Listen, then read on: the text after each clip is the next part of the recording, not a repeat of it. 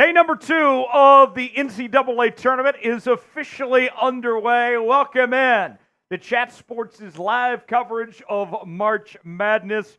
I am merely Tyler Jones here with you, joined alongside the one and only Jeffrey Cooperstein is here with us today. We'll bring in Coop in just a moment. We will whip around all of the games as they happen from real time, beginning here at 1 o'clock Eastern Time, taking you all the way till 7 o'clock Eastern Time tonight. And let's jump in and catch you up to speed on where we're at right now. Florida Atlantic taking on Northwestern. 16-14 is the score of that one. Just about 11 minutes left till halftime in that game there. Or actually, rather, 3 minutes left till halftime. My screen had not refreshed. Meanwhile, we also have Baylor taking on Colgate, 23-12. 12 minutes to go in the first half of that game. Coop, good to see you. Welcome you too. in. Your first time with us from March Madness Yes. coverage here. We want everybody to shout out your favorite team. Coop, you and I were talking before we went on air. It is a lot easier to enjoy today when you're like you and I, and our team's already won yesterday. Yeah, my team played ugly. I'm a Longhorns fan. It was a very ugly game, but we got out of there with the win. Your team gets out of there with the win. Some controversy there, but hey, a win's a win, and we move on. You know, everybody wants to ignore that Hunter Dickinson got hacked all day long yesterday and didn't get called. But sure, one call, we're going to really fret on that one. But, you know, nonetheless, shout out your favorite team. I'm a Kansas Jayhawk. We get Coop here as a big Texas Longhorn fan. Those are our teams that we're repping. Shout out your team. We'll shout you out as we are out of the gates ready to go here on this Friday afternoon. You know, I'll say this, Coop. Yesterday, we had a few good games in there, but the whole slate was not as hot as we typically expect. Yeah. I think we're going to get a lot better day today. I think of the 16 games, you had the Oakland and Kentucky game, which was good, the Kansas and Samford game, and then there was the NC State Tech game was decent, but I would say like Dayton and Nevada. That was a good one.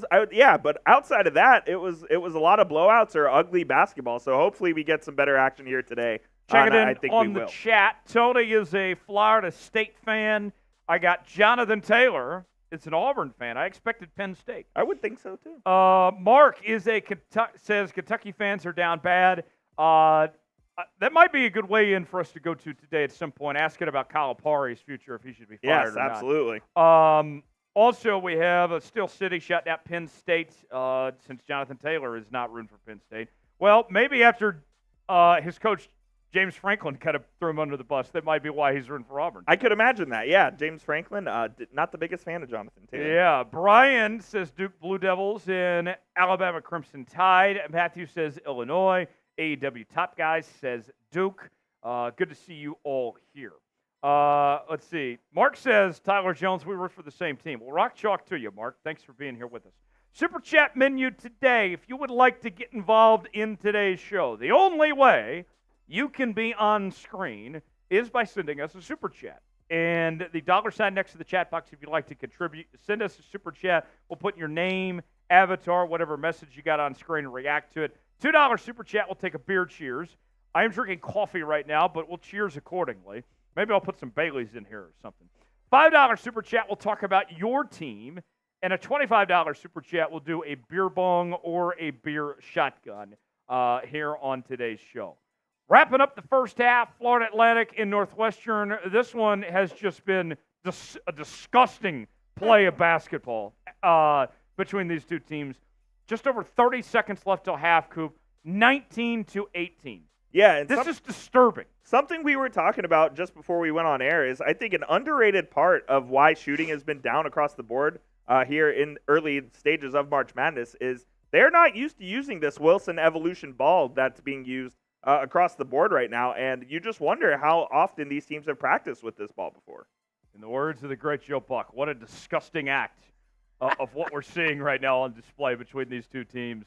Nearing the half, Northwestern up 19-18. Let's see if FAU can get some points before the half. Throws it up there, and it drops. Great shot by John L. Davis. They take the lead there at halftime. FAU, who went to the Final Four last year, they lead Northwestern 20-19 heading into the half. Let's take a moment to tell you about today's sponsor. That is Prize Picks. Go to prizepicks.com/CLNS, promo code CLNS for a $100 deposit match. America's #1 daily fantasy sports app. Here's how it works. You choose 2 or more players in any given category. Get the choice of more or less, whether it's rebounds in basketball, goals in hockey, home runs in baseball, all sorts of different categories to choose from. We got the great Caitlin Clark, who's going to be in action tomorrow at 2 o'clock Central Time, 3 Eastern. Just half a point. That's free money right there with Caitlin Clark. And then you pair it up with a number of different selections to choose from, and you got a chance to win some cash with Prize Picks. Coop, we got a lot of different ways we can go with Prize Picks here. And with that Caitlin Clark freebie here, I mean, it makes it real easy for the folks here. Yeah, you're losing money if you don't. You can pick from all different stat types. You can combine them like points, rebounds, and assists, or rebounds and assists. We love Prize Picks here. Make sure you go to prizepicks.com/CLNS and use code CLNS for a first deposit match up to $100. Tyler and I love playing Prize Picks. You guys can get started today as well. So yesterday I did pretty good. I had the Caitlin Clark one, which we imagine will hit tomorrow. But I also had Terrence Shannon on the points, and he went off. He had a really good game for the Fighting Illini yesterday. So I'll make my cash here tomorrow after Caitlin Clark gets me that half point. Let's go ahead and catch up to speed. Here's the slate of games today. As we mentioned, Florida Atlantic and Northwestern at the half, 20-19. Florida Atlantic leads. 8:40 to go in the first half between Baylor and Colgate. Baylor up 29-21 in that one. Coop, Baylor got off to a hot start. Yeah. Colgate starting to make it a little interesting. They just scored again. That came down to 6 now. Yeah, I have Baylor all the way in my Elite 8, so I think this team could make a deep run, but they're also susceptible to an upset given their style of play. I really like this Baylor team. Obviously, Scott Drew been around almost 20 years now as Baylor head coach. Finally got that natty in 21. I think this team has the ingredients to make the Final Four, make a deep run. Well, Walter's off to a hot start already. He's got 11 points. The thing I like Baylor about this team and potentially them going far in this tournament, we hear it all the time, every single year, Coop, guards win in March. Yes, they do. And you and I, we've seen this Baylor team a lot being Big 12 guys. They got the guards. Absolutely, yeah. Jacoby Walter is going to be a lottery pick this year's NBA draft, who I really like, and they also have a bunch of guys that have been there and done that in March as well. So I do like this Baylor team a lot, and I think they'll end up running away with this one here against Colgate. All right, let's look at the rest of the slate of games today. Coming up at 1:45 Eastern Time, number 5 San Diego State taking on number 12 UAB. I know San Diego State's about a 6.5-point favorite, but the way UAB looked in the American Conference Tournament, this is a game I could see going either way. Yeah, it was surprising that UAB made a run in that tournament. I really thought FAU was going to take the crown there, but no, it'll definitely be a good game. I think UAB has potential for an upset there as well. And then this Marquette Western Kentucky game, I think Marquette handles them pretty easy. Yeah, that game getting started at 2 o'clock Eastern Time. Then at 2:45, the number 1 overall seed UConn Huskies, the defending national champions, taking on Stetson. That one they should be able to run away with. Yeah, it should be no problem there. We will not have a Purdue and Fairleigh Dickinson of this year. UConn will take it easily. All eyes on the West region at 3:10 as number 6 Clemson taking on the Mountain West Conference Tournament champion New Mexico Lobos.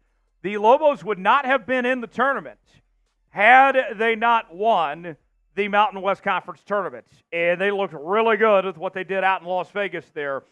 New Mexico's actually favored in this game, about 2.5 here. This is a popular pick. A lot of people like the Lobos here, and they've also been kind of one of the favorites among the lower seeds to make a deep run in the Big Dance. Yeah, their first tournament appearance since 2014, I believe. A pretty storied program is New Mexico, and they're back in the dance this year. Yeah, like you said, they made a great run there in the Mountain West, and I think that they're a very popular upset pick today. At 4:15 today, Auburn taking on Yale. I was listening to Charles Barkley last night, and he said, we're not losing to the smart kids. That's pretty funny. They're not going to lose to Yale, although the Ivy League's pretty competitive league. Yale was a good team this year, but they will not lose. They'll take care of business there. 4:30, number 7 Florida taking on number 10 Colorado. The Buffaloes have played some pretty decent basketball. I know they lost the Pac-12 conference tournament, but you look at Tad Boyle's bunch going up against Florida, who made it to the SEC conference tournament themselves.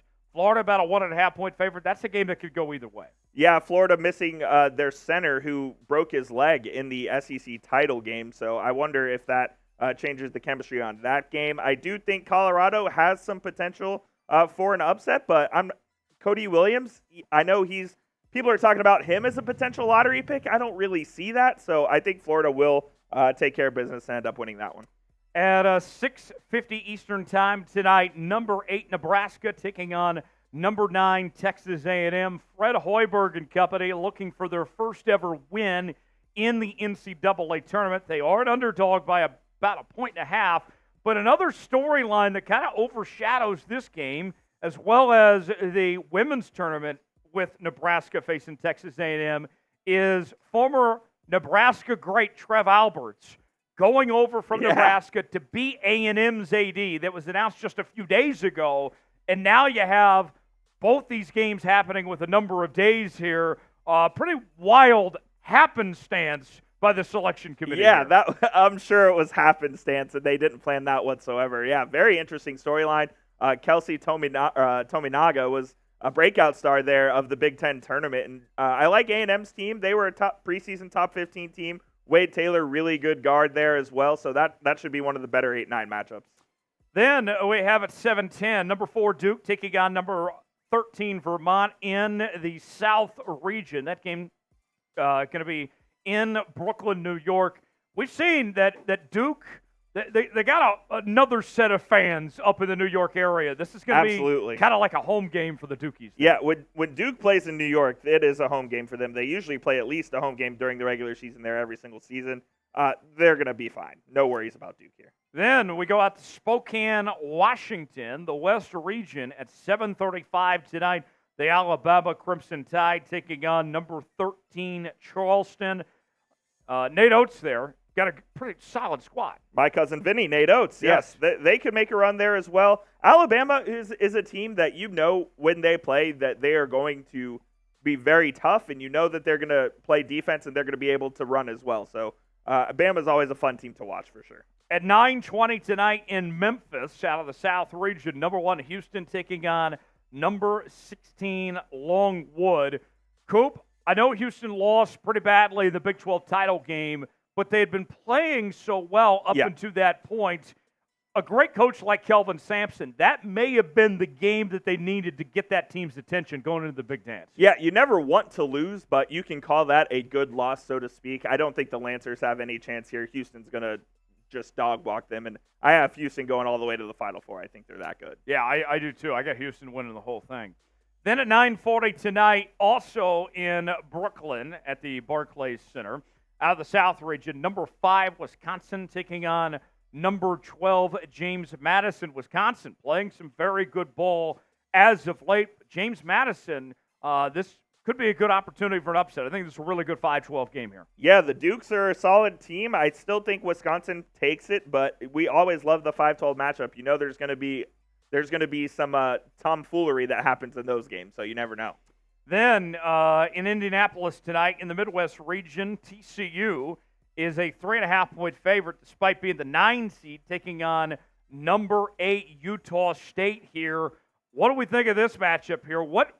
Here's what I wonder, Coop. What version of TCU are we going to see? We've seen 2 different teams this year. If you're getting the good version of TCU, that's a team that could make the Elite 8 and they can make a deep run in this tournament. If you're getting the bad version of TCU, they could be out by the night's end. I really like Emmanuel Miller. I think he's one of the best players in the country, and I think he has a future as a professional. TCU has played that late game 3 straight seasons now in the NCAA tournament, and they've only made it out 1 time, so I wonder if they can get to the second round here. The nightcap tonight in Spokane out of the West region, it'll be the West Coast Conference champion St. Mary's Gales, the 5 seed, taking on the 12 seed Grand Canyon, the winners of the WAC tournament. And I got to say, I really like the way Grand Canyon looked, beating UT Arlington last Saturday night. They come into this one as a slight underdog. I'm going to put this out there right now. I have it in my bracket. I like Grand Canyon to pull off the upset here. I also put Grand Canyon in my bracket, and I can't say I know a whole lot about that team, but what I do know is when Grand Canyon plays at home, it is an absolutely electric atmosphere, and I love the way that they've built that program up kind of from nothing. So I also have Grand Canyon there, and hopefully it'll be a good slate of games here because, like you said yesterday, it wasn't as great. Yeah. While you guys are watching, make sure you hit that thumbs up icon for us. We have 154 people watching, 25 likes. Can we get to 70 likes in the next 2 minutes? Can we do that, Teach? Do you think that's feasible? I think it's possible. Let's do it. We're at 24 right now, so can we get to 70? We need 50 more, and I know that I'm drinking coffee right now, but I'll take a big coffee chug. Coffee chug, I love it. When we get to 50 likes. Hopefully that doesn't lead me to having to go to the restroom here in a bit, but nonetheless, we will do so when we get to 50 likes. So if you love March Madness, if you want your team to win and advance to the next round, like the video. Look, the only reason why Kansas and Texas won yesterday is because Coop and I liked the video. Absolutely. It worked for us. Yeah, if it worked for us, it'll probably work for you guys as well. So don't even chance it. Don't jinx it. Just go ahead and do your part. Like the video. Let's get to 75 likes here on today's video. At the half, FAU leading Northwestern 22-19. Just a disgusting game we've seen so far. Meanwhile, Baylor starting to kick it in gear a little bit as they've gone back up, now up by 20 over Colgate, 43-23 in that game. That's where we'll kind of focus our attention on right now in that matchup. About 5 minutes left in the first half in that one there out of the West region. And you look at this Baylor team, Coop, like if they're playing at their best, that's a team that can go to the Final Four. Absolutely, yeah. They, like you said, it's all about guard play in March, and Baylor certainly has that. They have really good bigs in Chama Chachua as well, so they could definitely make a run here. I like their path as well. I think they're a team that could do some damage. Yeah, I think so. We'll continue to monitor that game. Score right now 45-23 with under 4 to play. Oh, trying to change the TV here, folks. In real time, we're adjusting so we can follow accordingly. Jackson's got it. Jack Lotteray, producer Jack, taking care of the extraordinaire, as they call him. We're going to truTV. No, we are not watching Impractical Jokers. Or Shogun. The tournament's on, baby. Yes. Thank you, Jackson. And now we can see the game. Very important detail here. Of course. Yes. Have you done your women's NCAA bracket yet with Caitlin Clark winning? I have not. I have not either. I have not completed mine yet. Oh, did they? Oh, they can't do it then. Oh, too late. I guess so. I've never filled out a women's bracket. I've done it a couple times. I already know who's going to win, though. It's going to be either Iowa, LSU, or South Carolina. Yes. There you go. I just gave you free bread right there. Yes, it's going to be one of those three teams. Let's Pretty see. certain of that. We have Captain Tripp saying, go Gators. Gators are my second team. I hope they get the dub today. Stacy has Texas A&M beating Houston.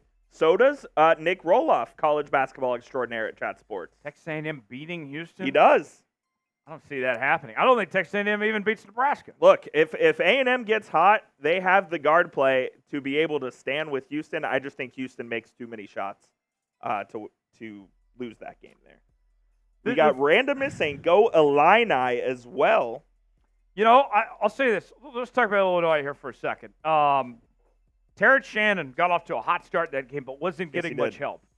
And then the second half, that team really came together and played good team basketball in the second half.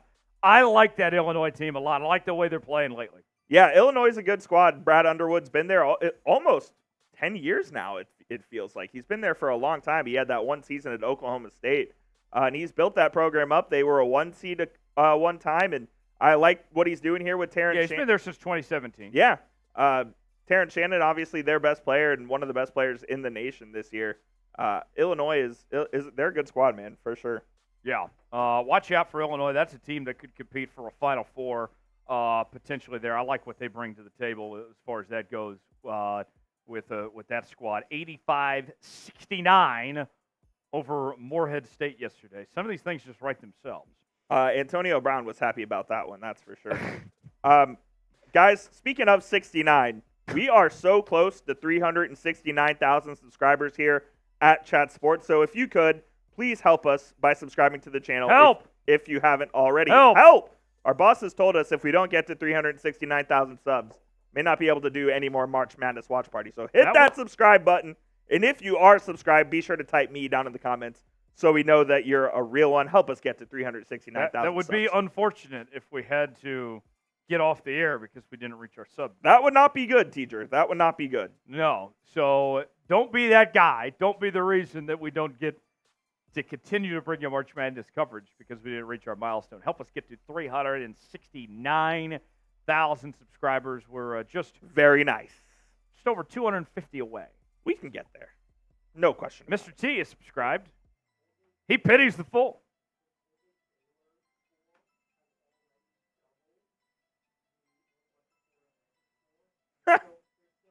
So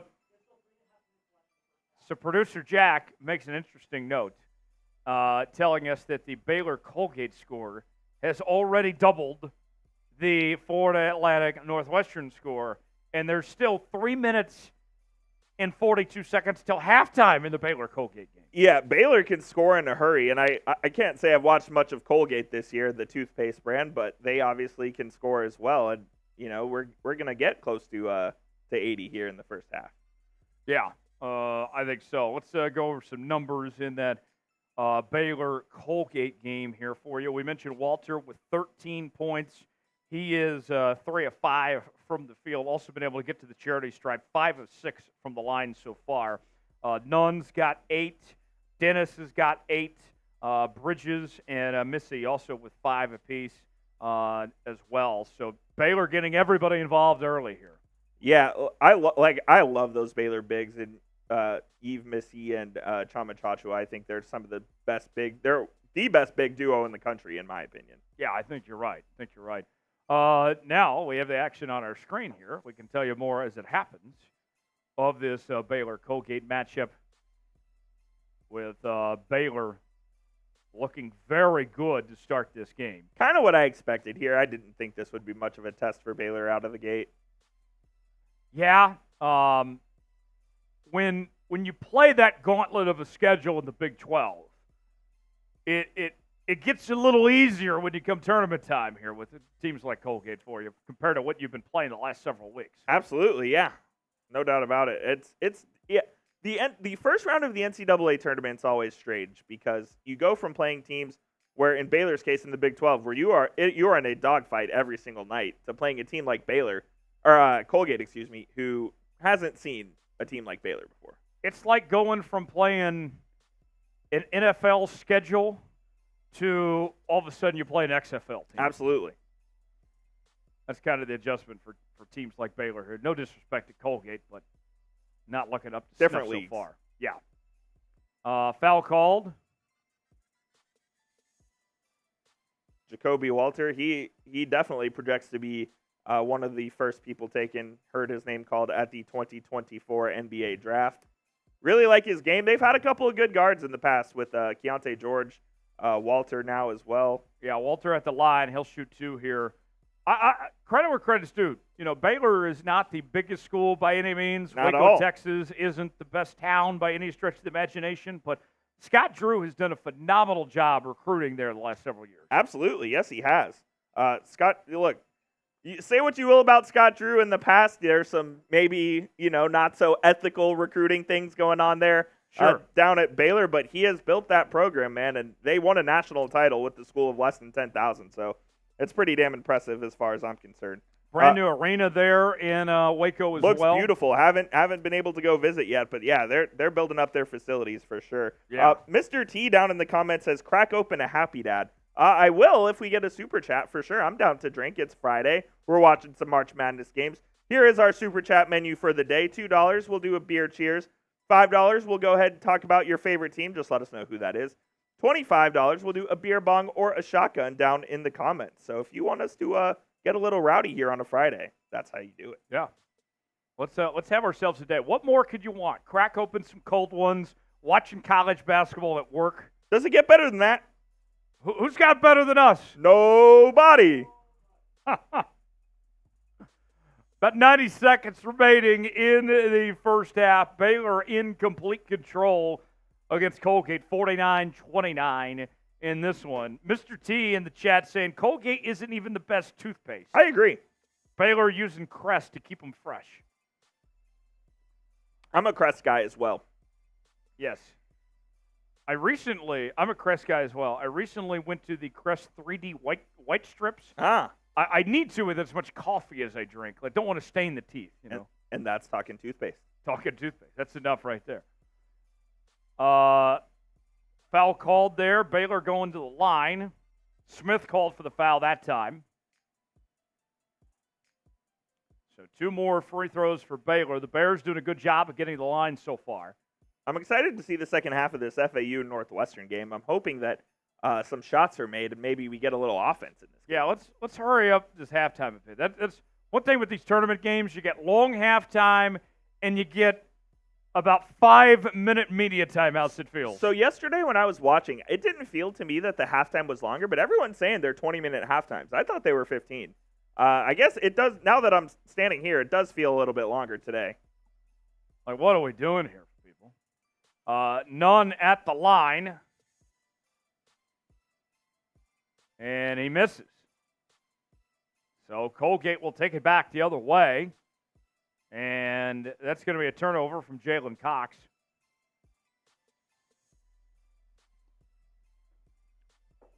So the Bears will get it back with a chance to get some more points before the half. FAU Northwestern still at halftime, 20-19 in that one. Well, we're down to the final minute of the first half between Baylor and Colgate. There's a nice bucket. Missy that time with the layup and extends the lead back to 20 for the Bears. 50 seconds left in the first half. Baylor runs a super aggressive style on defense with man-to-man. They switch almost everything.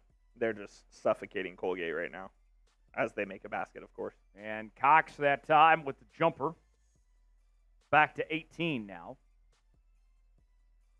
I don't think Colgate's a bad team. I think it's just a bad draw for them. Overmatched, yeah, it happens a lot in the first round of the tournament for sure.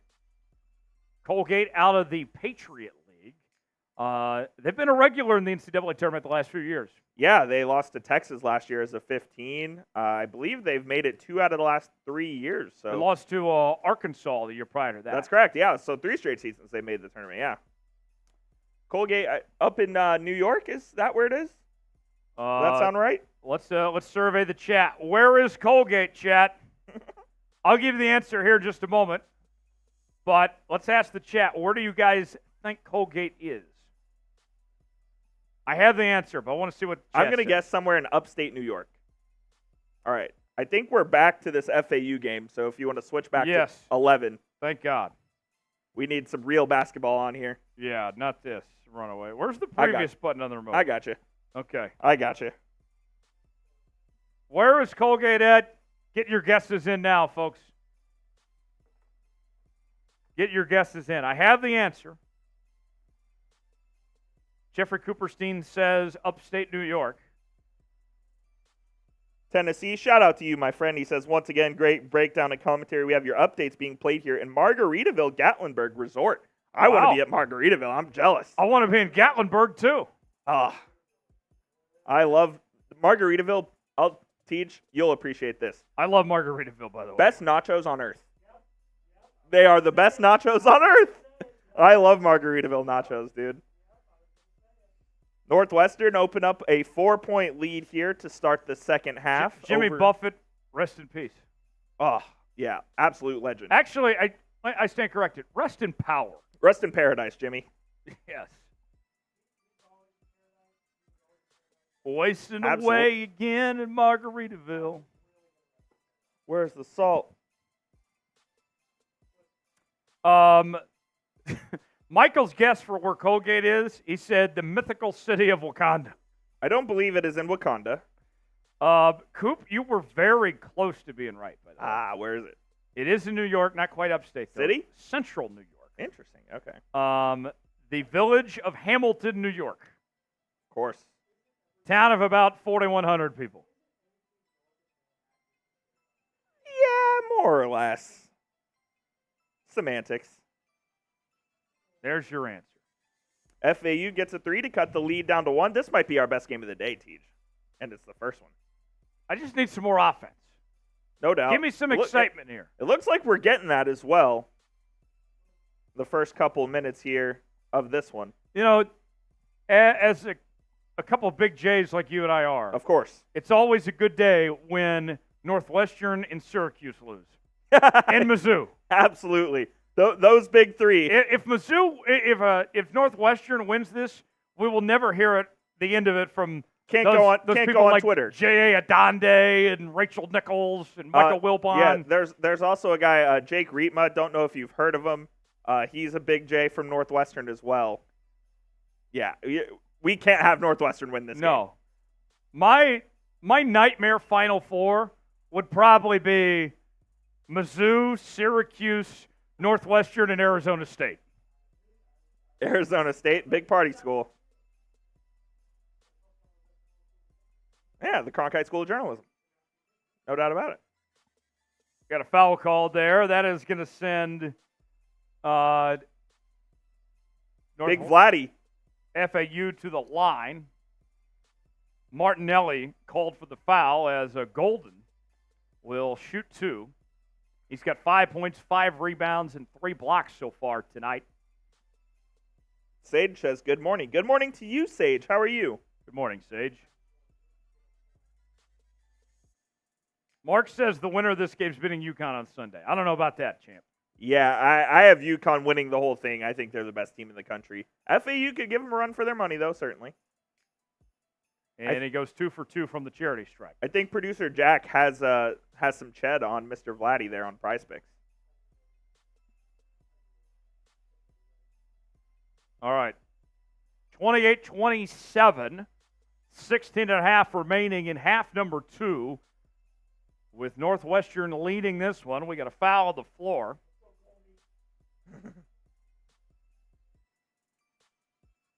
I believe this is our only game in action right now. Yes, it is.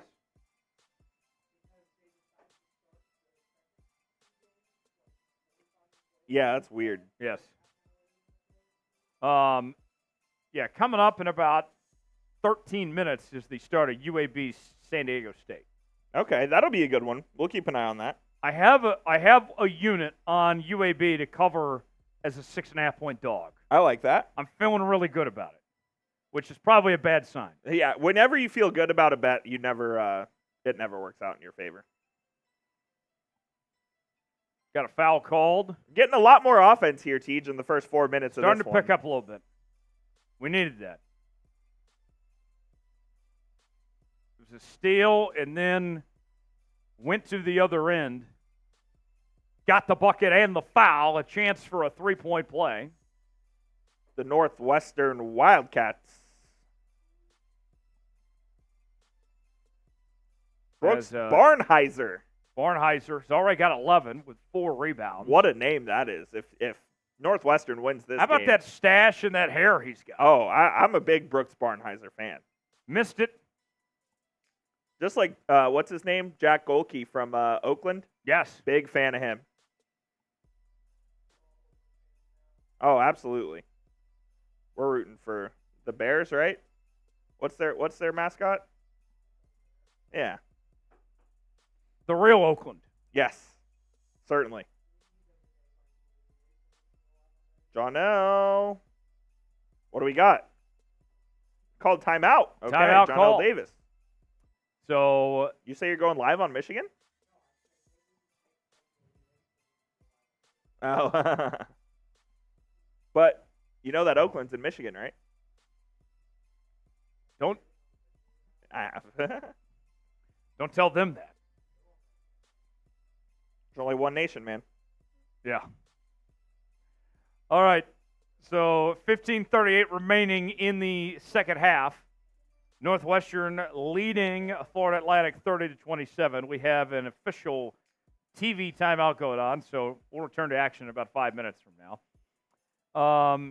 In the meantime, Coop, of all the games today, what one has your most attention? What do you have your eye on? What are you excited about today? Obviously, the Florida game, because I do hold Florida near and dear to my heart as well. They're my second favorite team. Honestly, this FAU game was the one that I was looking forward to the most as well. I'm surprised it's the early one. Outside of that, I like the Clemson-New Mexico game as well. And then the storylines with Nebraska and Texas A&M. Yes. Certainly. It's March, baby. And they're all good games. Coop, as a ball knower you are, I'll give you credit. You were one of the only people that picked FAU to go to the Final Four last year. Yeah, I watched a lot of FAU last year because I am a University of North Texas alum, and we were in the same conference, and I saw FAU. I thought they were awesome. And the way the bracket worked out, I was like, this team's going to the Final Four, and sure enough, they did. That was one of my best calls of filling out brackets over my lifetime. We have a close game here, though. Northwestern, Florida Atlantic. Let us know who you got down in the comments. NW for Northwestern, FAU for Florida Atlantic. I'm going to take Florida Atlantic. I think the Owls are going to get it done, Teach. How about you? Yeah, I do too. I think they'll find a way to get it done here. I think eventually that Florida Atlantic offense is going to come to life. It has to. I always say, like, you can't be worse than you are right now, and I think at some point they're going to start making some shots, and they'll get it done. What do you guys have? For Northwestern, type NW. For Florida Atlantic, type FAU, and let us know in the chat. Join Jen says, I want an Oakland t-shirt, and I'm a Zags fan. Mark says, Purdue is on deja vu alert. Oh, they lost to a 16 seed last year. If Purdue loses, does Matt Painter get fired? No, if they lose to a 16, you don't think? I don't think so. Man, that would just be a tough look. Double-digit seeds lost 4 straight seasons. Well, here's why I think he would keep his job. Because Purdue has always been the stepchild to Indiana. That's true. All these years, and even as embarrassing as that would be to lose to 16 seed again, you are still miles better than Indiana right now. And that's kind of all they care about there at Purdue as well. You're not wrong there. Let's see. Checking in. Duquesne Lover says Oakland versus NC State. Who wins? Got to be NC State. I might take Oakland, man. Really? They're feeling themselves right now. I love me some DJ Turner. DJ Turner's a good player. He's funny as well. I don't know, man. I think Oakland could win that game. Did you see yesterday when Evan Washburn tried to hand him ice cream? Yeah, you just handed it right to a fan. Yeah, he's like, what am I going to do with this? That. Am I being fat-shamed on CBS right now? That's what he was thinking. Now, here's a good question from Connor Greer. Does Calipari get fired and replaced by Alabama head coach Nate Oates? You know, if I were in charge, Calipari would not be employed right now at Kentucky. I 1,000% agree with you there. But I can't imagine them paying that $33 million buyout right now. Yeah. I think that Calipari comes back. I don't believe that Kentucky has the facilities to be able to pay Cal almost $34 million to not coach. So I think he'll be there for the foreseeable future. Where Kentucky messed up, and I understand why they did it, they signed him to a lifetime contract. Yeah. So I don't know if his buyout ever goes down. I don't know exactly how that works, but Calipari has a job for as long as John Calipari wants to have a job in Lexington. Yeah. Now, they could turn up the pressure a bit as we get a basket and the foul as Florida Atlantic will go to the line after the steal from Witherspoon and then the bucket. Let's see if they can complete the three-point play here. Who was that had that basket? I didn't even see it. Was that Greenlee? Yeah, I think that was Yes. Greenlee. So he's going to try to make this back to a 5-point game here with 14:20 to go. That's his first bucket of the day here. With the Kentucky situation, I think that what could happen, Coop, is a world where the pressure cooker gets turned up a bit, enough where Calipari might look at that and say, now's the time for me to go somewhere else. Yeah, but is he going to forfeit all that money to go somewhere else?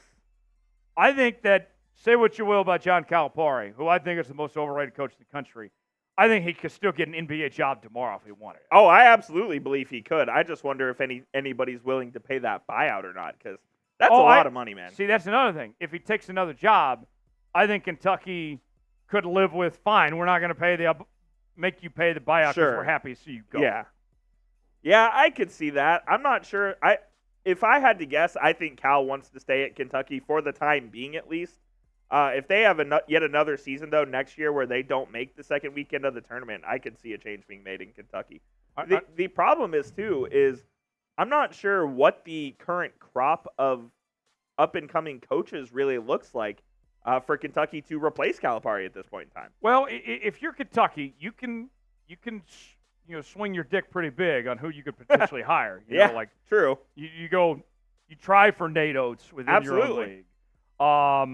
You think about the long shot, like the Brad Stevens type. Like, I think it'd be go big or go home. I've seen Dusty May's name popped up. I'm like, Dusty May's a good coach, but there's still another job for him before he gets a Kentucky caliber job. Yeah, I think he takes another stepping stone job to a lesser Power 5 and then maybe in Kentucky if he does really well there. But yeah, that Kentucky job, we'll see if it opens. I doubt it, but we'll see. And that was Connor Greer says Golke from Oakland never has to buy a drink in Knoxville. That's very true. They are not friends of Kentucky down there in Knoxville, Tennessee. I heard an interesting story about Golke. His coach's show at the restaurant they do it at there in Oakland, Michigan, he has to buy his own meal every week. I did hear that. This past week they gave him, for winning the conference tournament, free fries. I saw that. I don't think that he will have to pay for a meal down there again. Maybe not.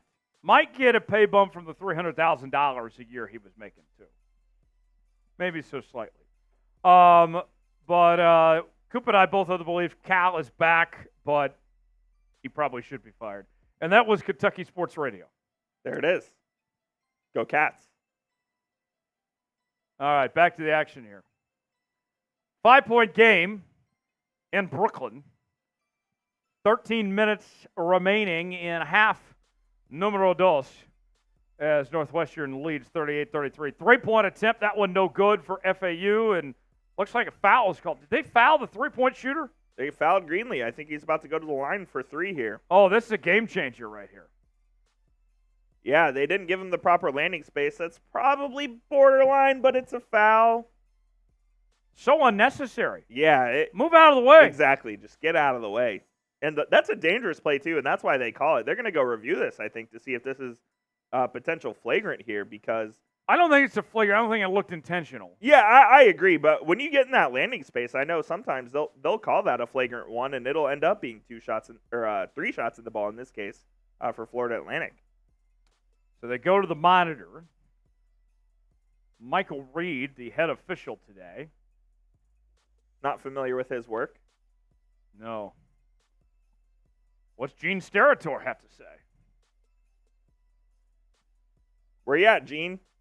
Yeah, I don't see Gene Steratore on screen yet. Somebody wake up Gene Steratore. I got to say, Gene, he's got to be like the Bo Jackson of rules analysts. Football and basketball. He's doing it both, and he's very good at both of them as well. Shout out to Mr. Gene there. Yes. We have 300 people watching, Tyler, and we are so close to hitting our next milestone here on the channel, 369,000 subscribers. Can we do it today? Can it be a nice day? I want it to make be it a nice day for us. Spin the wheel of subs, make that number go up, up, up. Let's go. No, I'm excited. March Madness Friday. You guys should be excited. Well, if this is your first time coming across Chat Sports, this is not all we do. We cover the NFL. We cover the NBA. We do stuff like this. We cover college football as well. We do it all here at Chat Sports. So if you like what you're seeing, please be sure to hit that subscribe button. Yes.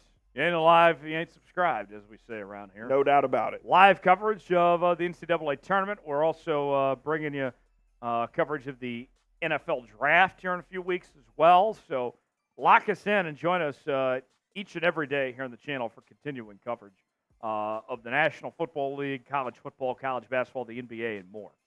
Greenlee misses the first free throw. He'll get another attempt here as they'll try to close the gap. 5-point game here with 12:52 remaining in the second. Second free throw good.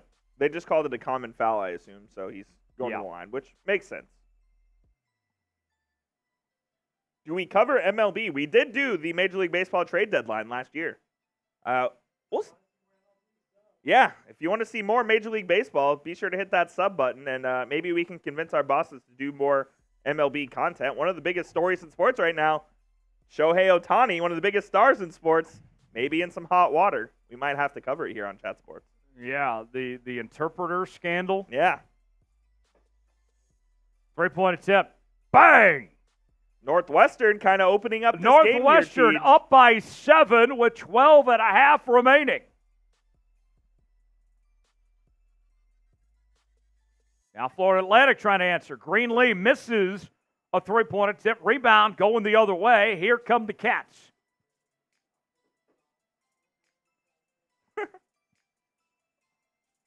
Another 3. Heat check. No good. Back and forth game now. Pace is picking up a little bit. Yes.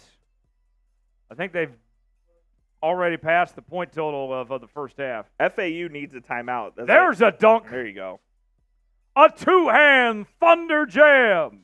It's awesome, baby. Boyd throws it down, and FAU's back within 5. Duquesne Lover says they will make it to the Sweet 16. First of all, that's a great name. Shout out to your Dukes. Second of all, subscribe to Steelers Now. YouTube.com/Steelers TV. Steelers Talk. I should know that. I work on it. Yeah, it's your own channel. That's on me.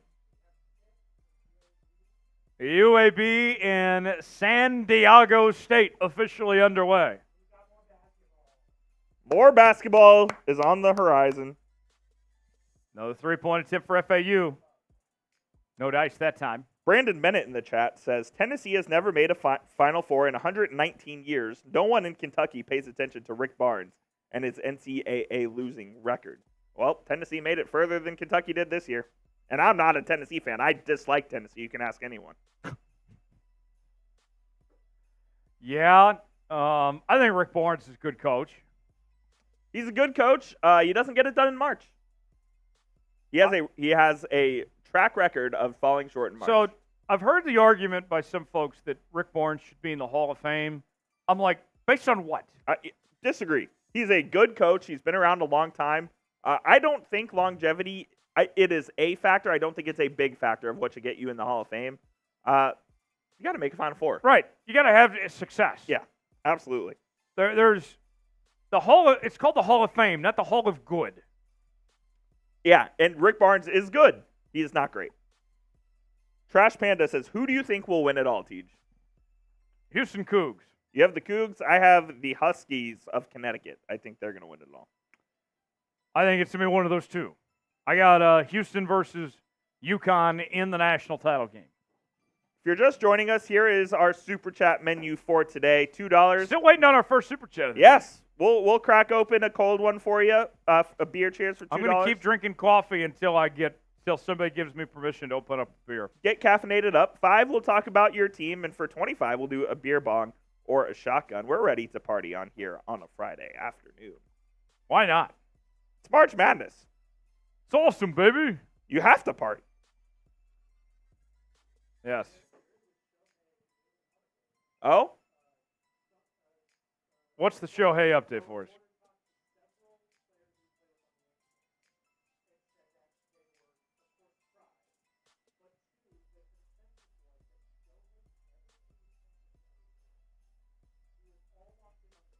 And that all... Yeah.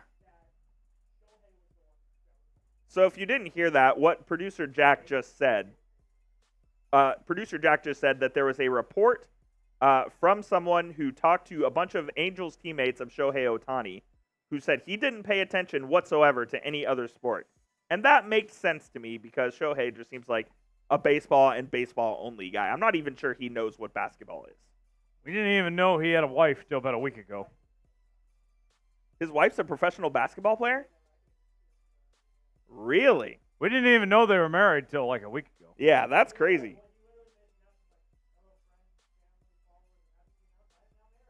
I did see that, actually. Leossi says Purdue or Arizona are going to win.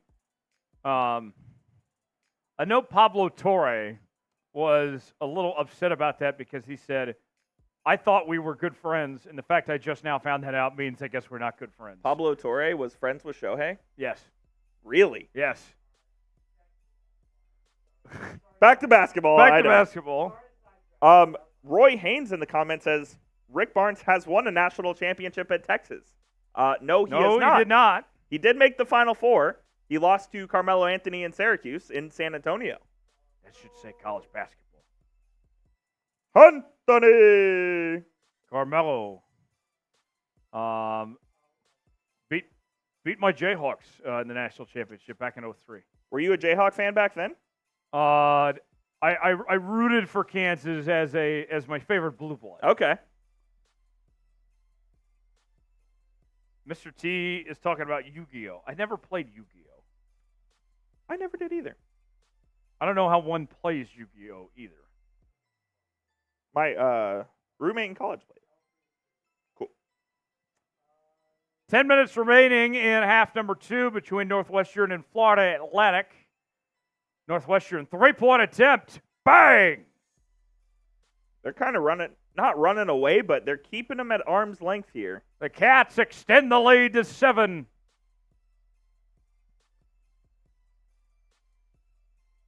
As Bowie with a big-time shot right there. He's got 13 in the second half.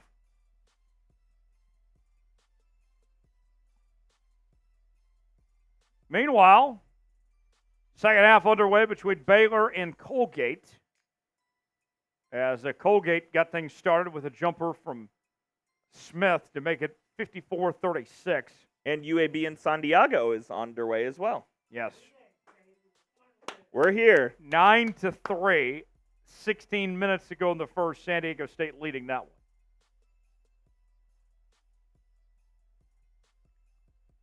Going inside. Blocked. All ball. Very important in this tournament.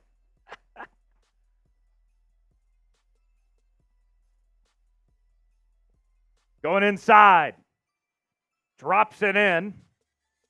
FAU not going away here. Back to a 5-point game.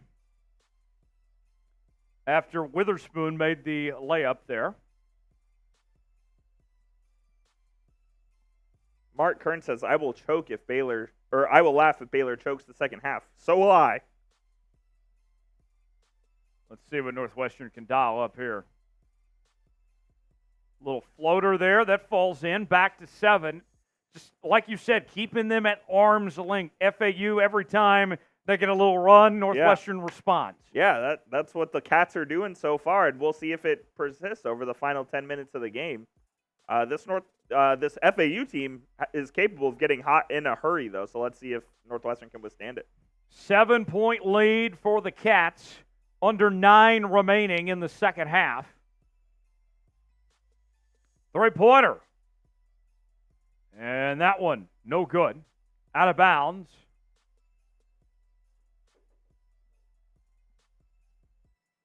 Florida Atlantic basketball. Dusty May calling out instructions to his team. Boyd will inbound.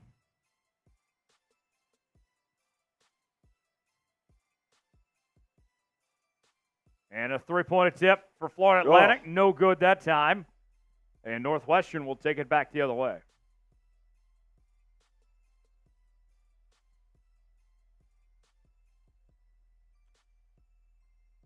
Let's see what the Cats dial up here. 7 of 33 in the first half for Northwestern. 12 of 19 so far in the second half. Offense has picked up for both teams. Yes, quite a lot. This is what we want to see. This is more like it. March Madness. Try to get a shot off before the shot clock expires. They do. That's Martinelli that time. Lead back to 9 for Northwestern.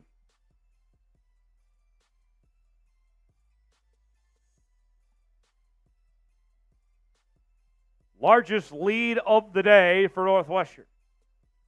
Oh, big Vladdy with the slam. Down. How about that?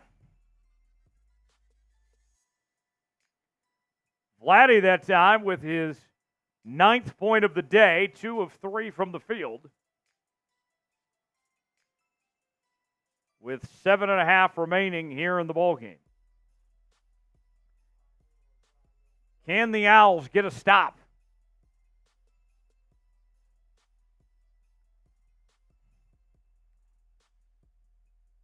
Nice pass. Great pass entry into the big for the finish. And back to 9 for Northwestern. And a foul is called as Golden sold it there with the little flop. And we'll go to the under 8 here. And while we do that, Teej, you want to tell them about today's sponsor? Yes, let's tell you all you need to know about Prize Picks. Prize Picks, place to go for daily fantasy made easy. Here's how it works. Choose 2 or more players in any given category. Get the choice of more or less, whether you're talking rebounds in basketball, goals in hockey, home runs in baseball, fantasy points in NASCAR, all sorts of different categories to choose from. Go to prizepicks.com/CLNS, promo code CLNS for a $100 deposit match on your first entry. And we're looking ahead to tomorrow. Caitlin Clark, we have getting more than half a point. That's easy. She'll do that in her sleep. And then I get to pair it with anything else on the board here. A lot of different options to choose from of what we could do with our play number 2 on our second entry. You can choose for yourself. You can turn $20 into $60 on Prize Picks with two players.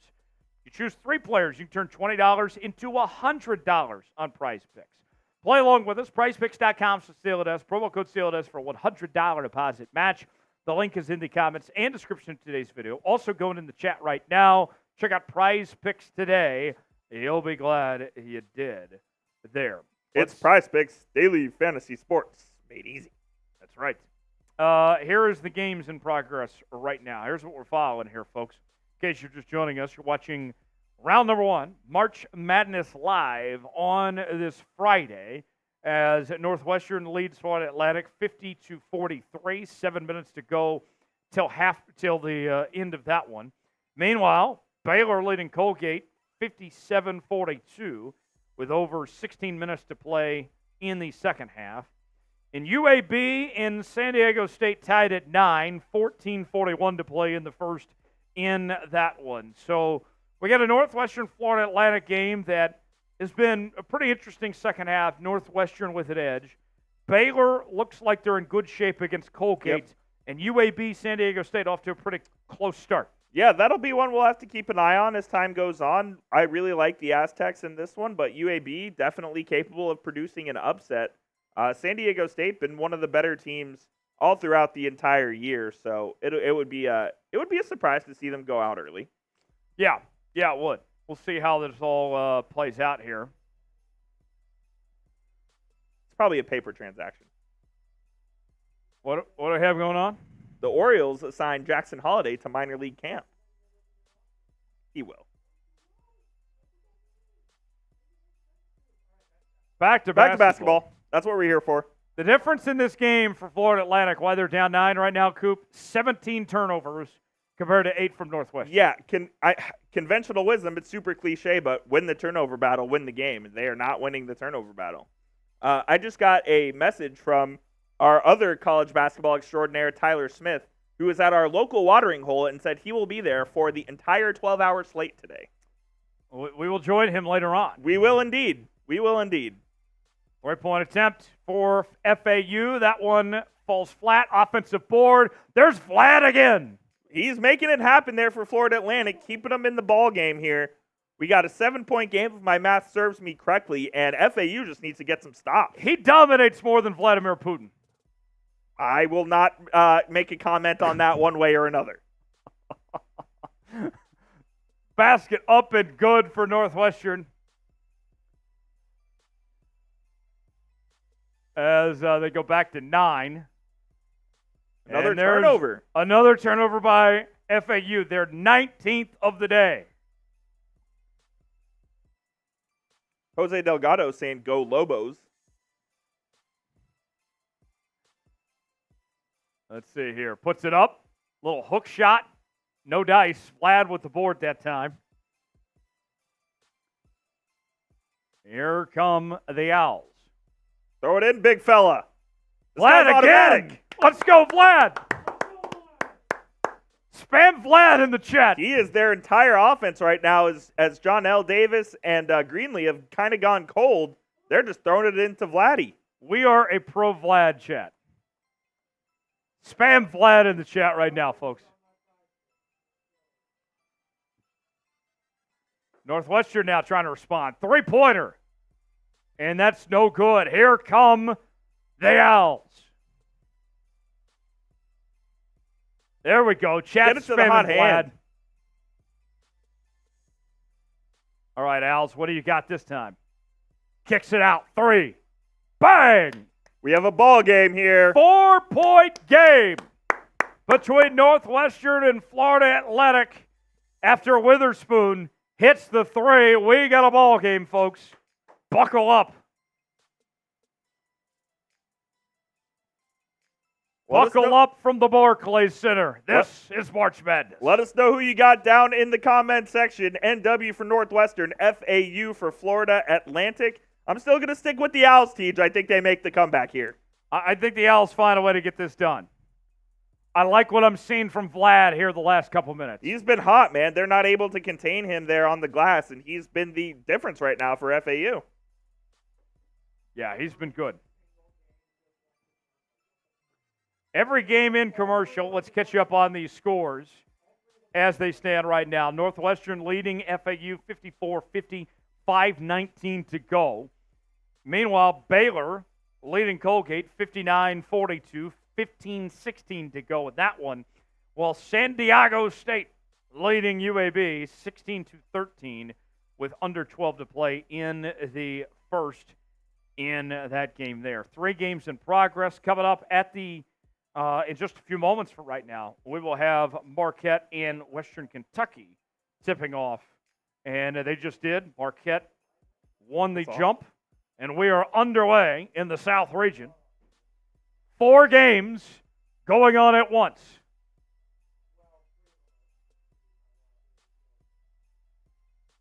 In the words of Heath Ledger as the Joker, here we go. If you're just joining us, be sure to hit that thumbs up icon. We have 328 people watching and just 74 likes. If you like what you're seeing, make sure to hit that thumbs up icon right now. Like it for Heath Ledger.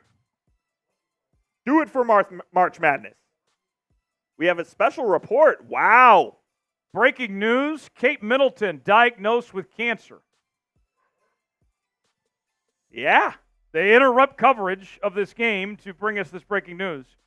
So we will wait accordingly. Absolutely. We're in commercial break right now, so you're not missing anything. Jeremy Chugs. That's the update. Vulgar. That's the update from CBS. Nora O'Donnell, the host of the CBS Evening News, giving us this update right now. We hadn't seen Kate Middleton in months. It was a huge story, and now we know why. I got to text my mom. That's wild. Marquette and Western Kentucky getting underway. The Golden Eagles and the Hilltoppers are tied at 2 just a minute in.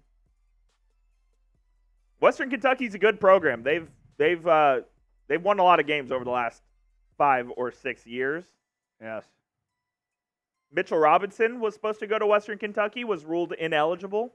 By the way, TV did go back to the game action, so you're not missing anything with the breaking news on Kate Middleton there. Yeah. We'll see you later. Yeah, so here we go. Back to the action in Brooklyn, where Northwestern leads Florida Atlantic 54-50. Just over 5 minutes to go in the second half.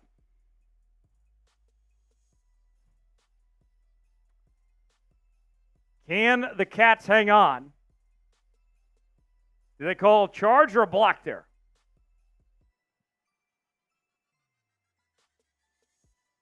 Let's see.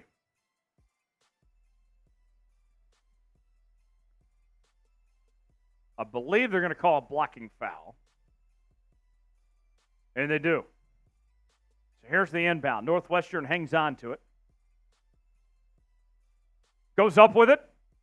Nice drive to the hoop, and Northwestern goes back up by 6.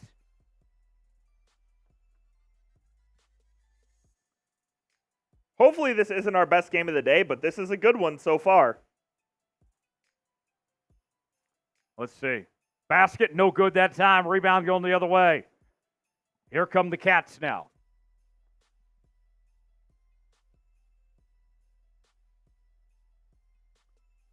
.420 to go in this Spokane ball game. Northwestern up by 6.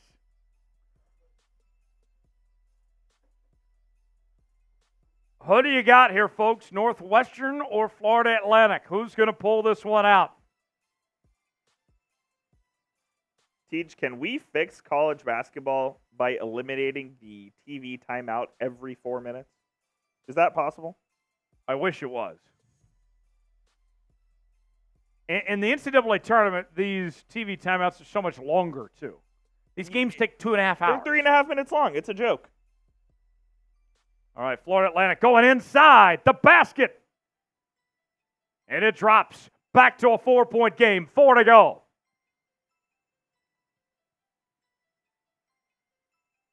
Here comes the Cats.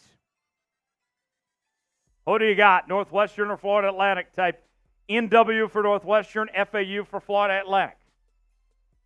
Less than 4 remaining. Other games going on right now. San Diego State leading UAB 21-13. 11 minutes left in the first. Baylor leading Colgate 59-42. 14-22 to go. Marquette and Western Kentucky just tipped off. Marquette leading 8-5. 16:33 to go in the first in that one. Uh-oh, Vladdy went down. It's holding Vlad his is head. down, holding his head. They're going to have to blow this one dead. He's smiling while he's down. I think he was wincing there.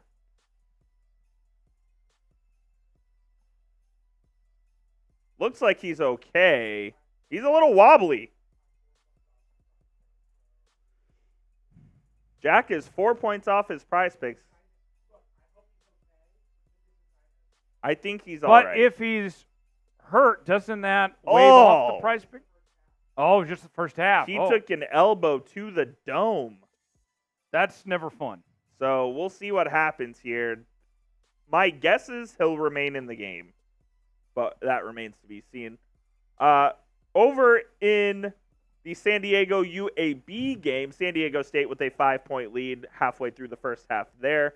Baylor up 16 with 14 minutes remaining in that one over Colgate. And Marquette with an early 1-point lead 4 minutes in over Western Kentucky. Marquette was the most picked team to get upset in the first round of the 1 through 2 seeds. Shaka has a reputation. He does. And Western Kentucky's hanging with them early there in that one. For we will. KU that has to be doing the Auburn game, yes, we will be on till 7 o'clock Eastern time tonight. So this whole afternoon slate of games. We'll be hanging out with you at around 3 p.m. We'll do a little shift change. You'll have Harrison Graham and Nic Rohloff come in here. But we will be covering all the games throughout this afternoon slate, certainly. Shout out to the folks at Margaritaville in Gatlinburg for watching us. Yes, shout out. Big shout out to. I've never been to Gatlinburg. I hear it's cool. I haven't either. I've been to Margaritaville, but I haven't been to Gatlinburg. Too.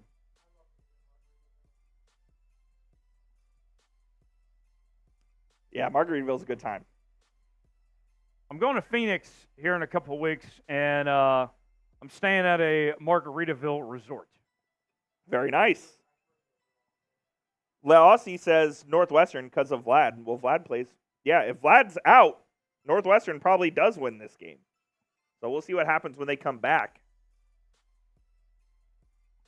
We need Vlad back out there. Yes, we do. So does Jack. The Aztecs opening up a 7-point lead here over UAB. The Dragons.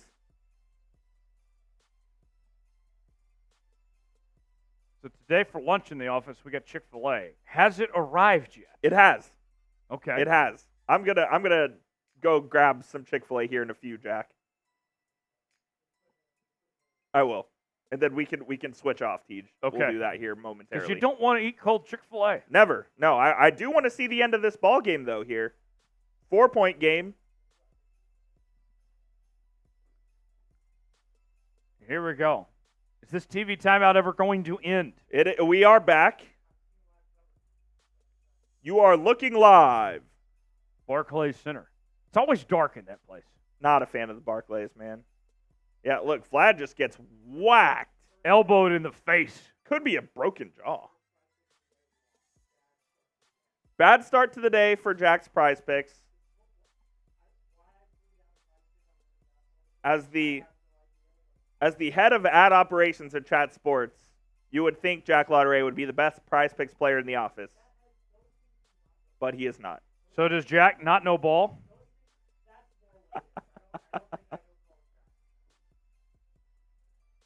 As they're showing the replay, he's on the sideline. How well is Lauderay going to do at baseball Prize Picks? Oh, Jack's going to build a mansion with Prize Picks. Yeah, it is tough. So are they reviewing this here, Teach? Because there's an arm around Big Vladdy right now. Yeah, so they brought in our guy Gene Steratore to talk about it. So they are reviewing this. I think they're trying to figure out if it's a flagrant.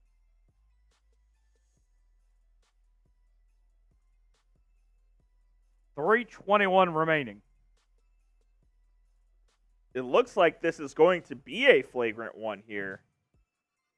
I'm not sure I agree with that, Tyler. It didn't look intentional. It wasn't intentional at all. What they'll say is it's excessive contact to the head, neck area. Which, yes, but is college basketball getting soft?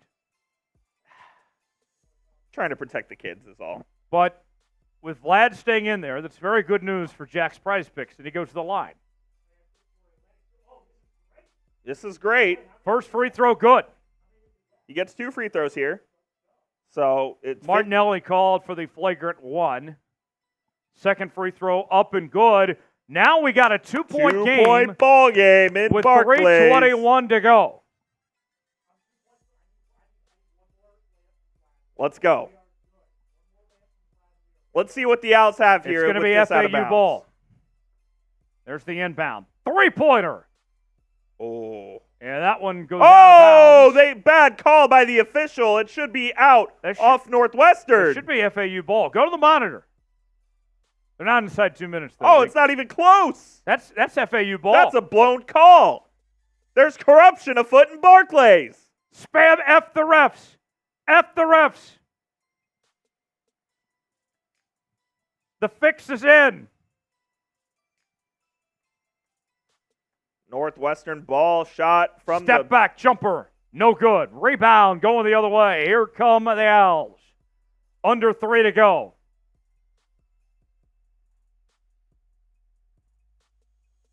Here comes Vlad now. He gets fouled once again. He'll go to the line for a chance to tie the ball game. With under 3 remaining. And Jack's Prize Picks are on the verge. 2 shots coming for Vlad. 65% free throw shooter. Good for a big man. 7 of 8 today with 15 points. It looks smooth off the hand. Makes the first. One. Now we got a 1-point ball game. For the tie. Let us know who you got down in the comments if you haven't already. NW for Northwestern, FAU for Florida Atlantic. Second free throw attempt. Puts it up. Got it. Tied up. 0-0 ball game. Let's go. Back to the action. Northwestern with it. Timeout called by the Wildcats. 2:35 remaining.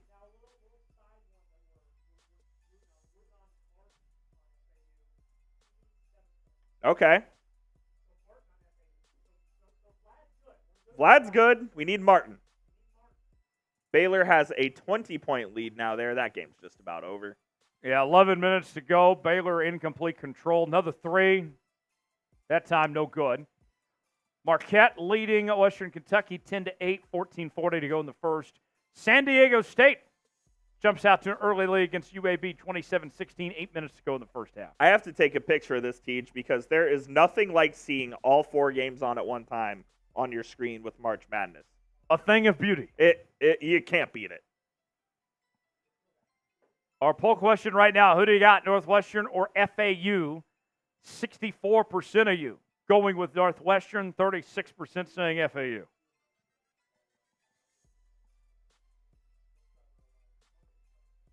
All right.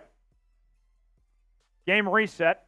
2 timeouts remaining for each 7 fouls on Northwestern, 4 on FAU with 2:35 to go.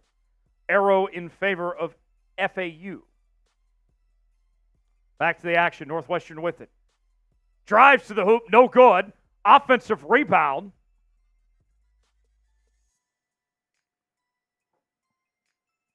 And the Wildcats back with it now. 2:20 remaining.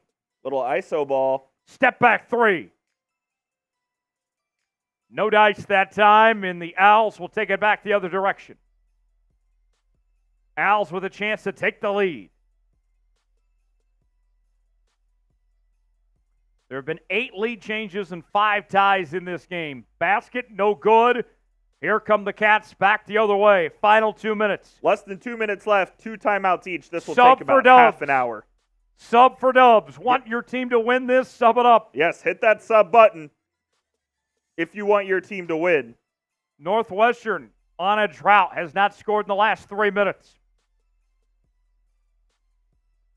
Floater, no good. Vlad with the board. 90 seconds to go. The next team that gets a bucket's winning this ball game. FAU with a chance to take the lead. Dusty May barking out instructions to his team. They're going to run a set play here from the top. 11-2 run for Florida Atlantic. They got the post look they wanted. John L. Davis in the lane. Got it! And FAU takes the lead with 60 seconds to go. Timeout, Northwestern. The Owls take the lead. Wow, what a game we have here on our hands. John L. Davis with the floater. He was one of the heroes of March in 2023, Yes, and he here he was. comes alive again. What a take there as well. They had the look in the post they wanted with Golden. He rejected that. Golden sets the screen from the left side, gets Davis into the lane for the floater. Great play design by Dusty May. FAU takes the lead here. Stopping the score. They're looking really good here with just about a minute left. Coop, Northwestern taking a timeout, down by 2, final minute. What are you telling your team in the timeout right now if you're Northwestern? I don't know if you're giving them a rah-rah speech or anything like that. I think you're just drawing up a play here, and you're just telling them to be smart. Don't turn the ball over. Game can't end on a turnover, so you have to be able to get whatever play you want and be able to get a shot off here. I think that's what they're telling them for the most part. Well, and you got to be thinking to do something quick to get the 2-for-1 here. Yeah, but you still have another timeout, so you don't necessarily need to go super quick. You can't take all 30 seconds, but if you get a shot around 10 to 12 seconds in, I think you're okay there. It doesn't need to be rushed by any means. Jack, what was your Price Picks number on Vlad? And he's at 17, so we You hit the more there. Vlad with 17 points, 8 rebounds, and 4 blocks. He has been terrific. And after taking an elbow to the face, too. Oh, yeah, took one right to the dome. Northwestern, 8-3 in games decided by 5 or fewer. Northwestern with 1 timeout remaining. Here we go. 50 seconds to go. The Cats with the ball. Oh, that was a Good disaster. defense. And there's a turnover. I think, what did they What'd they call? I think they called a backcourt or a travel. This will be FAU basketball. Let's see. I believe it's going to be a kick ball on Northwestern. That's what it appears. So that will be FAU ball, up by 2. And the Owls will retain possession. A costly mistake by Northwestern. Sub it up. For more NFL, NBA, college football, and college basketball coverage, subscribe now. FAU with it, up by 2, 35 seconds remaining. We got a timeout called by the Owls. And this is what makes college basketball games 2.5 hours long, because they will not take their timeouts to the grave. They have to use them all, and they're all 2.5 minutes long. Can't take them home with you. I agree with Sam Brown. Intern Sam says, make college basketball great again, despite his team not being in the tournament this year. All right. Who do you got, Northwestern or Florida Atlantic? Coop, Let us- you and I have been on Florida Atlantic this entire game. I think they're going to pull it out here. Yeah, I think they're going to pull it out as well. I'm going to type my FAU, but let us know down in the comment section what you guys think. Big money. Also, we're just 9 likes away from 100. Can we get to 100 by the end of this game? Be sure to hit that thumbs up icon right now. Like it up. What you're seeing. FAU Northwestern. 35.4 remaining. Owls up by 2. Who do you got? 1 timeout each remaining. 4 fouls on FAU, 7 on Northwestern. FAU is in the bonus, and they have the possession arrow. Here's the inbound play. 7 seconds remaining. Davis in going the lane. Inside. No good. Offensive rebound by Davis. Oh, they're saying he stepped out of bounds. Out of Northwestern bounds. ball. Northwestern will have it with 27.2 remaining. The Caps will get the ball back, and they'll have a chance to take the final shot. Down by 2. I don't know, Jim. I don't think he was out of bounds. 27.2 remaining. This will be Northwestern ball. Are they going to go to the monitor here? No. He was not out of bounds when that ball was touched. So I don't know what they're going to be looking at, but an exciting finish in Brooklyn. The ball, I think that's FAU basketball because Greenlee was not out of bounds when that ball was touched, and then the FAU player came over and touched it, and it went out of bounds. I believe this is going to be FAU ball, and Northwestern will have to foul here. Michael Reed and company reviewing it right now. No touch there. I think it's FAU ball. I think so, too. Who do you got, Northwestern or FAU? Type in W for Northwestern. Type FAU for Florida Atlantic. Of course, it takes these bum officials 5 minutes to review the film. No surprise. San Diego State is up 9 over UAB right now in the first half. Sam has anxiety because he has his mortgage riding on these games. Your team's not even in the tournament. What anxiety are you talking about? Only half the mortgage. I'm not feeling great about UAB. I took them to cover a 6.5 dog, and they're down by 11 right now. I need UAB to get it together here. We have still a lengthy review here when it's I don't even need UAB to win. Just go cover. It's pretty obvious what happened. Let's give the Owls the ball here. Let's inbound and let's foul and let's go here. Come on now. My goodness, this is what's wrong with college basketball right now. The reviews are too excessive. We need a time limit on these reviews. 2 minutes. 2 minutes. 2 minutes. If you don't know what the call is by then, it stays on the floor. Yes. Inconclusive video evidence. Exactly. The officials confer. Jump ball is what they're calling. What? That's FAU ball anyways. Possession to FAU. Not the right call, but I guess it worked out. I get what that tells me is they didn't know. So they went to jump ball. Okay. So it's FAU ball. They're going to inbound under the baseline here. 27.6 seconds remaining. All right. So FAU will get it. Northwestern has to foul. Who do you got, Northwestern or FAU? Let us know in the chat. 500 people watching. Can FAU complete the comeback? They were down by 10 at one point here in the second half. Of course, they had to add 0.4 back on the clock because that matters. Yes. Here's the inbound play. They get it into Vlad, and he's fouled immediately. They want to review this because Vlad got hit in the head once again. FAU's clamoring for a review. Let's see if they get it or not. We are not reviewing that. He barely got touched. If we review this, the game is gone. He gets grazed on his head. He rubbed his head. He went like this. He That is literally what happened. He rubbed him like a puppy. Exactly. We're not going to review this. Okay, it doesn't look like we're reviewing this. Vlad to the line. Is it 9 of 10 on the day for him? He has been dynamic. Yes, 17 points, 9 of 10 from the line, and he'll have 2 shots here. 1-1. 1-1, rather. Missed the first. Here we go. Now, Northwestern with a chance to take the last shot. They can tie it or take the lead. Clock winding down. Can they get an open look? Call timeout. No timeout called. Good defense from FAU so far. Going inside. Got it. We're tied. 8 seconds to go. FAU with it.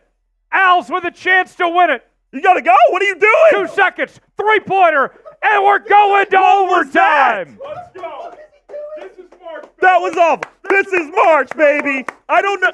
I have How no about idea that? what John L. Davis is doing. He had no idea how much time is left on the clock. What an He awful J.R. look. Smithed it. What an awful look. Oh, my God. That was unbelievable. FAU and Northwestern going to overtime, tied at 58. What a possession by Northwestern to get it tied. They worked it inside, and they were able to get the layup. And then FAU had no idea how much time is left on the clock. He's sitting there at the hash mark with 3 seconds left. Just ridiculous. Unbelievable. You have to know what the situation is. That is poor by FAU. And if you're Dusty May and you see your guys don't know the situation, why are you not take using your that last timeout? timeout? Exactly, yes. That is on player and on coach alike. No question about it. What an awful sequence of events Oh, there. my goodness. What And are they now- doing? We'll play 5 more minutes. Free basketball. Nothing like it. It's not free basketball. It's extended basketball at a discounted rate Why is it not free? because we're already getting this. We've already paid for this. Yeah, I guess so. But you paid for 40 minutes. That's what I said. It's Okay. extended All at right, a discounted rate. Fair enough. I see where you're coming from. Who's winning? Northwestern or Florida Atlantic? I still like Florida Atlantic to find a way to get this done. Yeah, I'm going to stick with Florida Atlantic. I just can't believe the end of that game and the lack of situational awareness from the Owls. And then Vlad missing that free throw. He missed the free throw. He's 9 of 10. He's 65.5% on the year. Northwestern works it inside. This was a great possession by them. FAU played pretty good defense, but they were able to get the layup. They get the ball with 8 seconds left.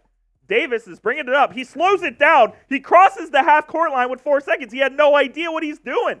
That was horrible. I mean, that's disgusting basketball. He didn't know. He sees the clock, and then he said, oh, shit, and pulled up. That's exactly what happened.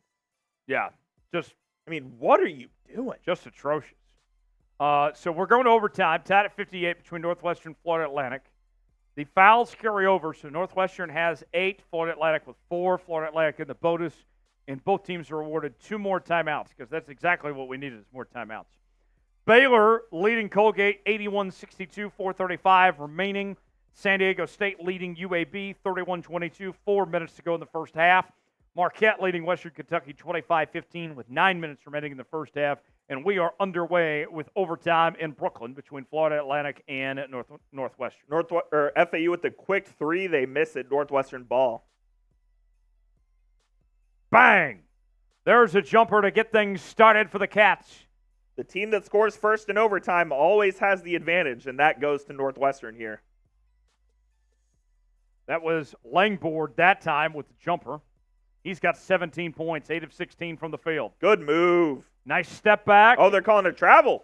They're saying he walked. Moved the Ooh. pivot foot. So not a great possession there from FAU. Right now, Tyler, it's Northwestern that has the creativity on offense. Yes. 19. Langboard looks good. Yes, he does. He's a sharpshooter. Here we go. Northwestern with it. 4 minutes to go. 2-point lead. Jumper. That one. Gets it. If I'm Dusty May, I'm taking a timeout right now. I'm not letting this lead get any bigger than 4. And I think he should go and talk it over with his team, but he's going to let him go play here. Gonna let him play. Let's see how FAU responds right now. Going got inside, fouled. throws it up. True contact. That'll be 2 free throws. As we'll see Davis go to the line.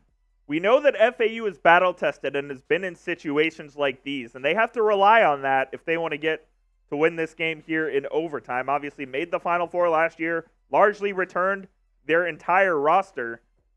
Preseason top 10 team. We'll see if FAU can get the comeback here or not. Jonald Davis at the line.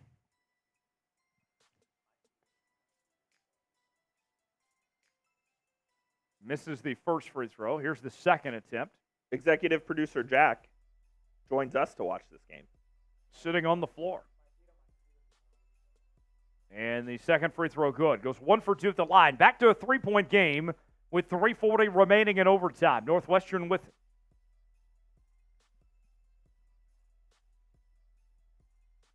Northwestern with all the momentum here in overtime so far. Fight for the loose ball. Davis tried to steal it. And the Cats hang on. Three-pointer. Got it. Wow. Northwestern can't miss so far. A 6-point lead in overtime for the Wildcats. 3:10 to go.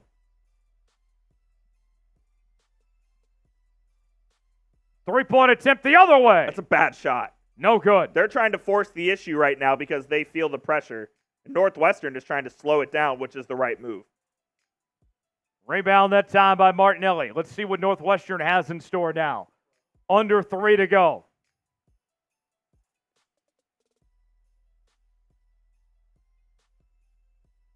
Cats being very patient on this possession.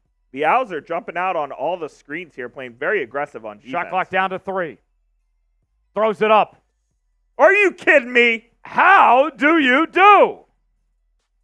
They're not missing anything. This is Northwestern's ball game. FAU's taking a timeout here. A beautiful step-back jumper, and the lead is back to 8 for Northwestern in overtime. What? Boo-booey. Boo-booey. What a run here from Northwestern, and it just goes back to the lack of situational awareness from FAU in the final seconds of regulation that may cost them their tournament hopes this year. What a run in overtime. We've seen Northwestern outscoring FAU 9-1 in the overtime period so far. Boo-booey with the bucket there. He's got 20. Langboard with 22. As they say, this is March. All right, if you're having a great time hanging out with us today, you ain't seen nothing yet. We're going to be live all afternoon, taking you till 7 o'clock Eastern time tonight with continuing coverage of March Madness. Sub for Dubs. And help us reach our next milestone of 369,000 subs. Very nice. How much? Sub link going in the chat right now. What a surprise that Northwestern has put on for us in this overtime. We talk about momentum, and Coop, it really went the direction of Northwestern after that awful possession before overtime from FAU. Absolutely. And from the word go in overtime, it's been all Wildcats, and we'll see if Northwestern can try to swing the pendulum here out of the timeout. I think FAU got a little shaken up after that bad possession into the regulation. They absolutely did. I think they were a little bit broken mentally, and we'll see what happens here out of the timeout here. They need a bucket, need a good possession here. All right, 2:21 remaining in overtime. Northwestern up by 8. Three-pointer. No good from FAU that time. Offensive rebound. Back the other way. No good again. They're just jacking up shots. This game is over. I think Northwestern just won this game. FAU has no rhythm on offense whatsoever. And everything that they do well, they are not doing right now. What a bad stretch. FAU has not made a field goal in overtime. Under 2 remaining. Northwestern trying to finish this one off. Loose ball. Cats hang on to it. Shot clock down to 1. Got it off, and for 3. It's good. And Northwestern is 90 seconds away from the round of 32. 5 for 5 in overtime from Northwestern as FAU finally gets their first field goal.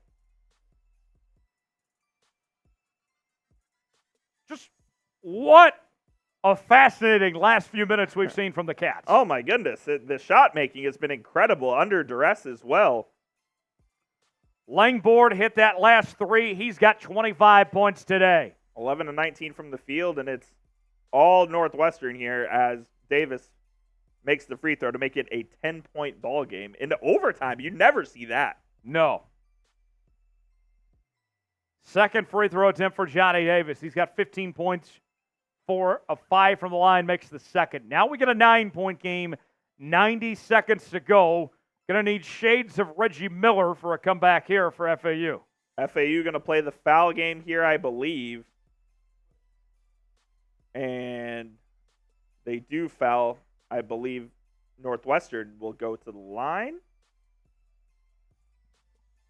Let's see. Not 17 fouls yet. So the inbound once again from the baseline. Here's the inbound. And Northwestern comes away with it. There's a foul. Martinelli fouled that time.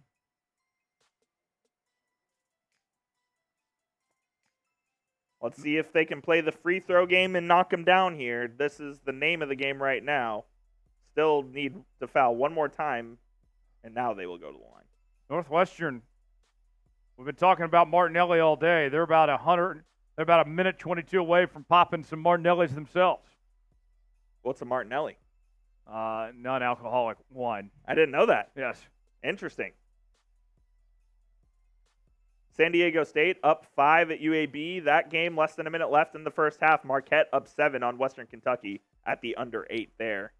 Baylor about to finalize their win over Colgate, 89-66. Good day for the Bears. Very good day for the Bears so far. Bridges with 23 points. As the first free throw is good. Knocks down the pair to give Northwestern an 11-point lead, 1:22 remaining. Here we go. FAU with it, trying to close the gap.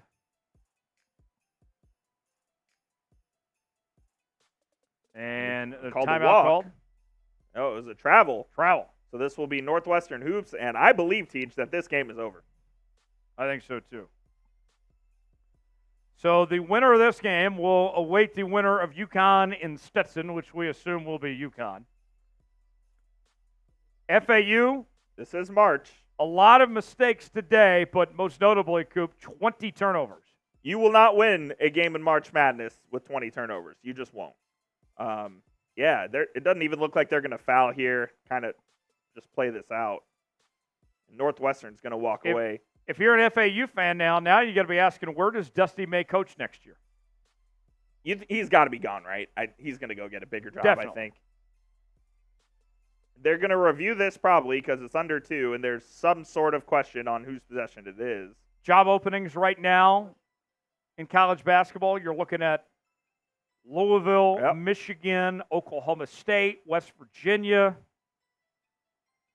Not Kentucky as of now. Not Kentucky as of yet. That could be on the way. DePaul already filled. Ohio State, I believe they promoted their interim, correct? They did. Okay. Oop. So we'll shift our attention here in a little bit to the San Diego State UAB game. That game got about 11 seconds till half. San Diego State up 35-28. It's our poll question right now. Who you got, San Diego State or UAB? 79% of you going with San Diego State so far. What did I tell you? They're going to go to a 3-minute review here for something we don't need to review whatsoever. Can we just end this game already? Please. You know what? I'm gonna run to grab some food real quick, Tej. I will be back in like 5 minutes. Okay. Yeah, I'll wait. I'll wait till the end of the game. So we'll stick around to the finish here with Coop before he jets off to get himself some Chick-fil-A. 49.2 remaining. This will be FAU ball, I believe. I've been hearing some people call it Chick-fil-A. Chick-fil-A. Yeah. And I don't know who calls it that. I don't know about that. Don't know about that one, Jim. Can we finish up with the monitor My already? God. Please? We have places to be. Things to do. We have San Diego State and UAB awaiting us. Well, that game's about to be at halftime Well, anyway. that game's at halftime now. Well, technically 1 second on the clock. They're waiting to see if this guy grazed the ball or not. Baylor wins. We'll go to Marquette and Western Kentucky next. Western Kentucky hanging tough. Marquette up 6 here with about 6.5 remaining. Are these officials paid by the hour? I mean, my goodness. It is not that serious.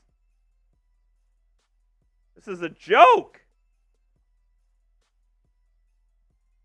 I understand that hourly wage is low, but for goodness sakes, can we move on? And they do, and they give the ball to Florida Atlantic.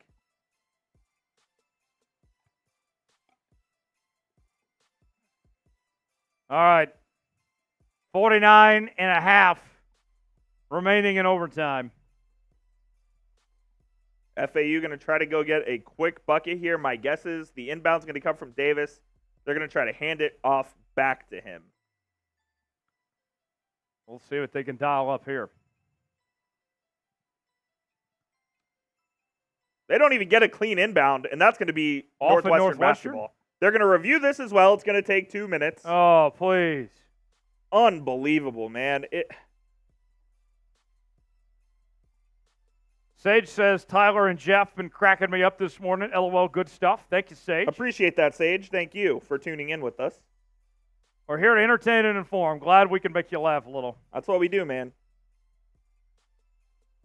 No review. Northwestern hoops. There's the inbound. Northwestern with it. 45 seconds to go. Is FAU really going to foul here? Why are we doing this? And they do. So now Northwestern will go to the line with a chance to extend the lead.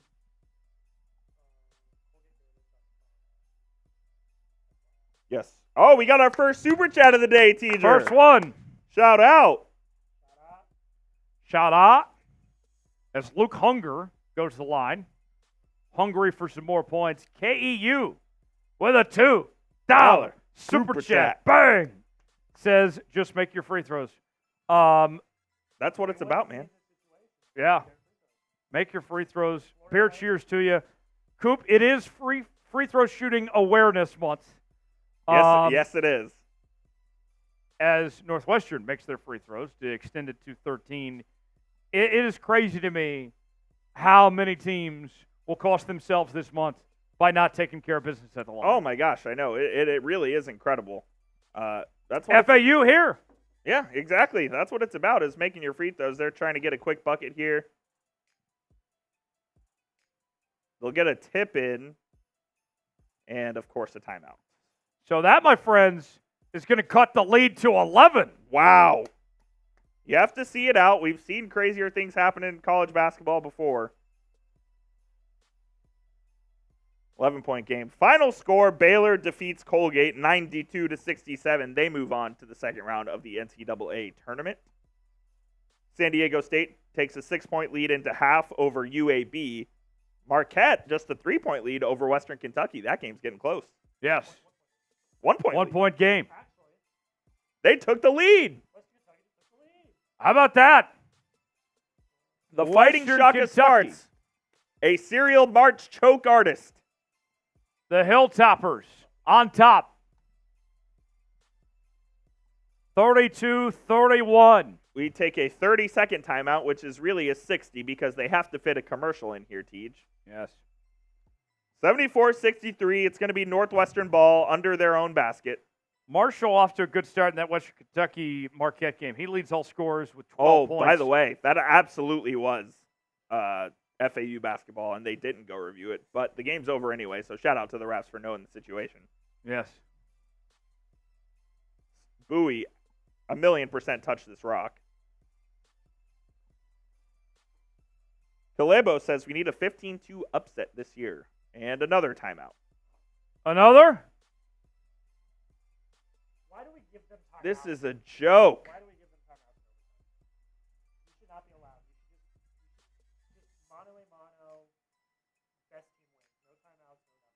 I agree. I like that. No timeouts in overtime. By the way, that UConn-Stetson game is supposed to be starting right now. It will not start until 2:30. Yeah. 30.2 seconds remaining in this one. Well, the second game that starts today is already finished. Yeah, the second game already finished. Baylor Colgate started after This was the first one to kick it off. KU says Coop getting hangry. I am actually. It's about time for me to go grab some Chick-fil-A. Approximate tip, 3:15 now. Oh. 3:15 Eastern now for 3:15. That's still a lie. It won't even be 3:15 Eastern. How long will these final 30 seconds take? Start right now counting. 1:45. Can we inbound it already? My God, hand them the ball. This is killing me. They're gonna run the baseline here. What are we doing? Get the There's ball the in. They got inbound. the trap. Northwestern gets out of it. I can't believe we're trapping. We're down like 11 with 20 seconds left. We're still trapping. Oh my God, and they're fouling. Why? They even took forever to foul.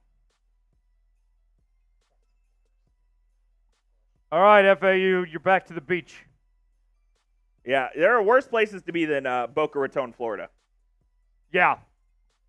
Spring break is canceled for FAU. They're going back to the beach. Yeah, seriously.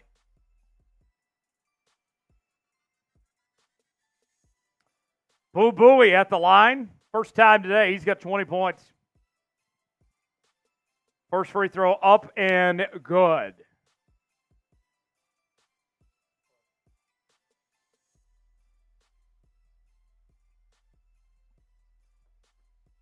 TJ, I think it's safe to call this one over, but if you're Dusty May and Florida Atlantic, they're still trying to foul and extend this ball game. For Florida Atlantic, it's Jover. It is Jover indeed. It looks like they're taking their starters out. Spam Jover in the chat. You don't have to do that if you don't want. It's Jover. Spam Jover. Northwestern makes them catch. A three up Three-point for Florida attempt, Atlantic. no good. No good. And a foul because of course. Why? You know what? I'm leaving. I'll be back. Coop wants this Chick-fil-A. I do indeed. What'd you get today? I got a little chicken sandy. Okay. This UConn Stetson game will not start for a long time. I went with the chicken nuggets today. So you get me. Coop just walking right in the camera shot right there. Great stuff there for Coop. He'll rejoin us coming up a bit after he gets his lunch. In the meantime, yours truly will hold things down as Northwestern is about to advance to the round of 32, where they will await the winner of UConn and Stetson, which we assume will be UConn, as they run the clock out. 77-65 the final. Northwestern wins in overtime to advance in the East region. Other action going on right now. San Diego State in UAB. Halftime there. San Diego State leads 35-29. Lee D leading San Diego State in scoring with 18 points. I had chicken nuggets. Meanwhile, 15 seed Western Kentucky leading Marquette 39-33. With 2:18 to go in the first, I think we can officially say that Shaka Smart and Marquette are on upset alert. TBS. Folks, we got a ball game in Indianapolis at the Gainbridge Fieldhouse. The Marquette Golden Eagles are on upset alert.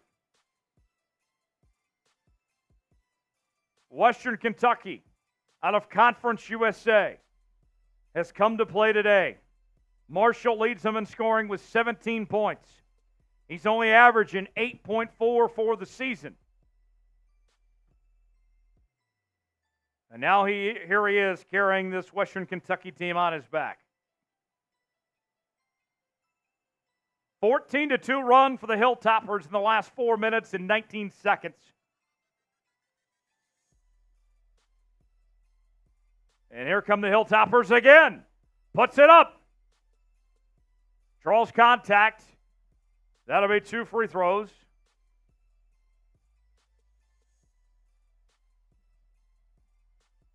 As Western Kentucky will get a chance to extend the lead.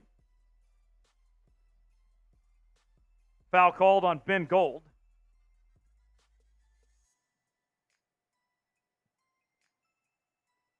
As we'll see Western Kentucky with 2 free throw attempts here.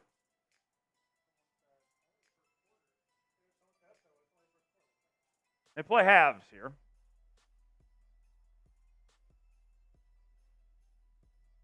It's very safe to say Marquette's on upset alert. You're down by 7 with 2 minutes till half. Yeah. Free throw attempt up and good. Goes 1 of 2 from the line. We got an 8-point game.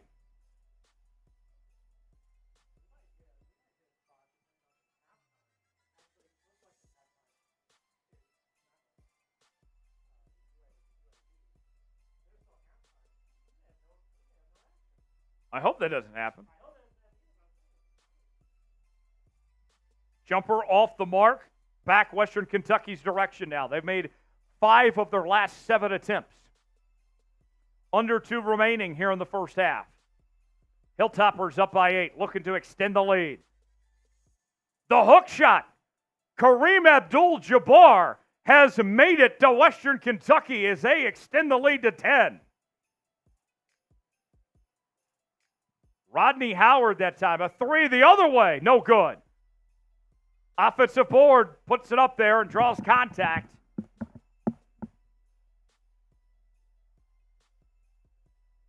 And now Kolek will go to the line for Marquette.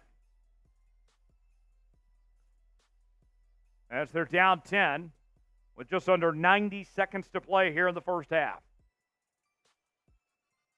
Who do you got in the San Diego State UAB game? Our poll question right now. San Diego State up the half, 35-29 in that game. 69% of you, very nice number, have San Diego State over UAB with 110 votes in. First free throw for Kolek is good. Second attempt off the mark. Here come the Hilltoppers now. Western Kentucky on an 18-3 run in the last 5 minutes and 20 seconds.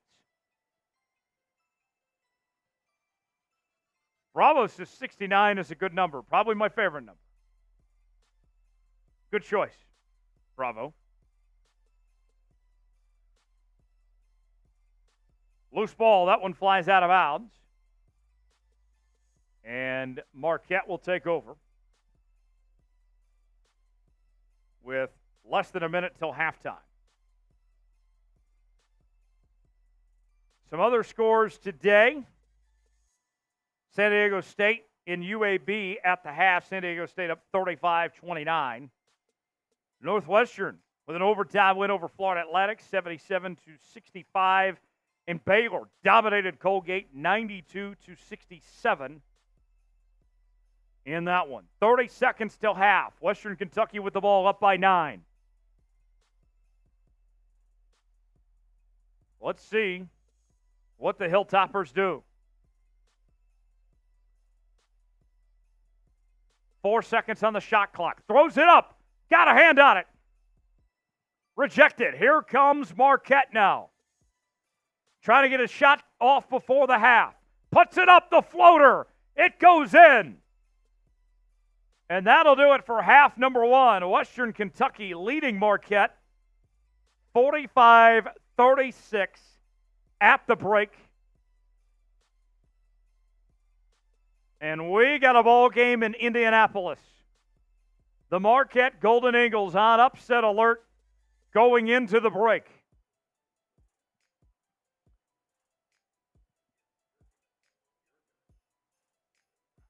We are watching live coverage of March Madness round number 1, day 2, here on this Friday, as we have the rare point in time where every game is in a bit of a stoppage right now. Oh, that's 2 brutal. games at half, 2 games final. Teach, do you want to go ahead or? Yes, I will go ahead and All right. eat my Chick-fil-A. And Coop will hold things down and talk to the chat while we're at the halftime break here. What's going on, Beast Modes? Halftime in San Diego State, 6-point lead over UAB.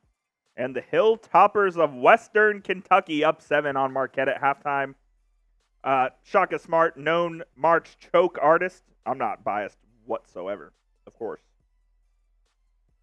HHHH says, haven't lost a game today. Looking good so far. That's good. Marquette. Tough. Captain Trips. Go Gators. Yes, a big one later for the Gators against Colorado. All games in a bit of a holding pattern. Jack Lauderay gets his Chick-fil-A. Looks like he's got little chicken strips and fries there. Always a solid. We'll do that in just a moment, but I think we need to do a Prize Picks read here, so we'll do that.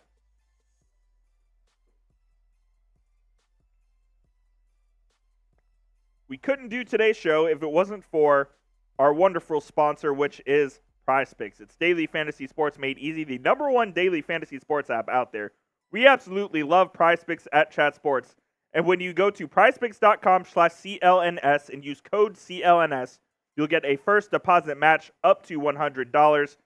It's super easy. All you do is pick 2 to 6 players. You put in your projections, and voila, watch it come in. Prize Picks always has specials going on with their picks and whatnot, and this one is really cool. It's Caitlin Clark, who, if you guys don't know, is maybe the best female women's basketball player of all time. The projection is more than half a point. I think Caitlin Clark's going to score 1 basket in that game. So you hit the more, you pair it with other projections that we have for March Madness, and you start making money. Again, to get started, go to prizepicks.com/CLNS and use code CLNS for a first deposit match up to $100. It's Prize Picks, daily fantasy sports made easy. As we are in a bit of a holding pattern here, all games are at a pause right now, with San Diego State and UAB, along with Marquette and Western Kentucky, are the only active games. Just went final, did Northwestern, defeating the FAU Owls 77-65, and Baylor took care of business against Colgate 92-67. Let's see what's going on in the chat.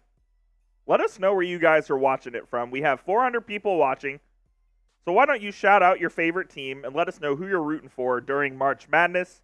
I'm a Texas Longhorns fan. That's what I'm rooting for. Ugly win yesterday against Colorado State. It'll be a tough game for my Horns against Tennessee tomorrow night. Let us know who you're rooting for down in the comments. Duquesne lover, shocker, is rooting for Duquesne, Jack. I don't know if you knew that or not. Huge one, Duquesne. Lore says he follows me on Twitter. Shout out to you, Lore. You're a real one. I appreciate that. You can follow me on Twitter at Jeff_Coop27. 27. Gamer Snake says UConn. I picked UConn to win the whole thing. I think they're going to repeat. They'll be the first repeat champion since Florida in 06-07, I believe. KEU says War Eagle. Shout out to Auburn. K Sims, San Diego from OC Cali. Yeah, San Diego looking good so far there. They're at halftime of that game. Lore rooting for Villanova. All the way from Cali, rooting for Villanova across the way. That's pretty dope. FAU was in Mark Kern's championship game. Wow, that's crazy. I had them in my Final Four last year. I got pretty lucky with that one, but did not think they'd make it back there this season. It's just too hard of a path to get back there 2 years in a row, especially when you're a mid-major team. Marquette, though, down at halftime. And we were talking out there in the Chat Sports office, if Marquette loses this game, does Shaka Smart get fired? I don't think he does. It's only year 3. 1 tournament win in 3 years, which is one more than he had at Texas in his 6 seasons there. He has a proven track record of his teams falling short in March. And while unfair, unfortunately, March is the only thing that matters when it comes to winning basketball games in college basketball, because if you're not in the tournament, no one really cares. You can win 25 games in the regular season, but if you lose in the round of 64, it's a failure, especially for big programs such as Marquette, who have such a storied history. Nicholas White says WKU for the win. UConn is playing today. They're the next game up. That game probably won't start for another half an hour or so, as the FAU and Northwestern game just ended, and UConn was on the same floor after that. Excuse me. So they will be playing a little bit later here in about half an hour. Let's see. Yeah, Northwestern got it going late. That game started out horrible shooting. Both teams picked it up there in the second half. Northwestern able to pull it through. San Diego State and UAB. San Diego State shot 43% from the field in the first half. 9 turnovers to UAB's 12. A lot of turnovers and not good shooting so far in this tournament. And it feels like that's kind of been a theme throughout the first 18 or so games that have been completed. Some of it may have to do with the ball. I know they're using the Wilson Evolution, and that's different than what they used during the season, so that's a possibility. Some of it just may be the nerves of March Madness, but either way, shooting has been down across the board, as has scoring. This New Mexico game here about to get underway, San Diego State. I believe that one's on TNT here, so I will shift the channel. And we're live. Let's go. Second half action underway. UAB and San Diego State here.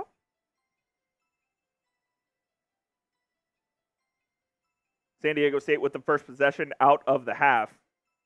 And it looks like there's going to be a foul called right away, with the Blazers picking up the first team foul just 16 seconds into the half. San Diego State, a pretty storied program. Players the likes of Kawhi Leonard. No push.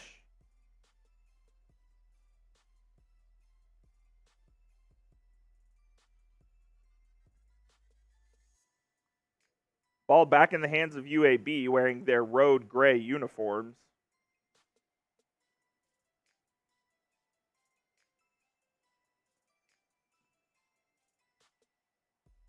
UAB coming to set the screen. 10 seconds left on the shot clock.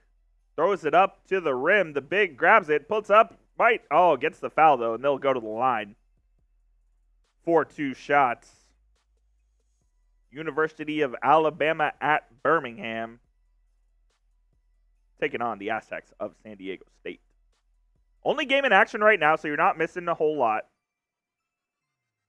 We are about 25 minutes away from UConn, the overall #1 seed in this year's tournament, kicking off, who should have a relatively easy game against Stetson, the home of Jacob deGrom. First free throw, no good for UAB. Second one on the way.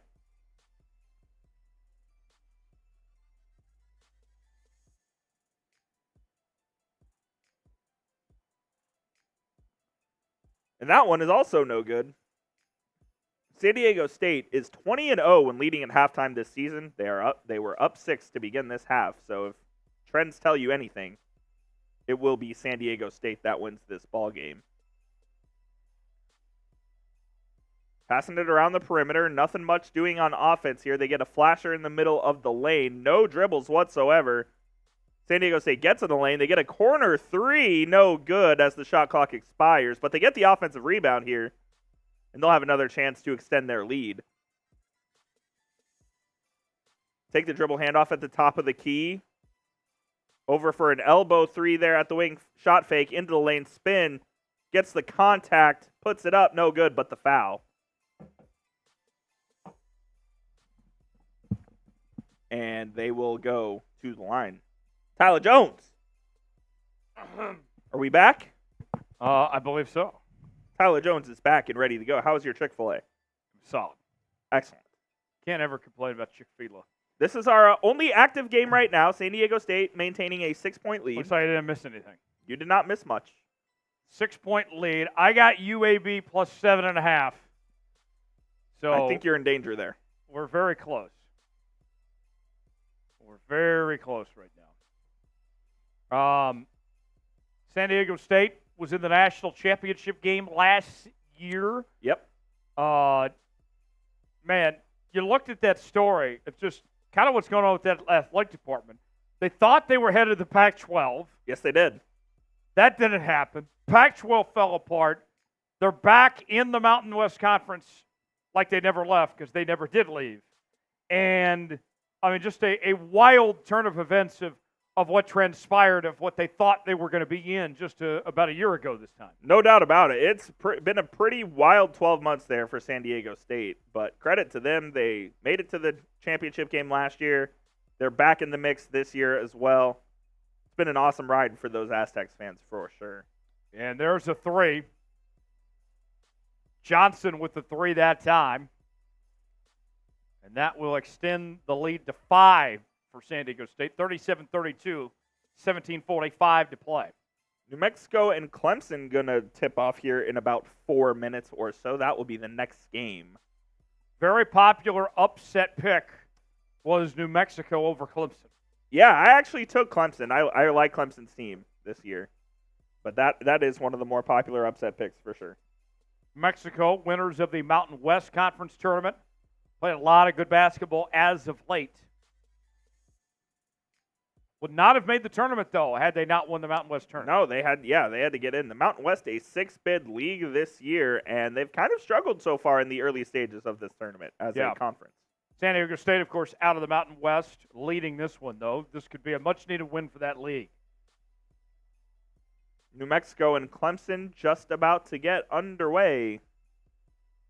And for these smaller conferences, like these tournament wins are so crucial. They're worth about $2 million apiece. Yeah, absolutely. It is huge for these small conferences to get these tournament wins, especially when you get the ones like Oakland over Kentucky. I mean, that brings you so much recognition, brings you much financial incentive as well.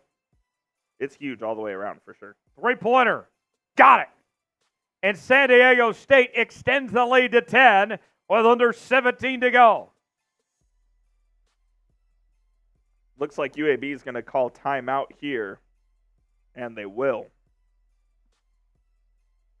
10-point lead for San Diego State, 16:42 remaining in that one. Andy Kennedy wants to talk, not liking what he's seeing, as they will look to regroup. 10-point ball game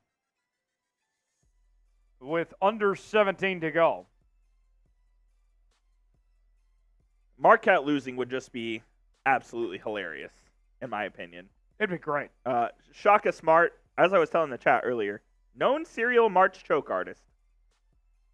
He has not made it to the second weekend since 2011 when his VCU Rams made the Final Four. Isn't that crazy? It is unbelievable. And this was a guy that at one point in time was thought to be all that in a bag of chips. He was the next head coach. Texas moved on from Rick Barnes. They brought in Shaka Smart, who they thought was going to run his havoc style of defense that made him famous, and Shaka just went away from it completely. Yeah, that wasn't great. Steel City has New Mexico for the win. Joseph says, does WKU hold on to cover? Yeah, I think they'll cover at least, if not win outright. Who was that? Joseph. Oh, I'm trying to see Joseph's comment. Does Okay, WKU hold on to cover 14.5? Absolutely, they will. Yeah, I think they might even win this game outright. I think they're going to. I think they're going to hold on. Jay Sauer, who's a Colorado State fan, says, still not over the fact my Rams put up 11 points and a half. All of our sports teams fail in big games. I want to be happy. Well, I'm sorry. Oh, sad. I am a Texas Longhorns fan, so your misery you know is pain. my elation. And I do know pain. There's no question about it.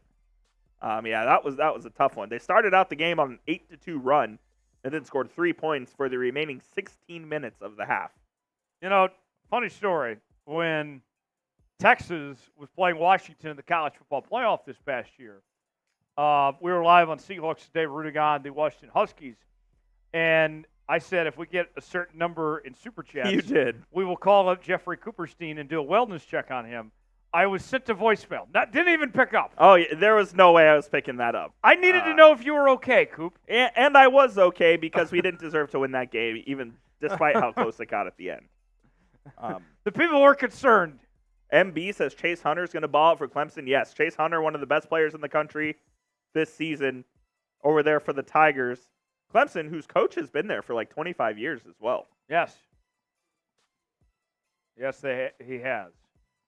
All right. So, 2 games in action right now. San Diego State and Alabama Birmingham. San Diego State up 42-32. Halftime between Western Kentucky and Marquette. Western Kentucky leading 43-36. Clemson and New Mexico about to tip off here shortly. If you're still rocking with us, be sure to hit that thumbs up icon and like the video. We have 449 people watching and 140 likes. Our goal is to get to 200 here in the next few minutes or so. So be sure to hit that thumbs up icon. We don't just do college basketball. We do NFL. We do NBA, even some Major League Baseball. So stick with us. And college football as well. Thank you, Jack. Yes. Subscribe now. You'll be glad you did. Steel City 22 says, best chat sports duo right here. Love what y'all do. Much appreciated. Oh, I appreciate that. We may need some more Jones and Coop collaborations. We don't get to work together all that often anymore. Not that often. We used to a lot frequently, and then we got some new personnel here at the office, so we changed up. But after Week 18 of the NFL season in they said 2022, these two can never work together again. And to be fair, I don't blame them. Coop was done with me. That was not Teja's finest moment, but he's made it through. I actually beg to differ. That was one of my finer hours. If you need some comedy, go back to Week 18 of the 2022 NFL season and watch Seahawks live. Brady, by the way, Longhorn fan here, says, I miss the golden days of McCoy and Shipley. You and me, brother. You and me both. I think we're getting close to that. Maybe not that quite level of success, but Quinn's a great quarterback, and they're gonna have a great team again this year in the first year of the SEC. So it'll be fun for sure. Jordan Shipley, it felt like he was there forever. 6 years. He did have 6 years. He got injured a couple times. I didn't expect us to be talking about Jordan Shipley today, but here we are. Me neither. Here we are. Let's see. MB says, I'm watching your channel from Dubai. Dubai. Shout out to that. That's the farthest I think we've gotten so far. Are we going to show Clemson, New Mexico live? We will be talking about Clemson and New Mexico It's for underway sure. right now. New Mexico up 4-2. 18:35 to go in the first half. JT Toppin with a jumper. Not related to Obi, by the way. Not related. We have a Big 12 officiating crew on this game, Tej, with Kip Kissinger leading the line. This could get dicey down late is what I'm trying to say. Well, they're all NCAA refs. There's no conference officials in this sport. This is true, but they do more Big 12 games than others. Exactly. That's kind of what I meant there, which is kind of interesting that there are no conference officials. But I guess it's just not worth the money. I do find it odd that college football has their own refs, but we use just NCAA refs in basketball. I don't know why either. Jay Sauer says, are we going to do any live stream for NBA playoffs? Absolutely, we will be doing live streams for NBA playoffs. On this channel specifically, we will do every single NBA Finals game. And on all of our team channels that we have, we will be doing live streams for playoff games of those as well. When the Thunder win the championship, you guys got to see it. Yeah, if the Thunder are in the finals, I expect Tyler Jones will be on some of these watch parties here as an OKC Thunder fan. I volunteer to be on only if the Thunder are only in the if the Thunder are there. All right, that's fair enough. Clemson with a 7-4 lead, just less than 3 minutes into that one.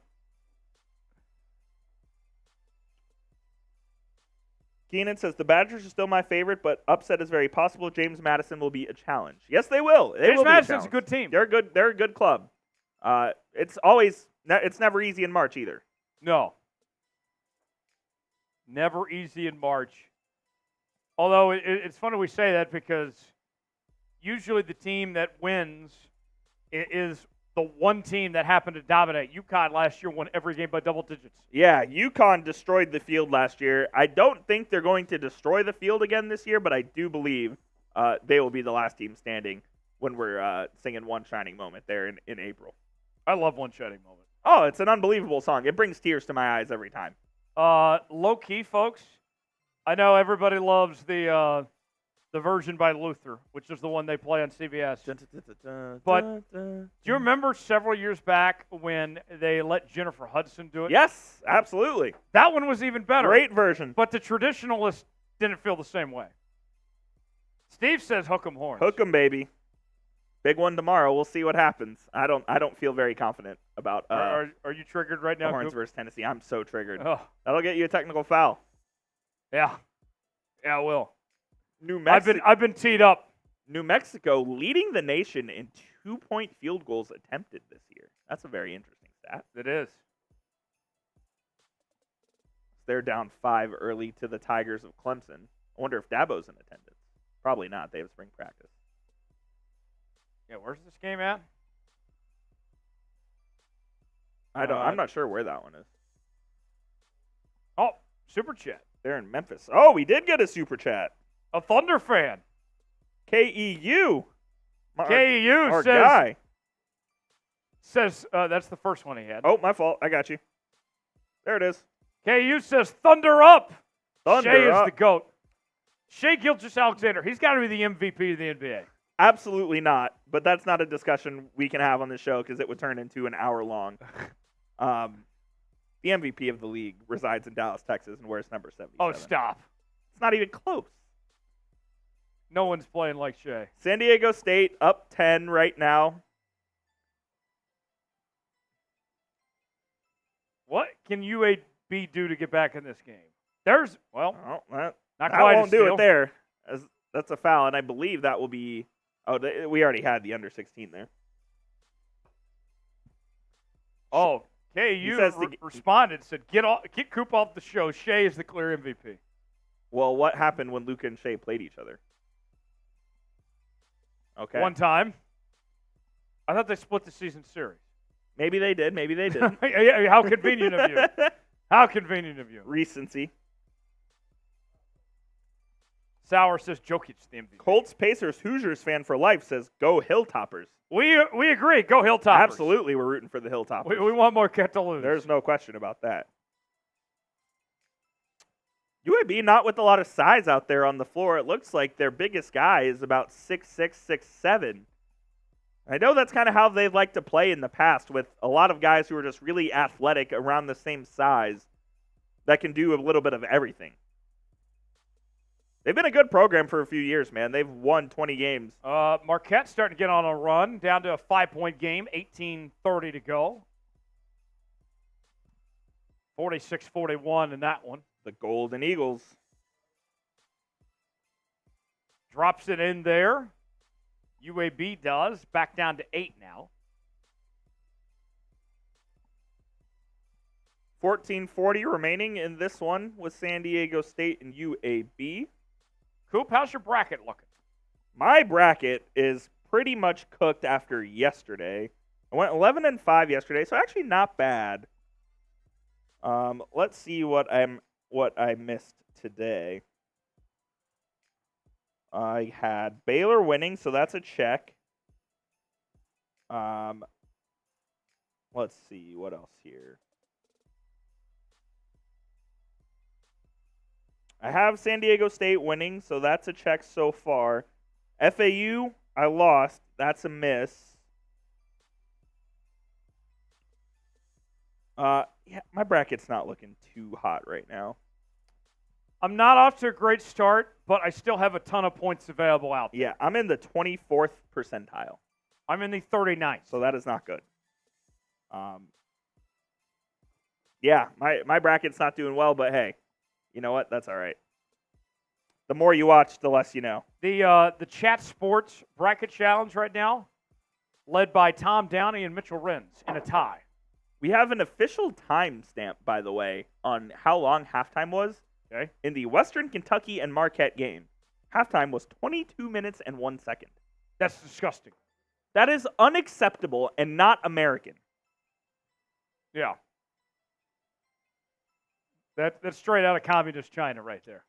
Absolutely. Bart wants to know, do you guys think Calipari gets fired? If so, where do you think he ends up? I don't think he gets fired. I do not either. He should get fired, but he won't. The buyout's too big, $34 million. Yeah. The other thing, I'll say this. If he were to be available, he would not be unemployed very long. No, absolutely not. He would. My guess is if he left Kentucky, I think he's going to the NBA. Yeah. So I think if anything happens there, it may happen after the NBA regular season ends in a couple of weeks. But I would be shocked if Calipari was not on the sidelines of Rupp Arena next year coaching Kentucky. Yeah. All right. UAB down 44-38 now. We'll focus in our attention to that with 13:33 to go in the second half. Andy Kennedy, I think, is going to be a guy that gets a better job this offseason. I think he will as well. He can make a step up. We'll see what the carousel shapes out to be. I like that West Virginia job potentially for Andy Kennedy. Ooh, that's a good shout. I think that could be a good fit. Marquette making it a 2-point ball game as they came out of the gates of the second half pretty hot. Yes. Under 17 to go in that one. Good response from Shaka's team there. UAB moving around. Dribble drive inside. The bucket. It's good. We got a 4-point game in Spokane. How about that? A good response from the Blazers. And a 3 from San Diego State. They're going back and forth now. Bird on the other end. This is what March is about. Back and forth offense, baby. That's what we want to see. 7-point game. Can UAB close the gap? Miles Bird with the 3. Ortiz misses a 3-pointer. And now going back the other way for San Diego State. 3-point attempt. That one no good that time. Did you see Tracy's wearing a huge hat today? I did not see that. Yes, Miss Wolfson. Oh, because it's a Stetson hat. I get it. I like it. Tracy's one of the best sideline reporters in the game. A pro's pro. No doubt about it. 3-point attempt. Bang! UAB cuts it to 6. And now the other way. San Diego State throws it up. No good. Go get another 3. Make it a 3-point ball game. Rebound the other direction. Can UAB answer? Going inside. Got a foul? Yep. Draws contact. 2 free throws coming for UAB as Shaver will go to the line. After the timeout there, as they hit the under 12 TV timeout. UAB, Tyler, trying to make a run of it here, make things interesting. Make your free throws. Make your free throws, man. That's what it's about in March. As you called it, Free Throw Awareness Month. Yes, Free Throw Awareness Month. All right, Stetson, UConn. Stetson and UConn tipping off. Tipping off from Barclays Center in Brooklyn, the number 1 overall seed. Taking on the Hatters. And we have 4 games all active. That's what we like to see. 4 games all active. And UConn Stetson underway. In the words of Heath Ledger as the Joker, here we go. Let's ride.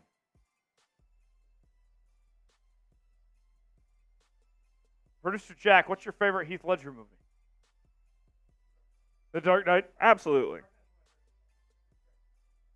I'm sure you guys are all going to say UConn, but let us know who you got in this one. Nah. Actually, the Marquette game, we should probably... Yeah, let's do that. What channel is that game on? It is on TBS.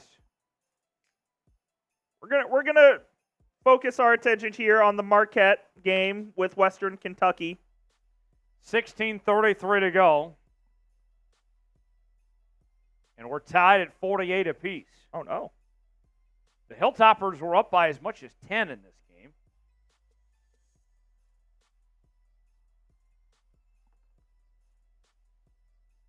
That's going to be a tie ball game here. Yeah. All right.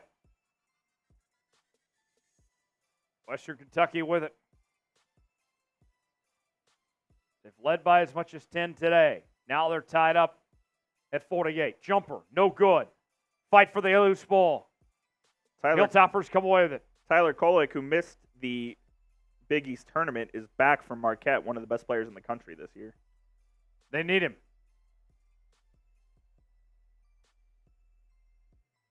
Making a move, going in. Off the mark, rebound, going the other way. Here comes Marquette now. Dribble drive inside, it's good. Marquette back on top. 15 points for Jones tonight. A very good start to the half for the Golden Eagles. Snake says, survived a tornado in Indiana to watch some March Madness with Chat Sports. Wow. LOL. Snake, glad you're all right. Shout man. out to Snake. Glad you're all right. Hope everyone's okay and everything's intact over there.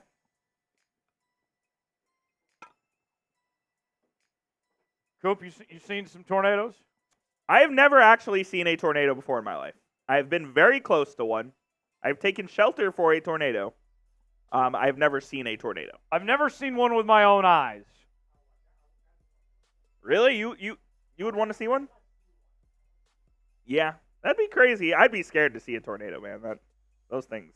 If you see one, then you're not usually in good shape. Exactly. And that's why I don't want to see one. Okay, nice.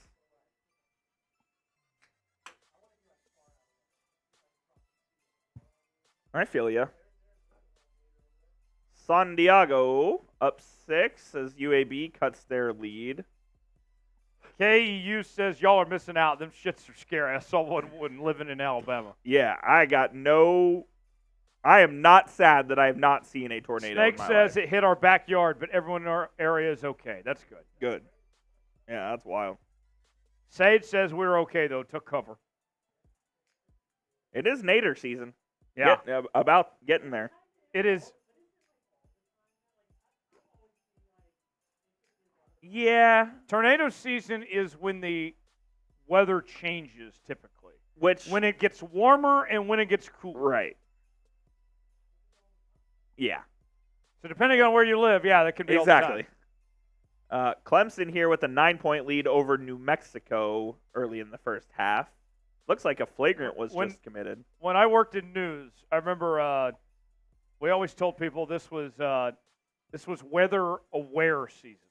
Yes. Stay weather aware. That's what they say on WFAA Channel 8 here in Dallas. Weather aware. Keep your phone charged. No question. Spare batteries. Have a weather radio. Have bottled water. Have blankets. Oh, yeah.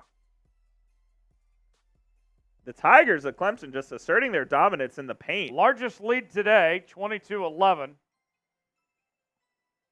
with 12 minutes remaining in the first half. New Mexico was one of the more popular upsets in this early in the bracket, but it doesn't look good for them so far. UConn up to a good start, up 8-0. Of course they are. Over Stetson, the Hatters. When you're a team like Stetson and you see you get put up against the overall number 1 seed, is your thought process, we have no chance to win this game? Or is your thought process, we're going to go beat the number 1 seed and make history? I think you're just kind of happy to be there. Right. Exactly. I think that's your thought process. Like, oh, we get to play in the NCAA tournament, you know. So far, the South bracket busted open with Oakland and NC State advancing. Yes. Pac-12 looks good. 4-0 start. All their teams advancing. Meanwhile, we got Marquette on a 12-2 run, up 50-48 with 15:20 to go in the second half. Let's see if the Hilltoppers can get back in this game. Three-pointer, no good. Can't make any shots right now. Marquette's made 6 of their last 7 attempts. UAB's tied it up there against San Diego. That's a tie ball game with 10 minutes That's remaining. great news for my plus 7.5. You love that. Oh, they missed the alley-oop. No good. Missed the bunny. Now Marquette will take it back the other way. Toppers can't buy a bucket right now. We get people in the chat that are redirecting us from tornadoes saying they got snow. Yeah, that's wild. I think we're in the clear of winter weather here in Dallas now. We are in the clear, yeah. It'll be a little chilly. I have seen snow in April in Texas before, one time. Yeah. 1 year. Yeah, we're good. Joplin with the 3 that time. Speaking of tornadoes. That's brutal. Marquette takes a 53-48 lead. 14-10 to go in the second half. Oh, my goodness. I'm glad you picked up on that. I disavow that comment for anyone watching. I didn't say anything offensive. No, you didn't. But you still disavowed me. I disavow. Stetson yet to score a point against the Huskies so far. Nic Rohloff will be happy about that. Western Kentucky at the line. First free throw good. First point in a while. They have kind of been stagnant on the offensive end. Yeah, it's Tegan Moore at the line. Averages about 6.3 points per game, 2.3 rebounds. WKU's had some good guards over the year. They had Tay Hollinsworth back in the day, who was an excellent combo guard. They were a really good Conference USA team for a long time. Rick Stansberry was their head coach for a while. I don't believe he is Second still free there. throw good. 3-point game. If you're Marquette, Kolik's just got to take over. Absolutely. They're finding their rhythm on offense here as they take a 5-point lead with 14 remaining. Jones with 17 points for the Golden Eagles.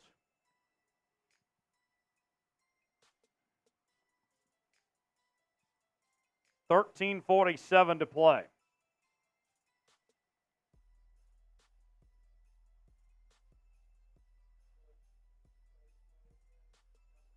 Will Marquette hang on? Or can Western Kentucky pull off the upset?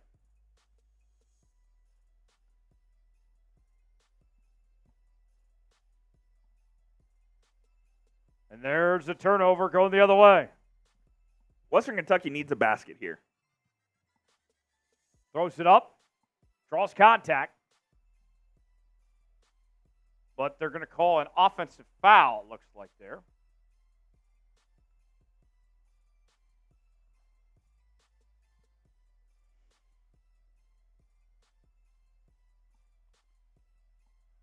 Marquette with the ball once again, trying to extend their lead after being down 7 at the half, and they won't with the miss the chippy in the paint. Rebound. Back the other way.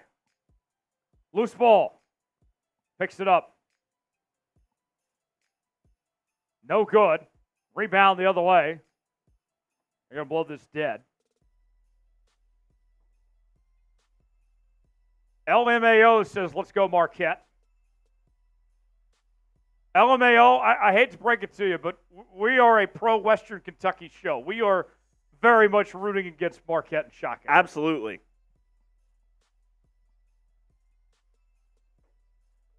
All right. Golden Eagles moving it up. Up by 5.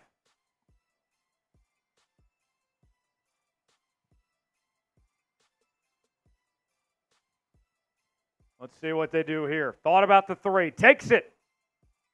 Off the mark. Rebound going the other way.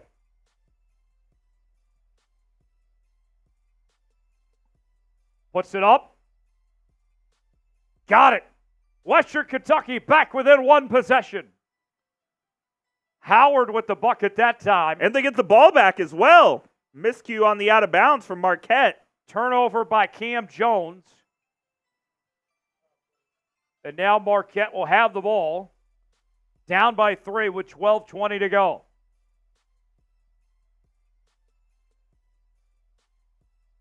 Meanwhile, UAB is taking the lead on San Diego State.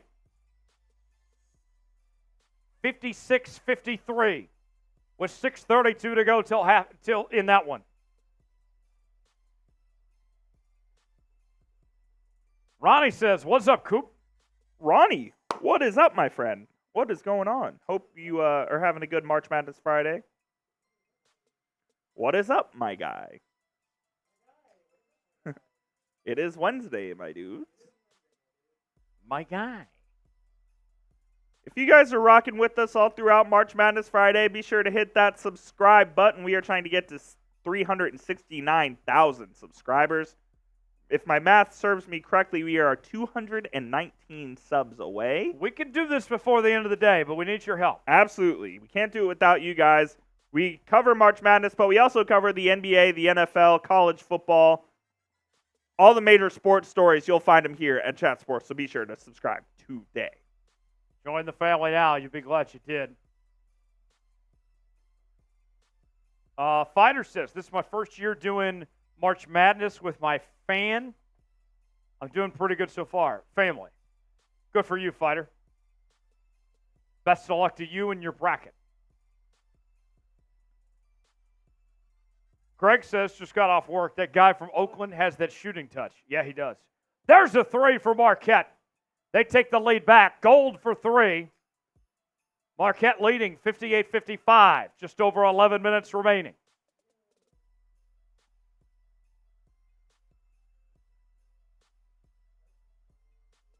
Puts it up. Oh, No dice that time. Stetson got a point.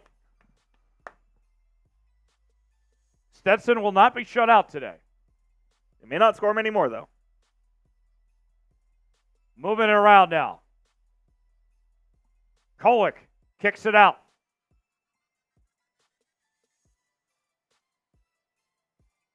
Trying to find an opening. 6 seconds on the shot clock. Turnover. Western Kentucky will take over. Deep 3. And no good. Now Kolek brings it up the other way. 3-point attempt. That one no good. Rebound going the other way by the Hilltoppers.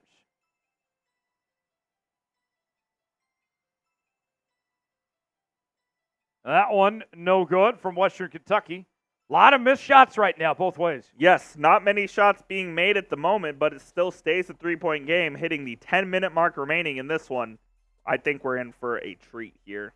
Who's going to get hot? Oh, Tyler Kolek just got an and 1 there from Marquette to extend the lead to 5.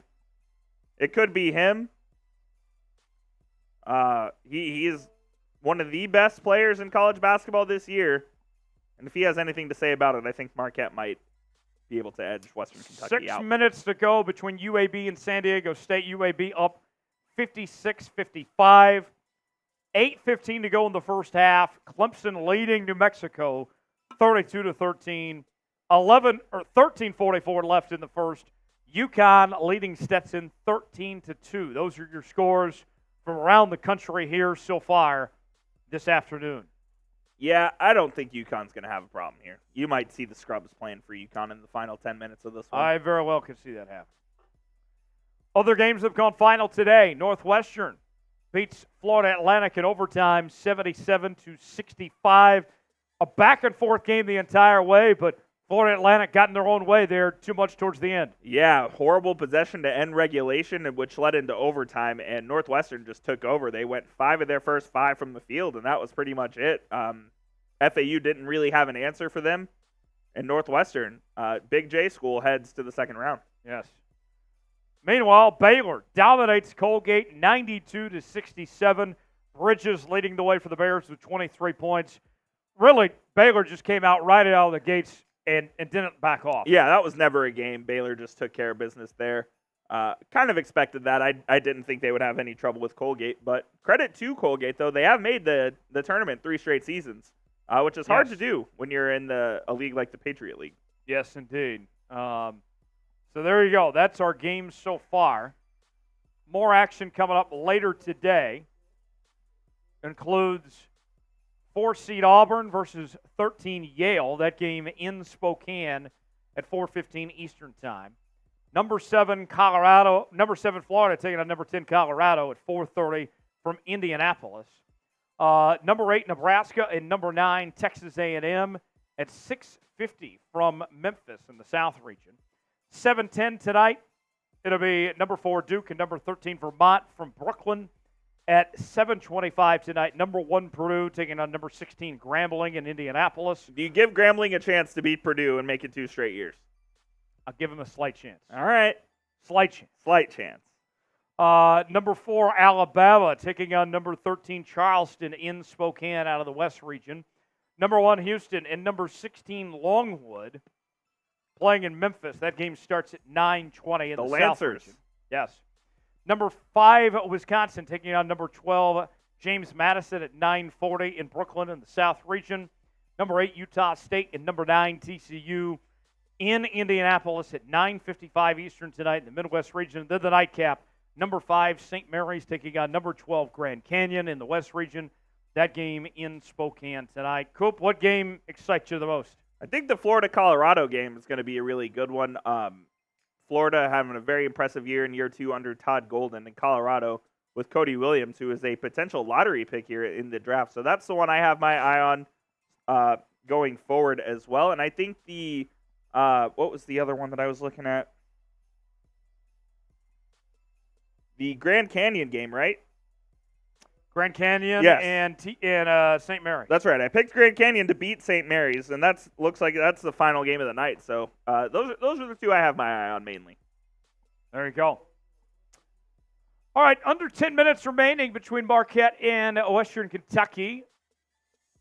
We have Marquette leading by 5. Tyler Kolek at the line, one of the best players in college basketball, makes the free throw, extends the lead to 6.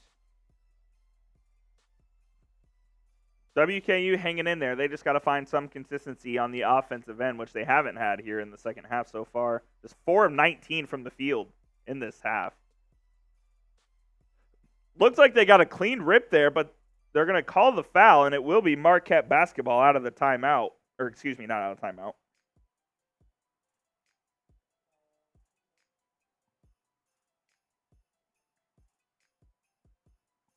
Clemson with a 17-point lead on the Lobos. What'd you crack open there, Jackie?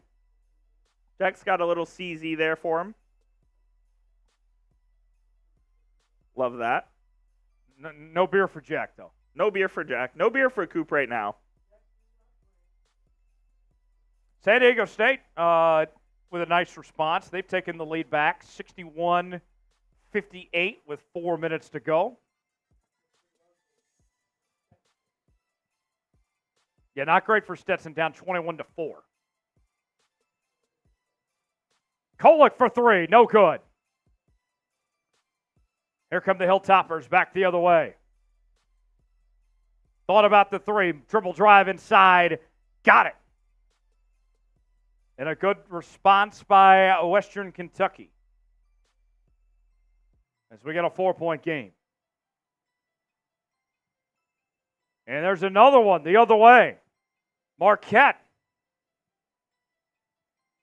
back to 6.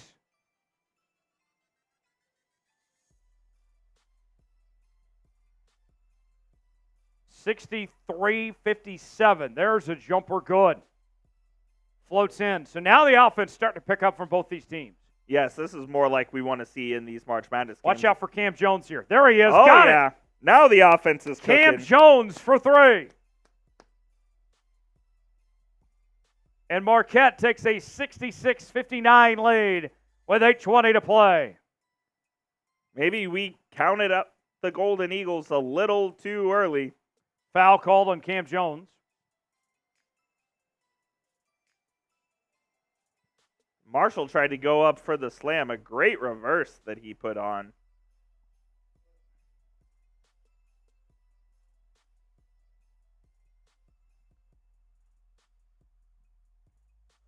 Clemson still up 17 at the under 8. They are just now resuming play.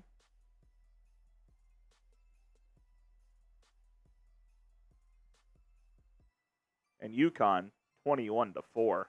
Is Stetson going to get to double digits by halftime? I'll say yes. I think so too. Barely though. Colorado only had 11. Colorado State yesterday. Nick Holmes says, "Do you think Wisconsin can win?" Yeah. Absolutely. I have Wisconsin winning their first round matchup.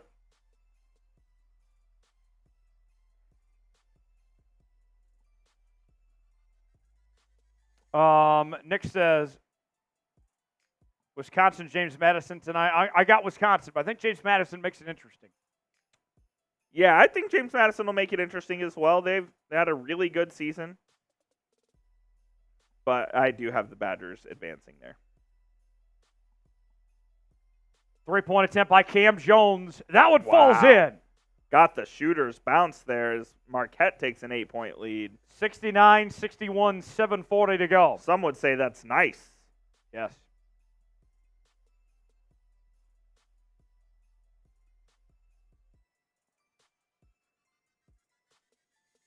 Let's see what Western Kentucky can do to respond here. Had a 10-point lead at one point, now find themselves down by 8 here in the second half. 3-pointer, no good.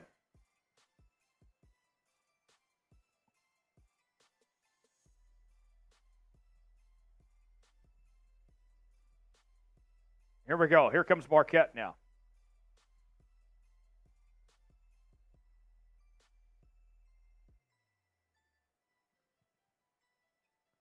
Three-pointer. And no dice that time. Here come the Hilltoppers. Throws it up there. Got it. Much needed bucket for Western Kentucky there. Lander with the jumper cuts it to 6 with 6.5 to go. Here comes Marquette now. Throws it up. And no good. Rebound going the other way for Western Kentucky. Deep three-point range. No good. Gamer Snake says, has UConn played and did they win? They are playing and they are winning. 23-6. It's right there on your screen. This way. It's right there on your screen, my guy. My guy. Got it. Yeah, let's shift our attention to San Diego State UAB. Let's do that. We got about 3 minutes to go. 1-point game there. With San Diego State leading 61-60. This game on Turner Network Television from Spokane. Turner Network Television. I didn't know that's what it stood for. Yes. They know drama. All right, UAB with it. I'm feeling really good about my UAB plus 7.5 right now. Three-pointer. No good. Offensive board. Fight for the loose ball. San Diego State comes away with it, goes out of bounds, and the photographer takes a body. Let us know who you got in the final 3 minutes of this one. Type UAB or SDST down in the comment section. 2 minutes, 39 seconds remaining. The Aztecs hanging on to a 1-point lead. Coop, I know you've filmed games before. It's not fun being those photographers and guys who are coming at you. No, it is not, especially when they are just 240 pounds of pure mass just laying on you basically and coming at you at full force. It is not fun whatsoever. All right. So San Diego State will go to the line. Trammell makes the first.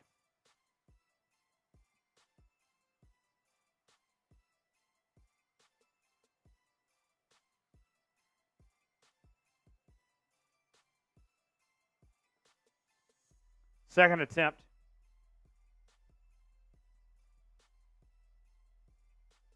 And no good that time.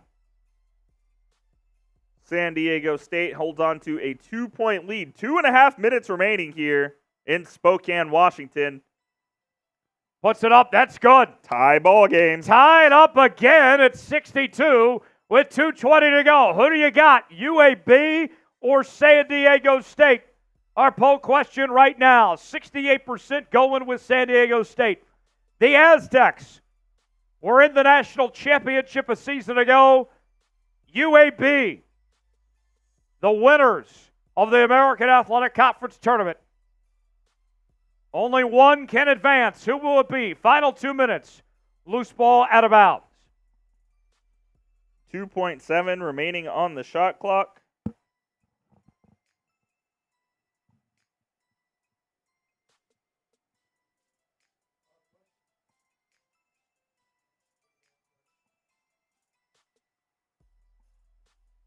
Marquette hanging on to an 8-point lead with 6 minutes remaining. Clemson up 13 on New Mexico, 32-19. 6 minutes remaining in the first half of that one. UConn up 30-8 on Stetson at the under 8 as San Diego State goes to the line. Yes. Butler at the line. Makes the first.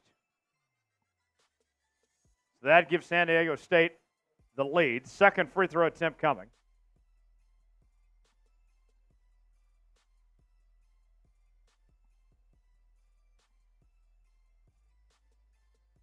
Puts it up and good. 64-62, under 2 minutes remaining. Timeout called by San Diego State. We've got a dandy here. They have 2 remaining. If you haven't subscribed, you ain't alive. Help us get to 369,000 subscribers here at Chat Sports. Sub for dubs. You want your team to win today? Don't jinx it. Do your part. Sub it up. Let's get to 369,000 subscribers here on the channel. All right. There is 1 minute and 56 seconds remaining in this ball game. I am starting my stopwatch right now to see how long it takes in real time. I'm going to go 15 minutes. Oh, I think it might be more than that. I think the last minute alone might take 15 minutes. So we'll see what happens here, but San Diego State. Okay. That's fine. Okay.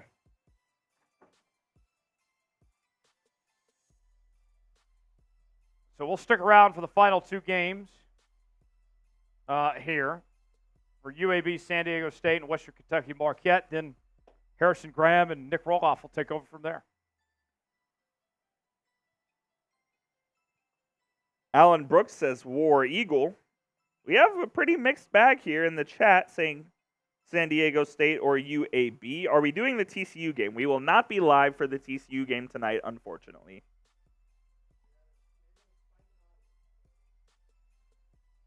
Keep on subbing. Never miss a moment of March Madness right here on Chat Sports. Covering the San Diego State UAB last 2 minutes here. San Diego State up 2. Pressure in the backcourt. UAB just gets it over the line. Top of the key, 15. Set a double screen. Gets a floater in the lane. Puts it up. Draws contact. That'll be 2 free throws for UAB. They're going to go to the line with a chance to tie this ball game at 64.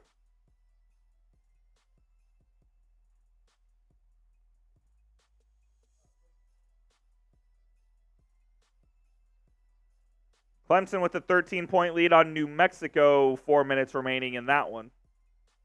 Here we go. First of 2 free throws. Up and good. 1-point game. Raul says he's pulling for UAB. Second attempt from Vasquez. And no good. Free throw awareness month, Tej. You got to make them. Got to make your free throws. 90 seconds to go. San Diego State up by 1.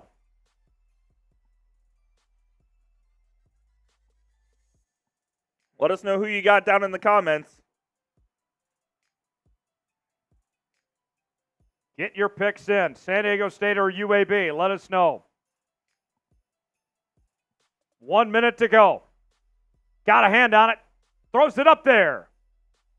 No good. Second chance effort from San Diego State. fight for the loose ball. Is that going to be a jump? I don't know what I believe they called a foul, and it's going to be San Diego State's ball, or maybe they did call a jump. Couldn't see what the ref signaled there.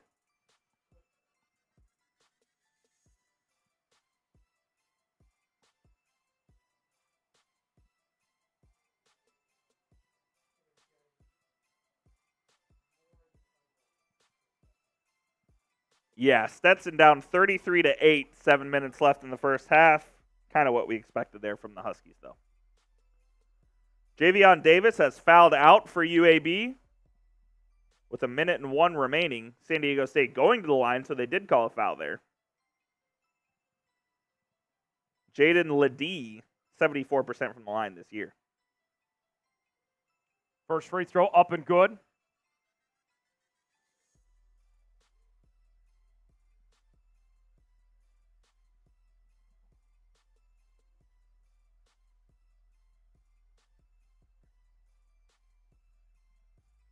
Second free throw attempt. Second one going up for Ledee. Ledee puts it up and good. 3-point lead for the Aztecs. Final minute. Can the Aztecs hang on, or will UAB pull off the upset?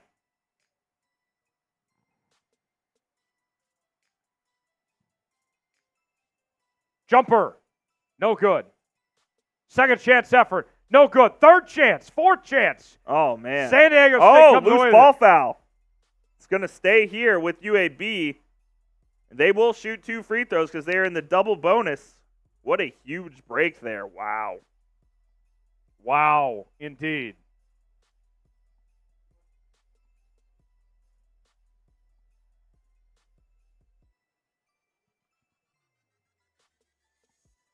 Man. What a game we have here between San Diego State and UAB. UAB going to the line. Yaxel Lendeberg. What a name. First free throw attempt is up and good. Back to a 2-point game. 43.4 on the clock. Second free throw attempt. UAB with the third most free throws made this season among any team in the tournament. Second one up. And he got it. Back to a 1-point game. Who you got? UAB or San Diego State? Let us know down in the comment section. Who do you got? UAB or SDSU? Let us know. Crowd rising to their feet. 30 Spokane. seconds. Who's going to do it?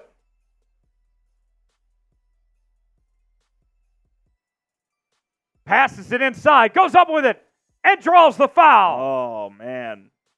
That looked kind of clean, Teej. We'll have to see the replay here. Lindeborg called for the foul.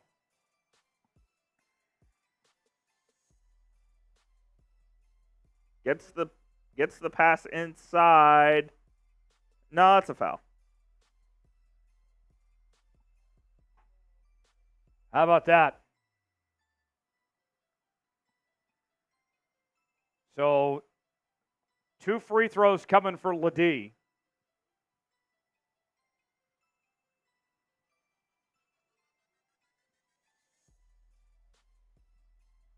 Let's see what they do here. Lindeborg is fouled out with 11 points. Yaxel. 20 seconds remaining here. San Diego State clinging to the 2-point lead. Makes the first. Here we go. 3-point game. 20 seconds to go. UAB needs a 3.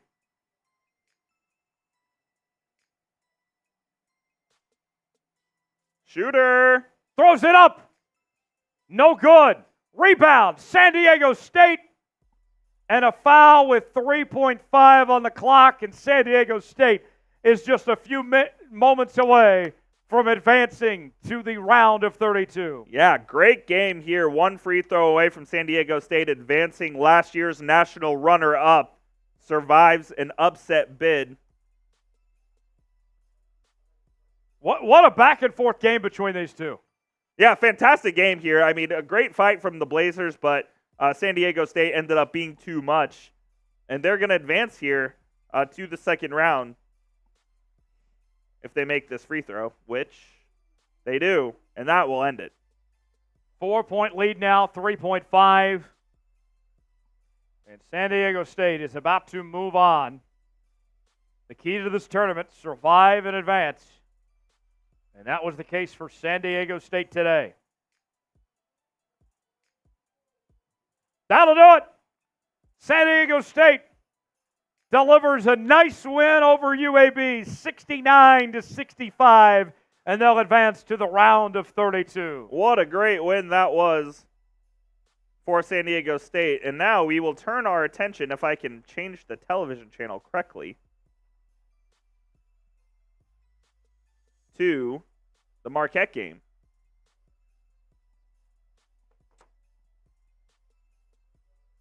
San Diego State survives and advances. They'll await the winner of Auburn and Yale. And it looks like Marquette is going to run away with this one here. 87-64. Western Kentucky, I guess, just ran out Much of better gas. second half for Marquette. Yes. Yeah. I think Western Kentucky ended up, they just put all their eggs in that basket in the first half, and they ran out of them here in the second. Yeah. UConn is up 33 already. That did not take long. No, it did not. No match for the mighty Stetsons. Meanwhile, Clemson up by 11 on New Mexico, 2 minutes till halftime. And San Diego State just now beating UAB 69-65. Nice. By 7.5 hit, though. Yes, excellent. We'll take the dub there. 2:04 to go. Let's see what Marquette can do to hang on.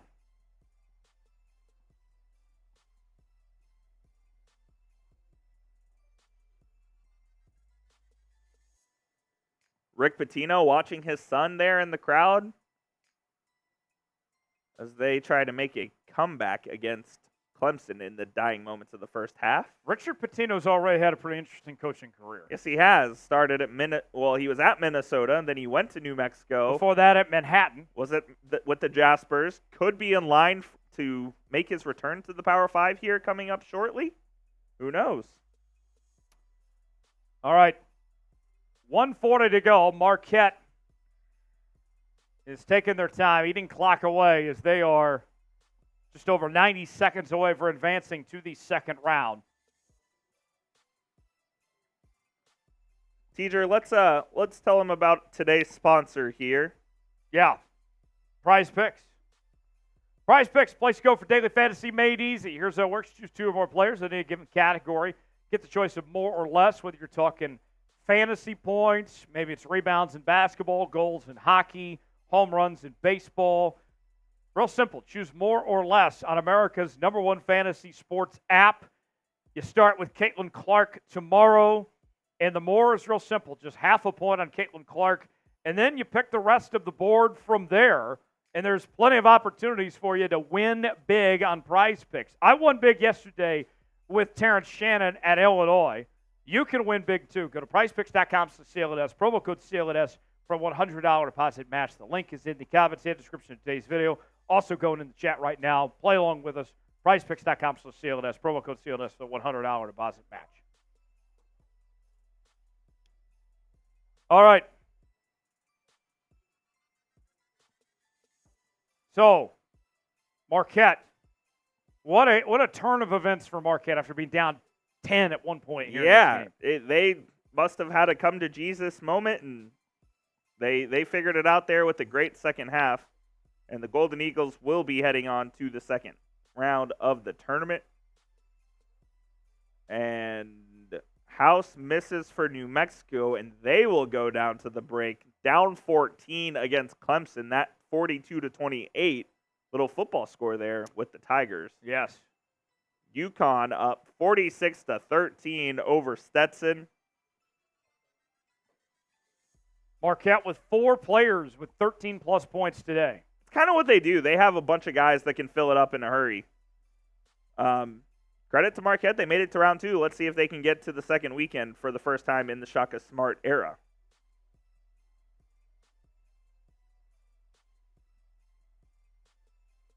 Here we go. Final minute.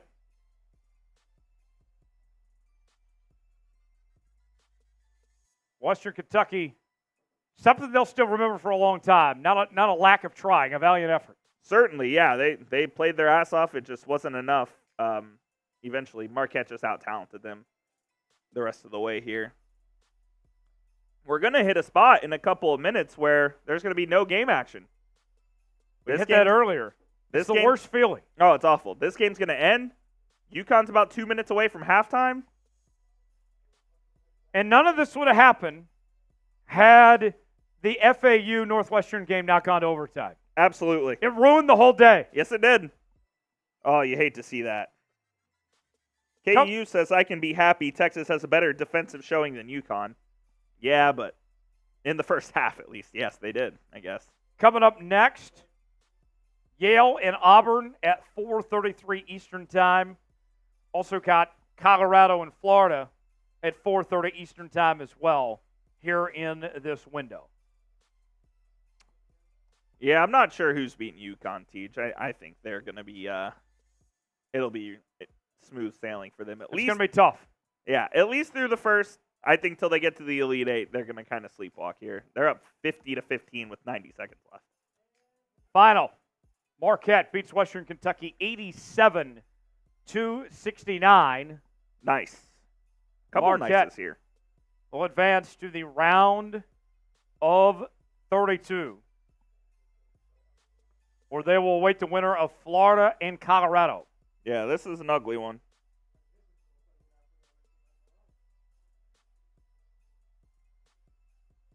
UConn, they're just built different. Great basketball team. They're the number 1 seed for a reason. You know, Dan Hurley, he came in there and he inherited a mess. UConn basketball was down for a bit. They were down bad for sure, yeah. Before last year, they hadn't won an NCAA tournament game in 5 years. And then they win the whole thing, and now they're back to their dominance of what we knew of UConn in the 2000s. No doubt. They're in position to win the whole thing once again. The Huskies, they're an awesome basketball team. They can win any different way. They can win a rock fight. They can win a shootout. That's what makes them special. And there's another for UConn, 52-17 at the half. Where's Harry and Rolly? They're filming something right now. They'll be here in a moment. They'll take over in just a bit.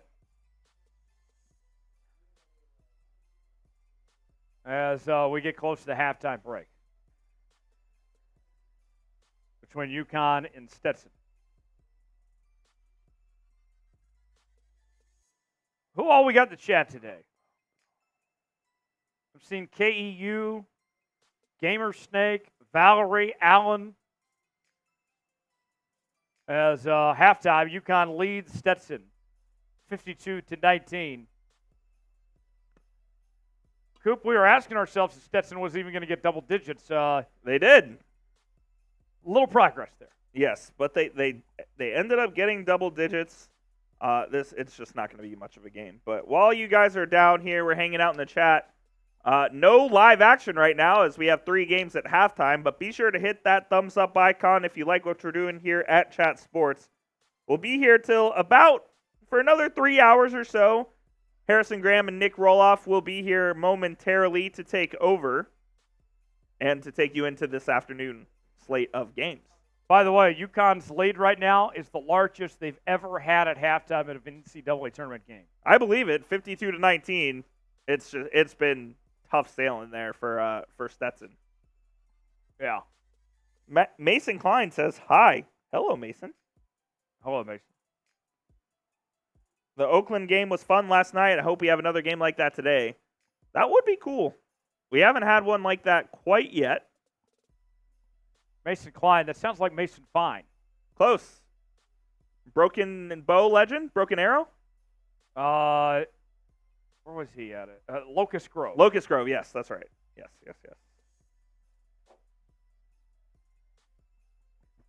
Be sure to hit that thumbs up icon and subscribe to the channel. We appreciate all of you for joining us on the show so far.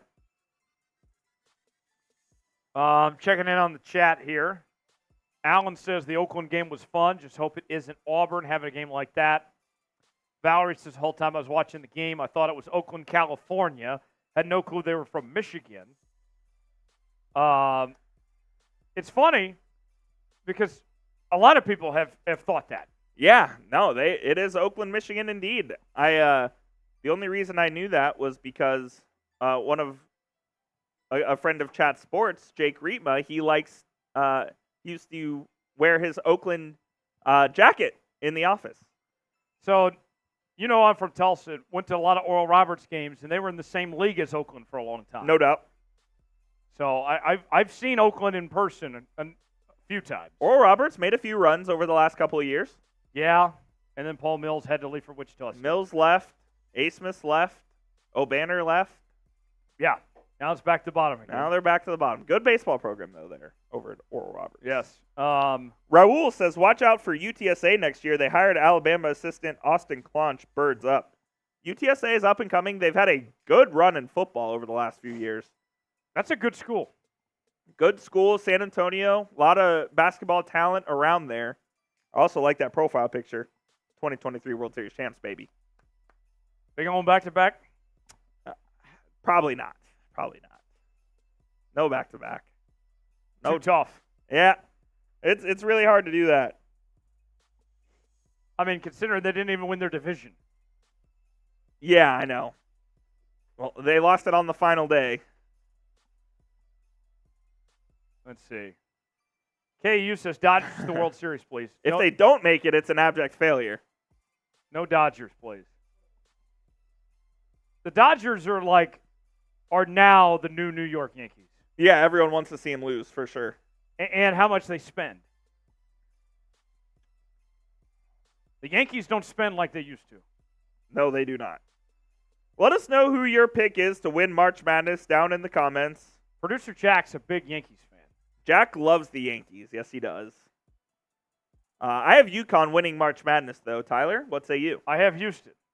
You have Going Houston. with the Cougs. I do think UConn gets there, though. I like Houston a little bit more. I think both of them are very good teams. Blake Raymond says Iowa State. Brian Post, Gonzaga. Brian Ybarra, UNC.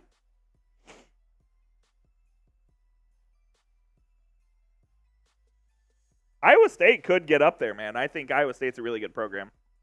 TJ Oxelberger has done. They're hot going into the phenomenal. tournament. They are. He's done a phenomenal job there so far.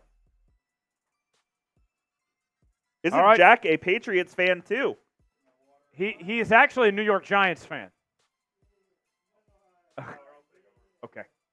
Yeah. He's a Yankees and Giants fan.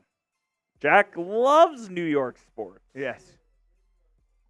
Valerie, Big New York Rangers fan, too. Valerie is a Texas Rangers, San Antonio Spurs, and Texas Longhorns and Las Vegas Raiders fan. Raiders. Why not our Dallas Stars? Go Stars, baby. Big one tonight. I forget who they play. I don't remember who. They're all big. Who. They're all big nowadays. Stars taking on the Pittsburgh Penguins tonight. I love the new Mike Modano statue. Great statue. Great statue indeed. No action right now in the games. Dirk and Mike Modano together. What a duo. Iconic. No question They're about good it. friends, too, aren't they? They are friends. Yes, they are friends. Which it's very cool to see out there. NC State is hot now. All the momentum. NC State, Oakland. Who do you think wins that one? I'm still going NC State. Okay. I don't know what tells me Oakland's going to win that game. The eye test just tells me.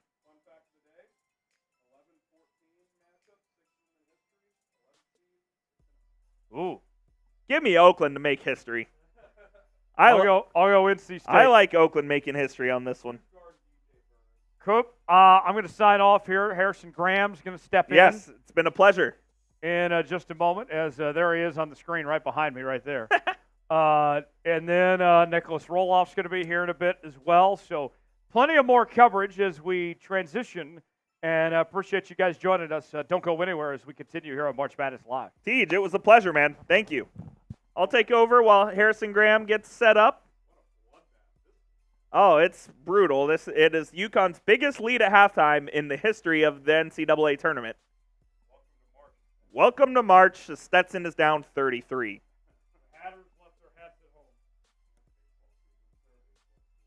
They are, Jacob deGrom. We have little action happening right now, and by little I mean actually nothing. But that's okay because Harrison Graham will be here in just 2 seconds. Not many dramatics there. San Diego State pulled away. Yeah, except for the FAU game.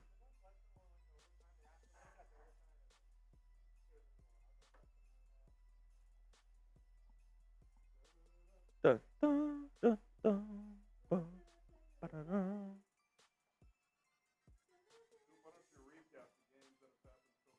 Yeah, I can give a little recap of what's been happening. We started out with a banger, FAU and Northwestern. That one went to overtime with Northwestern winning 77-65. Baylor took care of business against Colgate, winning 92-67. San Diego State wins a close one, 69-65 against UAB. Marquette, after being down 8 points at halftime, comes back to win 87-69. A great second half from the Golden Eagles there. And then currently in progress, it's UConn up 52-19 on Stetson, and Clemson up 42-28 on New Mexico. Both those games at the half. All right, Harrison Graham, welcome into the show. It's been a great March Madness Friday so far. How are you feeling about your Frogs later tonight? Doing good, yeah. For those who don't know, I am a TCU alum. Weirdly enough, we've been in the Friday night last game. So 3 straight years. This year's second to last, technically, but we've been like Friday night, late night after dark, 3 years in a row. So I think that's one of the kind of more interesting games of the day. Utah State and TCU. Winner that will get Purdue unless they do what they did last year. And I asked Tyler this. I'll ask you this as well. If Purdue loses, is Matt Painter fired? He probably is. I think he is too. There's no way you can come back from that. I don't think they're losing to Grambling. I think they'll take care of business. That game's coming up. That one's tonight, 7:25 Eastern. So KEU typing the bear down for you. Oh, we got some Bears folks. I love that. What's up, Q? I call him Q. I don't know if it's KEU. I call him Q. Either one. Okay. He's a real one. He's always hanging out.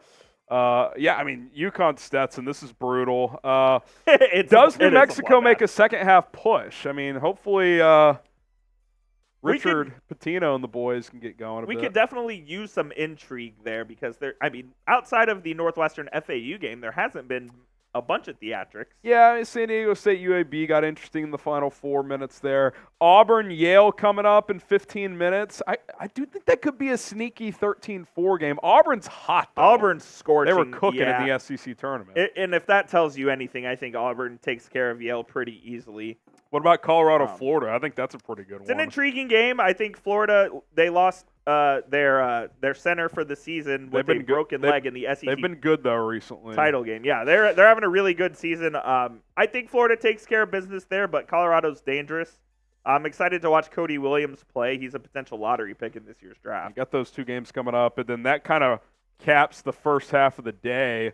We'll sign off probably around 6 o'clock or 7 o'clock Eastern again today, but the second half of the slate's pretty interesting. A&M Nebraska, I think, is probably the most juicy 8-9 game this year. And that one has a bunch of storylines, the least of which is Nebraska's AD leaving for A&M yes. just days just ago. Like 10 days ago. That one gives me some intrigue, for sure. Got Duke, Vermont. Vermont is like in the field every year, it feels like. The Catamounts. Tough matchup for them.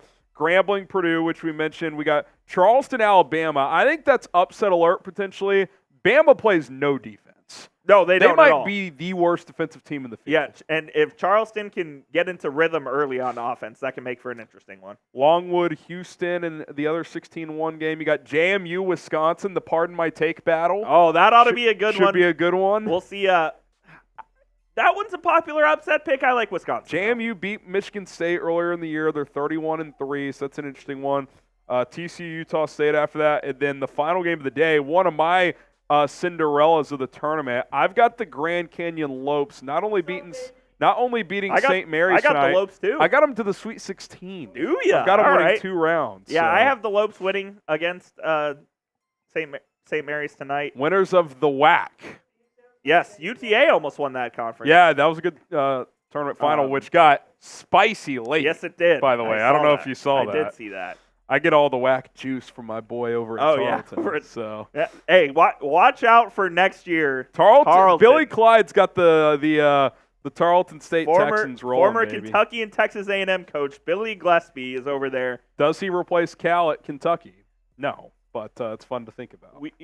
There's been a lot of questions in the chat about Calipari and his future. I don't think he's going anywhere. I don't either, and I think if he was, we would have known already. You think it would have been this early? I mean, I feel like the longer you decide on these things, you just end up keeping the guy. Yeah. But I could see that. It could change. I mean, I'll put it this way. If we get through this weekend and he's still employed there, I think he's still their coach. I would agree with that, and I do think he is their coach for next year. I will say this. I think the biggest reason that he stays is because of the buyout. It's $34 million. Yeah. Which Kentucky's got a lot of money, but they're not going to pay that. Yeah, that's tough. All right, we'll get to some second half action shortly here. Want to talk a little prize picks? We already did. We're good. Oh, we're good. We'll talk prize picks in a little bit. What's up, Jack? Mm-hmm. Executive producer Jack, his second bracket is in the 99.9 percentile. Not his official bracket. My bracket. It's not cooked because I still have 7 of 8 Elite 8 teams, but I'm almost around 500 now. Yeah. I mean, I started 6-1. The Nevada collapse killed all my momentum. See that one? I mean, I was set to be 7-1 heading into the nightcap yesterday. We fell apart. That one actually helped me out. Let me check where I'm at. I'm a disaster right now. I'm in the 27th percentile. That's where mine is too. It's all about possible points remaining, though. That is the key. See, that's still good. That's a lot of points you can still rack up. You can't, as long as you're keeping your Elite 8 teams, you're in a good spot. So I got to figure out where my bracket's at here. What's going on?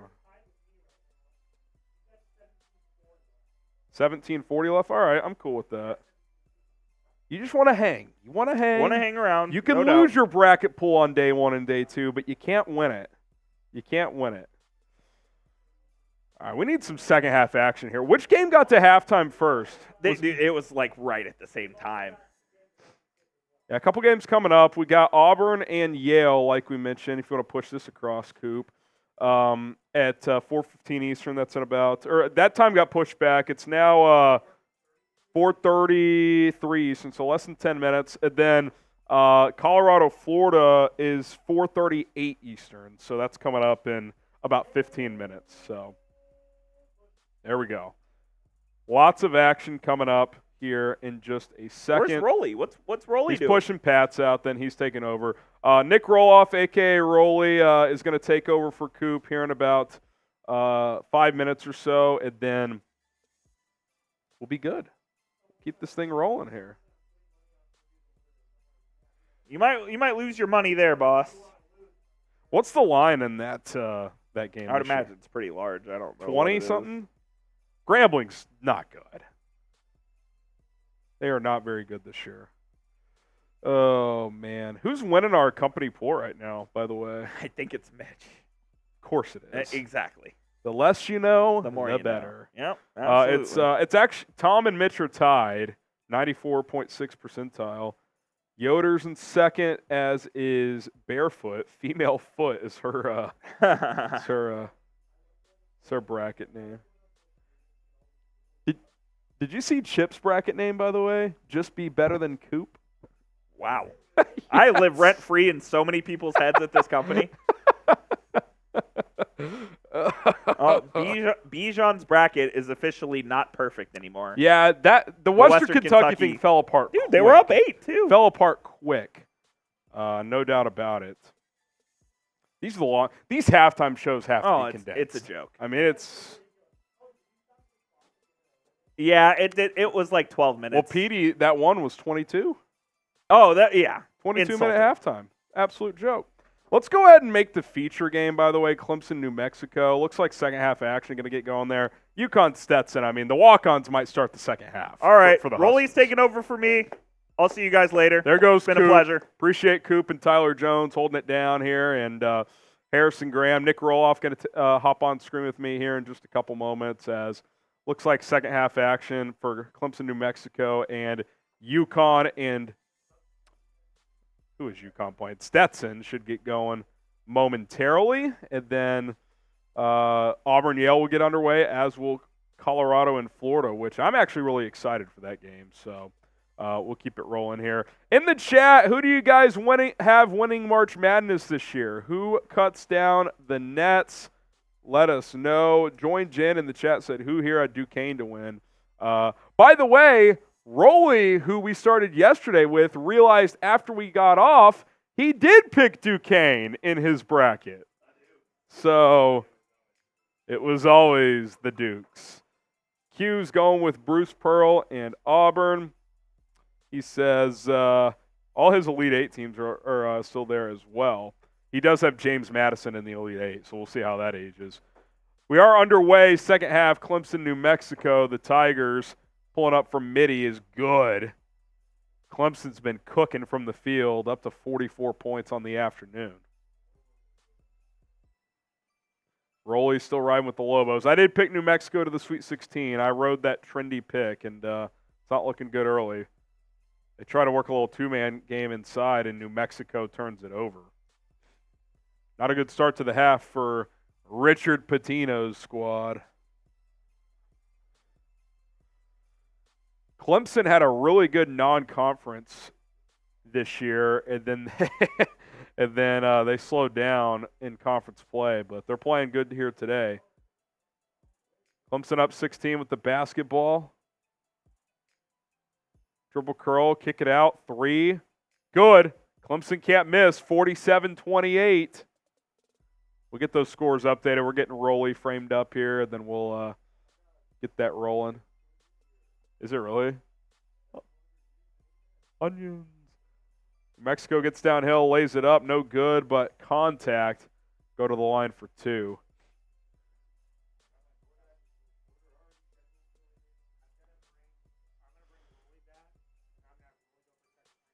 All right, so New Mexico going to the line for 2.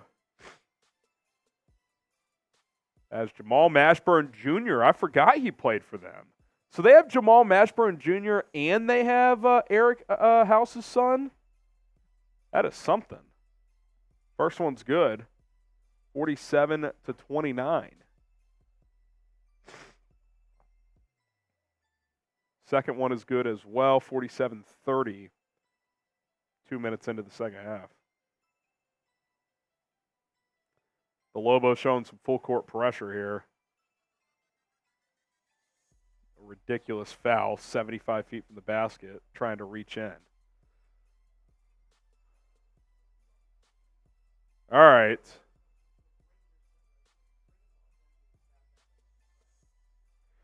We're going to bring Nic Rohloff in here as Rolly is back. And What's up, fellas? Rolly, we both are on the Lobos here, so some work to be done. I have faith that they're going to win, and it starts with the off. You got to get the boards. Got to get the boards. They give up an offensive rebound putback. They're already back down 19.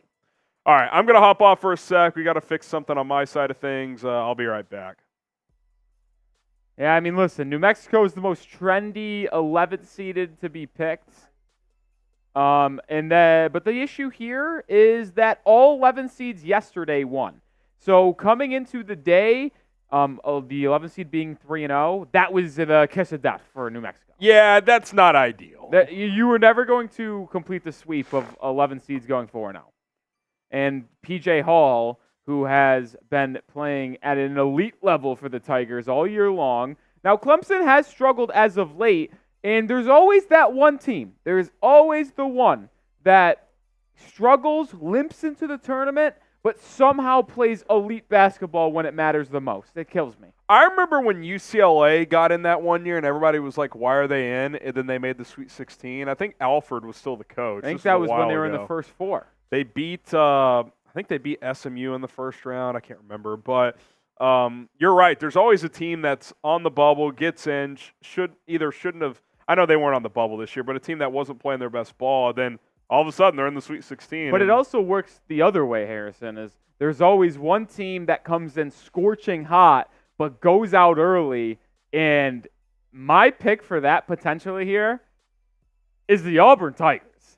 A very Yale? trendy Final Four pick. I could see it. And they won the SEC tournament. They were playing unbelievable basketball early March, late February. I could absolutely see the Yale Bulldogs, the winners of the Ivy League, who narrowly escaped Brown, having a good game. I could see it. It's like, how did Yale out-rebound Auburn?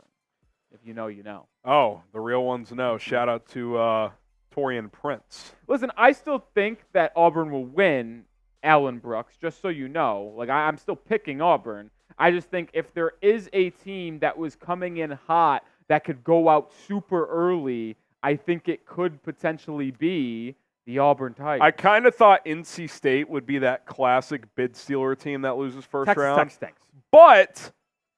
But once Nevada lost, one of the Wolfpack teams were always advancing.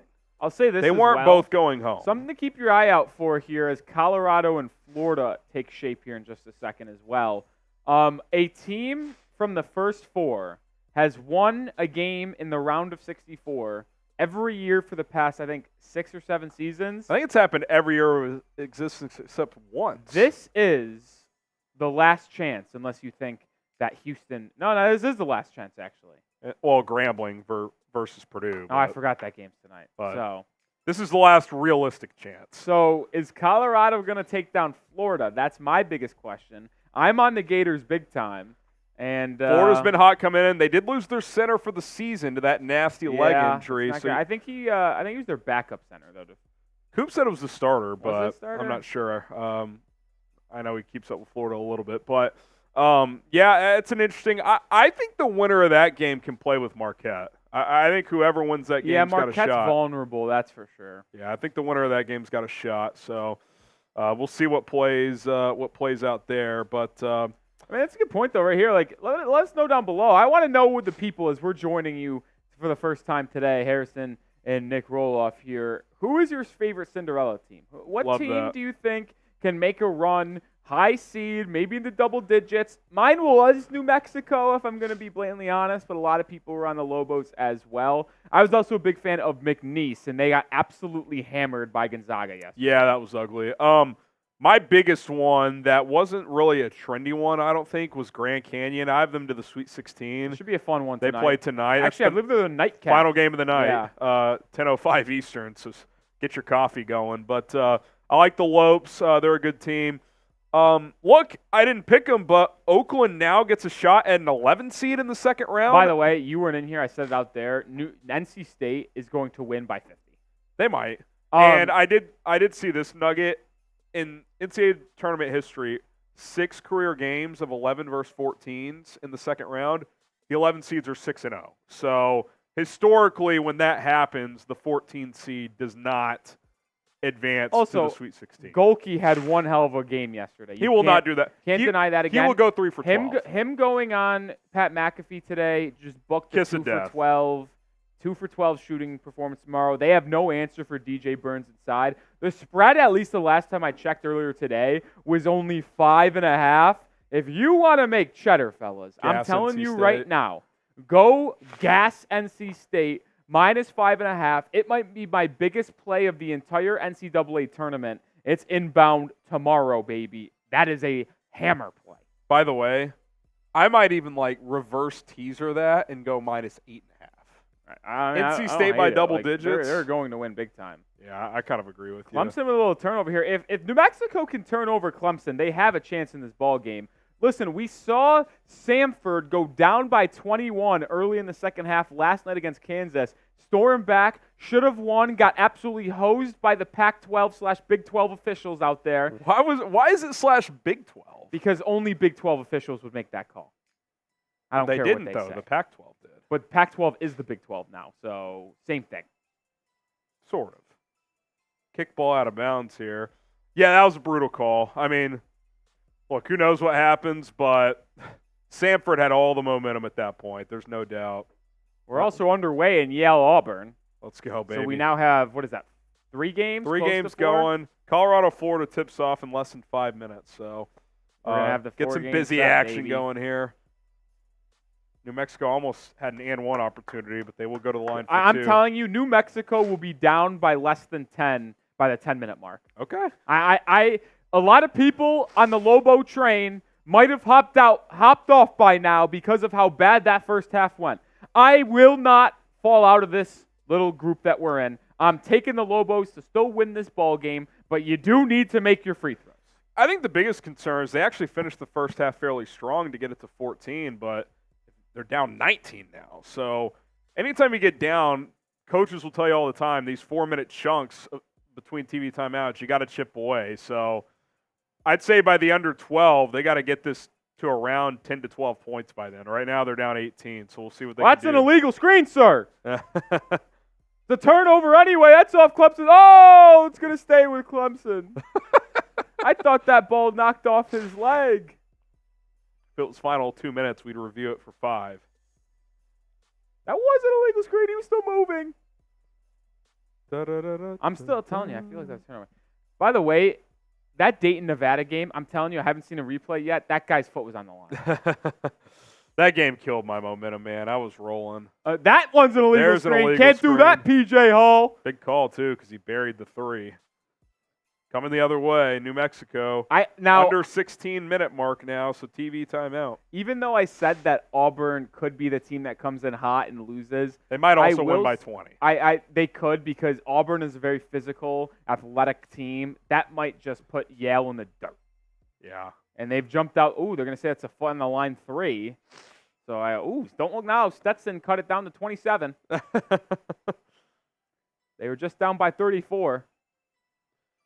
The Jaspers making their first ever NCAA tournament appearance, I believe. They did change that to a 3 for Auburn, by the way, so it's 5-0.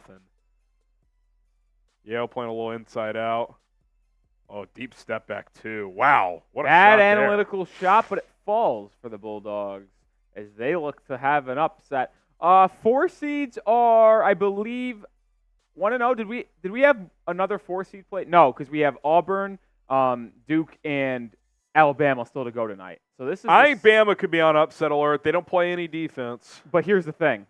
This is actually an ideal matchup for Alabama. Charleston plays the exact same way that Alabama They're does. just worse. High, fast pace, no defense, a lot of offense.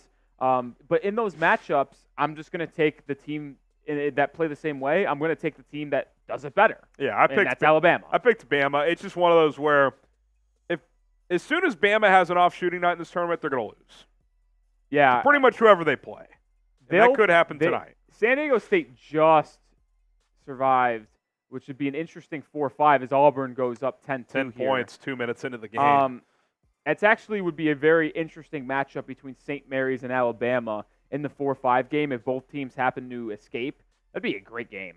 Yeah. Contrasting styles. I'd probably take the Gales there. But I will tell you this. The St. Gales team this year is not your ordinary Gales. They actually have a little bit of offense to them this year. They run with a little bit of pace. They're not just a gritty, slow it down type of offense or defensive team anymore. They'll run a little bit. I'm excited for that game tonight. I think Grand Canyon's going to play them tough, so we'll see what happens there. As Yale was able to get an and one opportunity on the other end. Tough floater off the glass. Little push shot. 10-4 there. Hit that like button. We got to get to 200 likes. We're 14 likes away. Come on. Hit that like button. Let's get to 200 likes. How's your bracket looking, by the way, Harrison? It's twofold. I'm only in the 30th percentile, but I still have 1,740 possible points remaining. So See, my bracket. I've lost one Elite Eight team, so I'm not I've lost a lot of games for teams that were only going to go 1 or 2 rounds. So I'm still hanging, but I really have got to start racking some wins here. Yeah, all that matters is that your Final Four is intact, because if you nail your Final Four, you're likely going to have a good chance to win. But I'm down in one team in the Elite Eight. I'm down 2 in the Sweet 16, potentially 3 I think if that's the where I'm Lobos at. don't fix their shit. Yep, And we're same. officially underway in Colorado, Florida, so we have all 4 games ready to go. I've got Florida to the Sweet 16, so if they So do win I. and beat Marquette, that would get me a leg up on some people in our pool, I would imagine. Not you, because you have the same one, but Yeah. Grand Canyon's a big one for me. I got them to the Sweet 16. If I could have them win a couple games, that'd be big. But, yeah, I mean, look, it's all about the Final Four teams, and there's a lid on the basket for New Mexico. The Lobos are starting to hammer it in defensively. They just cannot score. Ooh, Go run it. The Lobos are such a good, well-balanced team, but they've just really struggled on their offensive end today. Just mishaps after mishaps after mishaps. And They even have they're open just looks. not strong with the basketball. They'll keep possession, but if he catches that clean, goes up, should be an easy layup. Mark says, Rolly, I lost my national runner-ups the first game today. You had the FAU, I'm guessing? FAU in their national title game? I just had FAU winning one round. So, again, I lost that game, but it doesn't hurt me. I had Northwestern. Everyone knew the return theory. Boo Booey and the crew. Lobos for 3. Ooh, Wedgie! that's a wedgie. And it's going back to Clemson. That was an ugly-looking shot, too. Yeah. That feels like it's been 51-33 for the past 2 minutes. And no That's scoring. not good for New Mexico, because they got A lot of chances. Early scoring game in Florida, Colorado, 7-5. Colorado's a good defensive team as well. They Yeah. need a lot of good metrics. They also got a house inside and Eddie Lampkin, a big man, which I don't know. I haven't looked at the bracket when the first potential meeting could be between NC State and Colorado. I can look that Yeah, up look for for me you. real quick, because that would be a terrific game. I'm guessing that's not until way later. It'd probably be I don't think they're in the same bracket, so probably Final Four. Actually, it's the Sweet 16. It's No possible. way. It's possible. That's right. That is possible. If Colorado wins today, I think it's very possible, because I think the winner of Florida-Colorado has, I don't want to say 50-50 chance of beating Marquette, but it's better than 30%. I think Florida's absolutely beating Marquette. they've got a real shot. And then I'm with you. I think NC State beats Oakland. So if Colorado wins today, we could get DJ Burns versus Eddie Lampkin. We're 9 likes away from 200. Come on, hit that like button. Let's get us to 200 Big likes. three there from the And here come the Lobos. Here they come. They make one shot. Here they come. They needed to see one go in, and now they're locked in. 15-point Clemson can't game. score. They're going to choke. They stink. And here come the Lobos of New Mexico. This is going to propel them to the Sweet 16. Clemson lays it Yep, up. No good. Yep, Good yep. defense I will there. say, though, Baylor looked terrific earlier today. Yeah, it looked really good. Jalen House to the rack. That's a bucket, baby. It's only a 13-point ball game. 5-0 stretch. 5-0 stretch. They We just got the needed to see Lobos. one fall. Clemson can't score. New Mexico's right back into this ball game. Timeout, and they need a Tigers. timeout. 8-0 run. 8-0 run. I said at the under 12, they could cut it to 10. It's already at 13. It was always going to be the Lobos. Big 3 by the Gators, and now they take a 5-point lead, 13-18. 13-8, excuse me. Man, they're just such Oh my a God. well-balanced team. Auburn just had a guy ejected, I think, for a flagrant 2. Really? They just flashed a graphic that said flagrant 2. That could be a mishap. Can That is someone in the possible. chat let me know if there was a flagrant 2 in the Auburn game? I saw a graphic flash. I know Q Carrito's watching. Hugh said, how did Stetson get to 35 points? UConn, I've been kind of keeping an eye on that. They're totally screwing around. Yeah, I mean, that makes sense. You're up 52-19 at halftime. Yeah, you probably don't need to be locked in. I will say, though, what is that? 18-11 in the It's second an half. 18-11 half. They've made 11 Stetson's straight made 11 shots. baskets in a row. That's absolutely ridiculous. Talk to me, Q Carrito. Did Auburn have a flagrant too? He got ejected, Q says. That's not good. Who got ejected? Which Was one? it a notable player, Q? I mean, he's a probably starter, so. Yeah. Here come the Yale Bulldogs. Clemson answers with a big 3. Big answer by Clemson. 54-38 now. All right, let me see here. Oh, but Jalen House gets to the rim. Drop-off pass. God, That center He inside stinks. He is can't catch horrific. passes. He can't finish. It's like that Stephen A. Smith meme. He can't. He got no feet. Was it Katie Johnson or Chad was Baker it Mazzara. or was it Cheney Johnson? He's saying Chad Baker Mazzara. Okay, he averages, for those wondering, 10 points, 4 rebounds, 2 assists. So it's not nothing. Not nothing. I mean, Oh my God, he got hacked. I take back the mean things I said about the center because he got fouled the shit out of him. Yale's only down 12-10, folks. Don't look now, but the Bulldogs have a lot of momentum. Oh, Mexico they went for the lead. They couldn't get it. playing inside out, kicks it out, 3-pointer from deep. He stinks. That Good guy- board offensively. See, that's not the same center, but boy, does he stink. They got to stop letting that one guy shoot from 3. It's just He's not, their best player. It's not close, though. Shots broke. I mean, you just got to ride with your best player. Call foul on the floor. This is something to note, by the way. In the Is New that Mexico House? Clemson Is that game, House who's Jalen House, yeah. Yeah. 54-38. He's hot and But cold. New Mexico is already in the bonus with 12 minutes to go. Clemson, not even close. New Mexico has committed 1 foul in the half so far. So New Mexico's shooting free throws the rest of and the they way. can't make free throws. Wait a minute. They called the foul on the first shot. Okay, I thought it was 1-1, but First one's no good. JT Top. Did you see Rico that- Bosco, by the way? Is that a relation to Obi and Jacob? No, and that's what I was getting to. Rico Bosco wrote an article on Barstool about the New Mexico Lobos and said JT Toppin is the brother of Obi Toppin. Not true at all. That's not good. He missed them both. They have not made a free throw since we've College focused kids on this game. never make free throws. It's infuriating. New Mexico 7 for 12 from the line. 2-man game for Clemson here. PJ Hall. Contest. Long, but Good box out. ooh, Continue it's to going rack the up other way. the fouls. They're going to be in a double bonus with 10 minutes to go. That being, see, you and I hate that. That being free throws the other way. No, is I don't think you get- absolutely ridiculous. I don't know if you get free throws for an over and back. Oh yeah, they're going to the other side. This is absolutely free throws. Oh, I guess so. The I only fouls that don't result in free throws if you're in the bonus is if it's a charge. I thought it was a charge and over the back, but loose ball fouls do count.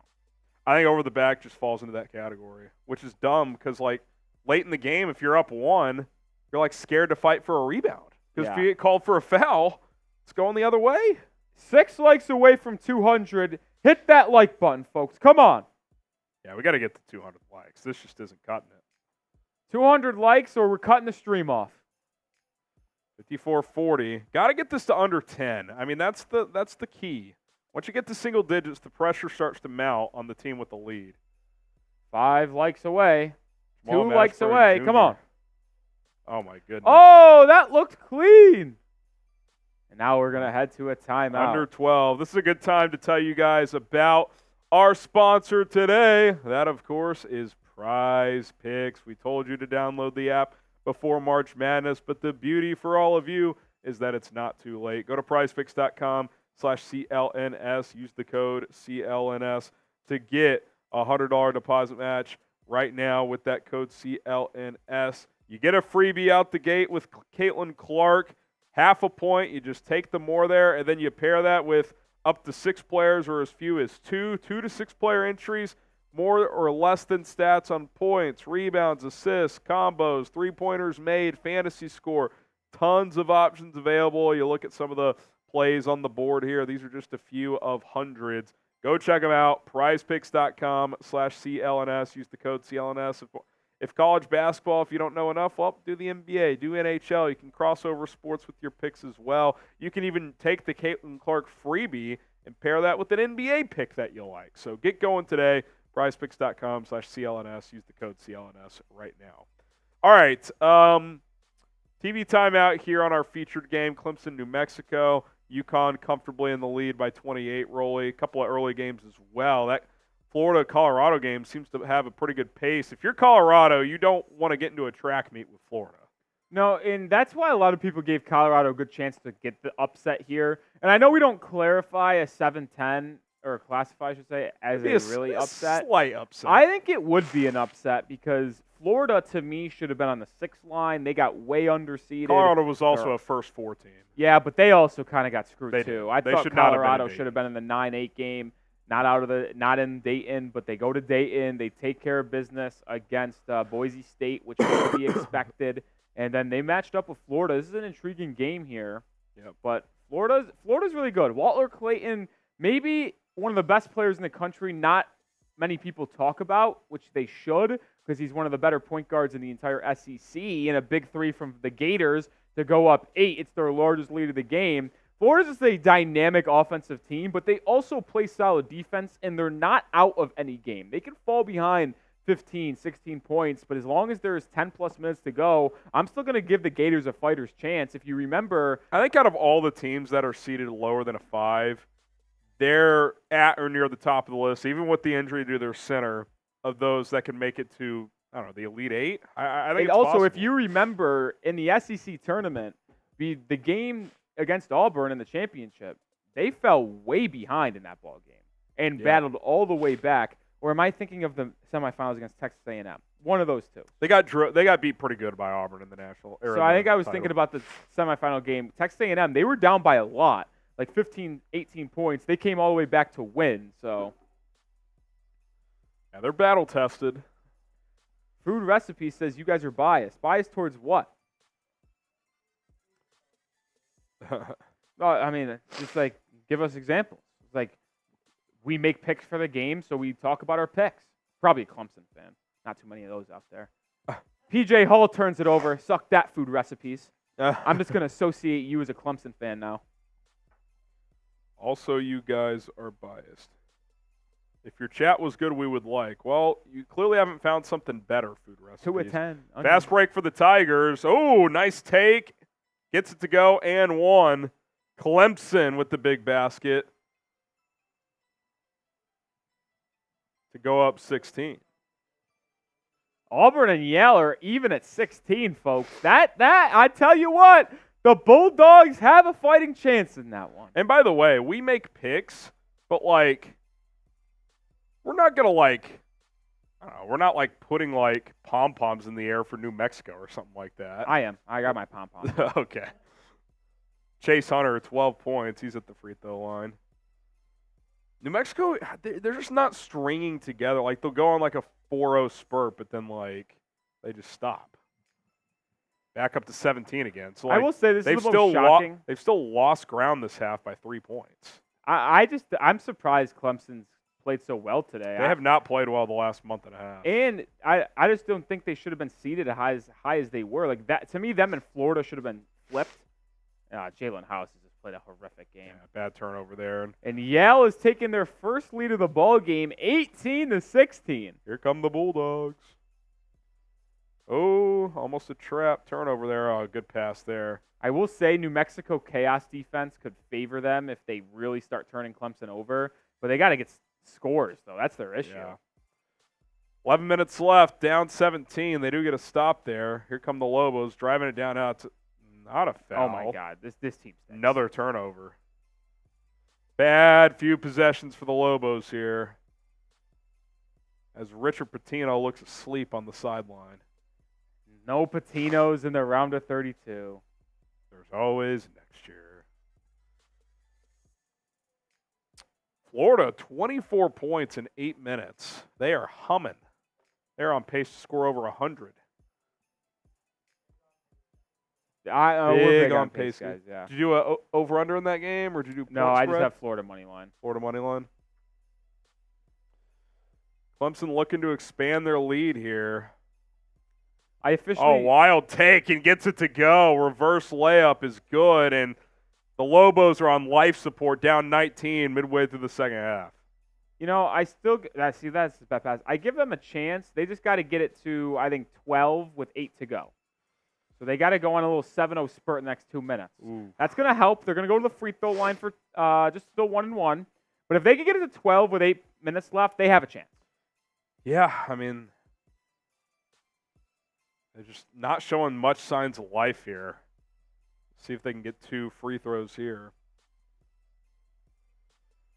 Hi, Kayla. Hello, Nash. Kayla, Jay Carter says Clemson by 30. If you told me what's more likely, look at this free throw alignment. Did you see that? And he missed. He deserved it. New Mexico. The New Mexico free throw.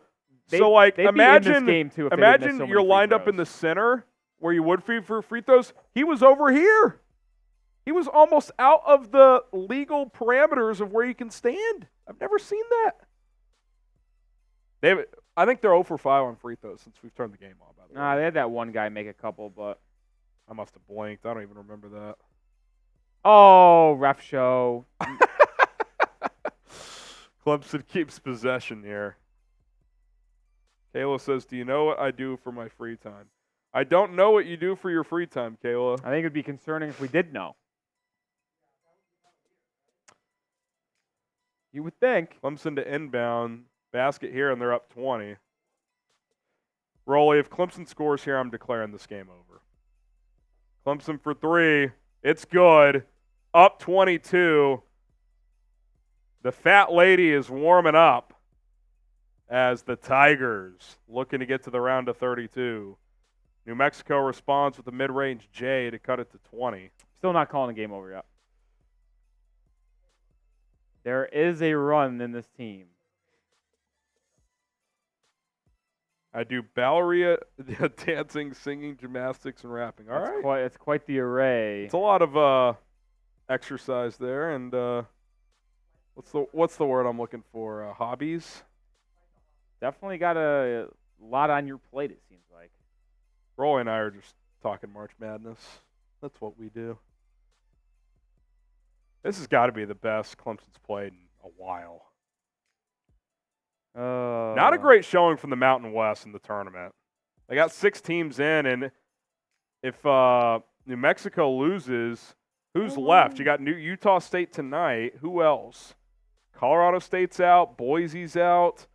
New Mexico would be out. Nevada lost. Nevada. I think Utah State's it. Yeah. They've all lost in the round of 64. Sad. Which means I'm screwed. No, because the Mountain West always sucks in the tournament, which blows too because all 6 teams absolutely They're deserve good teams. to Yeah, be they in. deserve to be in. It's just that they got whoa. They just didn't play well. It Yeah. happens. It's one game. I mean, technically, that's the NCAA tournament. Colorado State went 1-1 technically. Well, yeah, they beat the Look on the 90th bright best team in side. college basketball, Virginia. Look on the bright side there, Mr. Brightside. It's also so hot in here. You want to hop off and get a fan real quick? I can take it solo. I appreciate it. Clemson Maybe it's because I'm wearing inbounds a hoodie it. and Full court pants. pressure from New Mexico. Oh, that was a foul. I'll say this though, it's kind of chilly out here in Dallas, Texas today. It's not the nicest day. Yeah, the weather's Oh yeah, they got San Diego State left too. okay, right. Yeah, they won. They Yeah, did who win. cares? Thank you, Jack. I got it.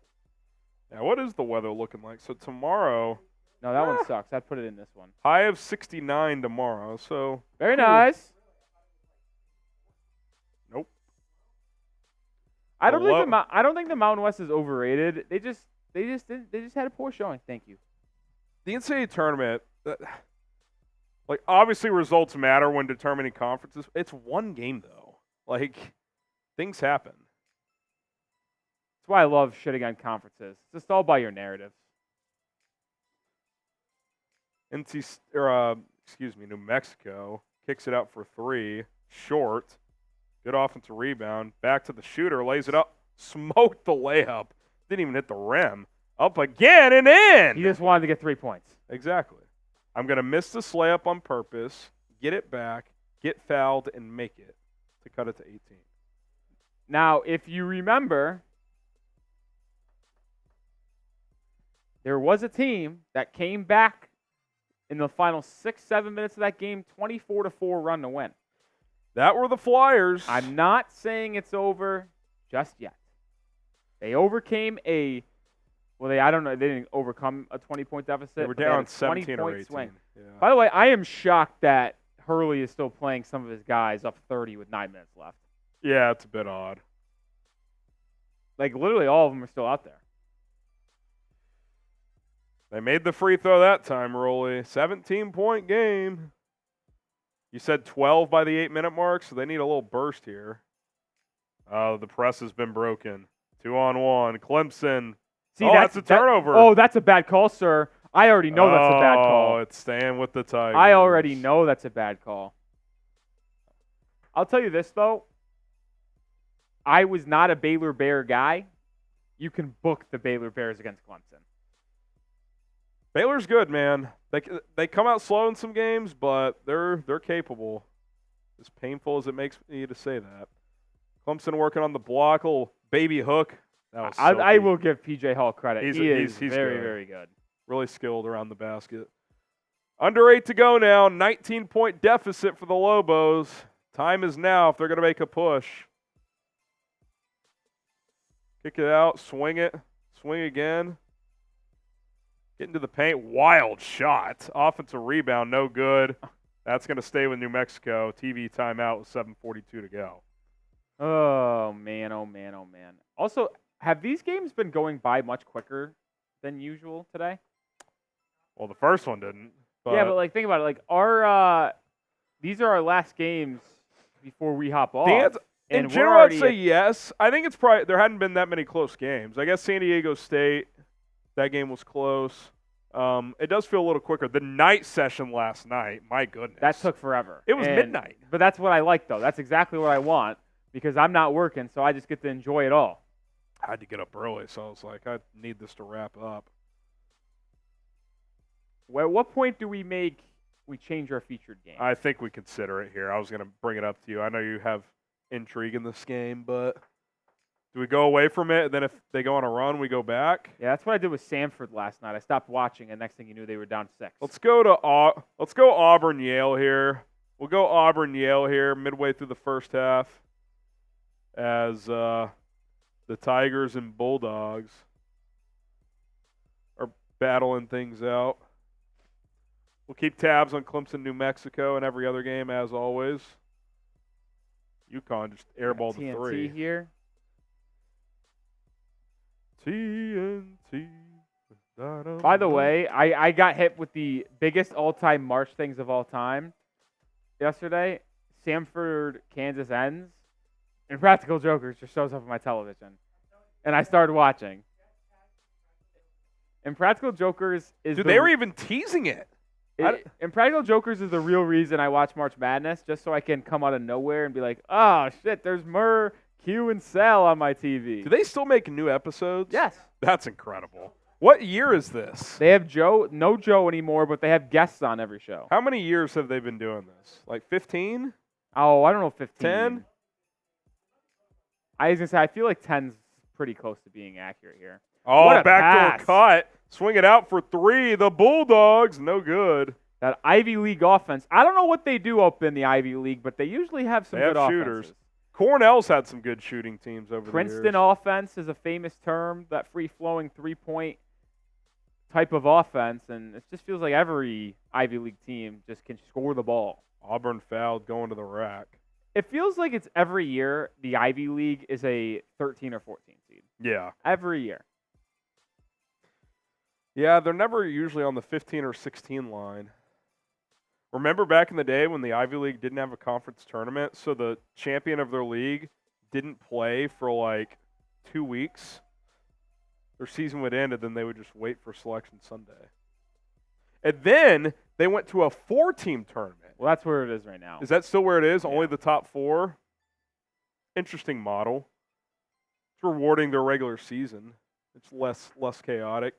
Hit that sub button. We're 4 subs away from 368, 800. We would appreciate it if you guys subscribe to the channel. Been live for the first 2 days of March Madness, and there's chatter in the office that will do some Sweet 16 and Elite 8 action as well if anybody is interested in doing that. So subscribe for more coverage. We also break down the NFL, the NBA, college football as well. Do not miss out. We're not going anywhere. Neither is Auburn as they come the other way. This duo right here of spacing on the point guard's name, but Jamani Broom, the big man for Auburn, he is terrific. He can defend. He can knock out some threes. He is a very physical defender. Good drive from the guard who made that layup way harder than it needed to be. Yeah, he could have just laid it in. He didn't need to go reverse. And then he just decided to go reverse. Yeah. So Yale's going to get possession here. Oh, we lost the sub. Oh, no. Oh, no. The opposite of onions. Florida 30, Colorado 26. That one has 7 minutes left in the half as the Gators just missed an alley-oop opportunity. I've seen way too many missed alley-oops today. That is a staple of March Madness. No, I'm telling you, way more than usual. Like, there have been so many botched alley-oops. I think the only team that executed the alley-oops good yesterday was Kansas. They're an KJ alley-oop Adams machine. was just freaking living inside on alley-oops. Yale with another possession. This game's been stuck at 24-21 for a few minutes now. Working on the baseline. Little jump hook here. Oh, he gets the dead ball roll. Dead ball roll. Nothing is more infuriating as a opposition than when the opposing team hits the backboard or back rim first, and it just deadens the ball and rolls in. It's like, how the hell is The that worst happen? is on a jump shot when it's like, that's a complete brick. Like, Yeah. free throws, that happens every once in a while. You're like, oh, my God, this guy just bricked it in. Look at the fight here. Oh, Jamani Broom got a first step in. Later, and he's tough, man. He is Is he a tough. lefty, or did he just Yeah, he's go a up with the lefty. left? Okay. That was a nice take. He used to be a liability offensively over the past couple of years for Auburn, but he has really stepped up his game, which has allowed Auburn to be one of the better teams in the country. He can really score the ball now.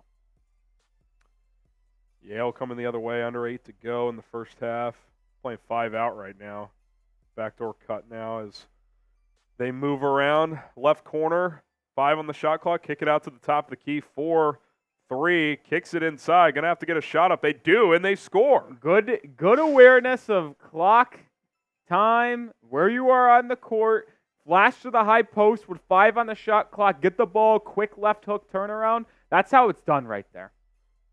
26-25. Auburn reverse layup with the English and the foul. By the way, KD Johnson has been at college for 17 years. Dude, wasn't he's a transfer, right? I feel like I remember watching him elsewhere. He was on the Jabari Smith Auburn team 2 years ago.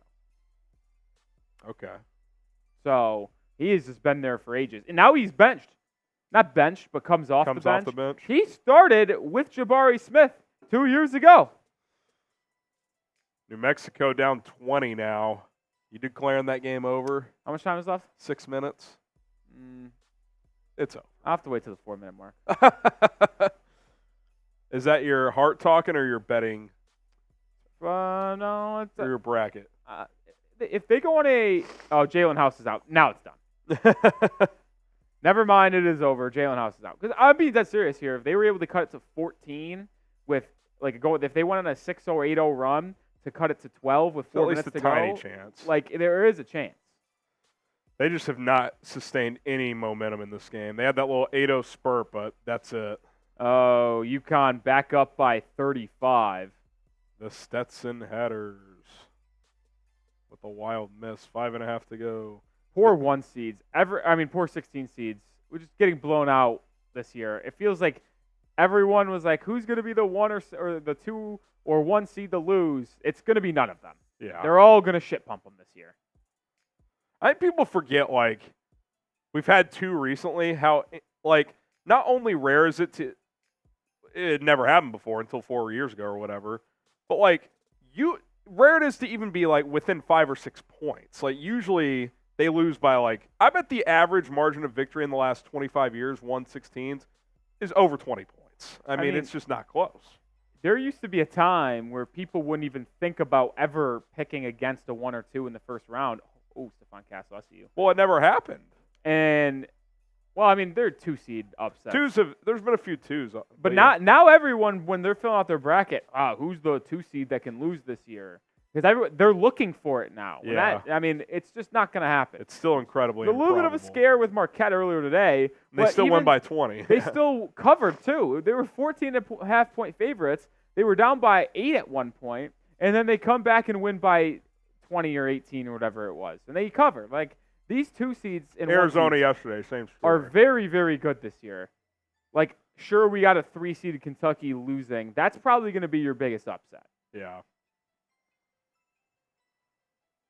Stetson for 3 to cut it to 36. Cue the Chris Paul meme. Yeah, it was almost 40. Who's going to have the biggest blowout of the tournament? Is it going to be this UConn game? I mean, Tennessee won by 34, I believe, yesterday, or 32. They absolutely bludgeoned St. Peter's. That was predictable. St. Peter's never had a chance, by the way. It got out to a 25 game. That game was the first, over. 5 minutes, and it was like, 5 minutes we're in, done.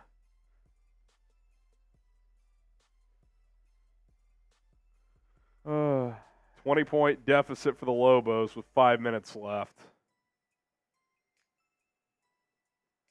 the Tigers, man, I'm shocked. Yeah, I mean, I thought they could win. I did not see them winning by 20. I mean, it's a little surprising. Greg says, I got all 1 seeds in my Final Four. That is not going to happen. I will say this, though. If you're trying to win your money pool and don't know shit, chalk is not a bad strategy. Because No. as the tournament goes on, you're at least going to have a chance to be in the near the top of your pool. It's just, when was the last time we had all 1 seeds, if ever, honestly? I actually think it happened a couple years ago, didn't it? I feel Not like that a couple years ago. That was a big storyline. Maybe it was 3 out of 4. Last time. I mean, it hasn't been in the last 5 years. I know that for a fact. Let's see. 2008 is actually the only year it's happened. Yeah, I was going to say, I knew it hasn't happened in a long time. Maybe it was 3 out of 4 recently, but yeah, because last year was what? It was like UConn was a 3. There was actually FAU was no like one FAU seeds. was an 8. It was a 4. San Diego State was a 5. It was a 4, 5, 8, and I think Miami was an 11 actually. No. They were a high seed. UConn They were not a high seed. They were maybe a 6 seed. UConn was a 3 last year. UConn was a 4. Were they? Yes. Okay. 2023 Final Four. Let me see. Miami was a 5 seed okay, last so it was year. 4, 5, 5. 4, 5, 5, 9. That's what it was. Florida Atlantic was a 9, and San Diego State was a 5. I don't know why. I thought UConn. I guess the Kemba UConn team was a 3. I think. Neo says, "Go Gators from Plano, Texas. Let's ride." Gators in a tight one early. That might end up being one of the best games of the day. Florida, Colorado. Got a super chat coming in. And we were talking about this earlier, Dave. He said, as we get to it shortly here, the Mountain West was a big disappointment.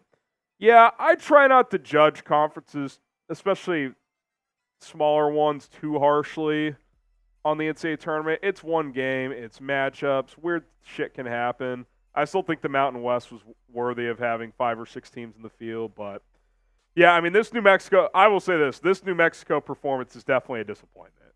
To get dominated by Clemson, I did not see coming. San Diego State still in the field. Utah State plays tonight, so we'll see what else happens. But, yeah, a little disappointing. But, no, I didn't. I did see that, actually. Happy Gilmore 2 green lighted. How do we feel about that?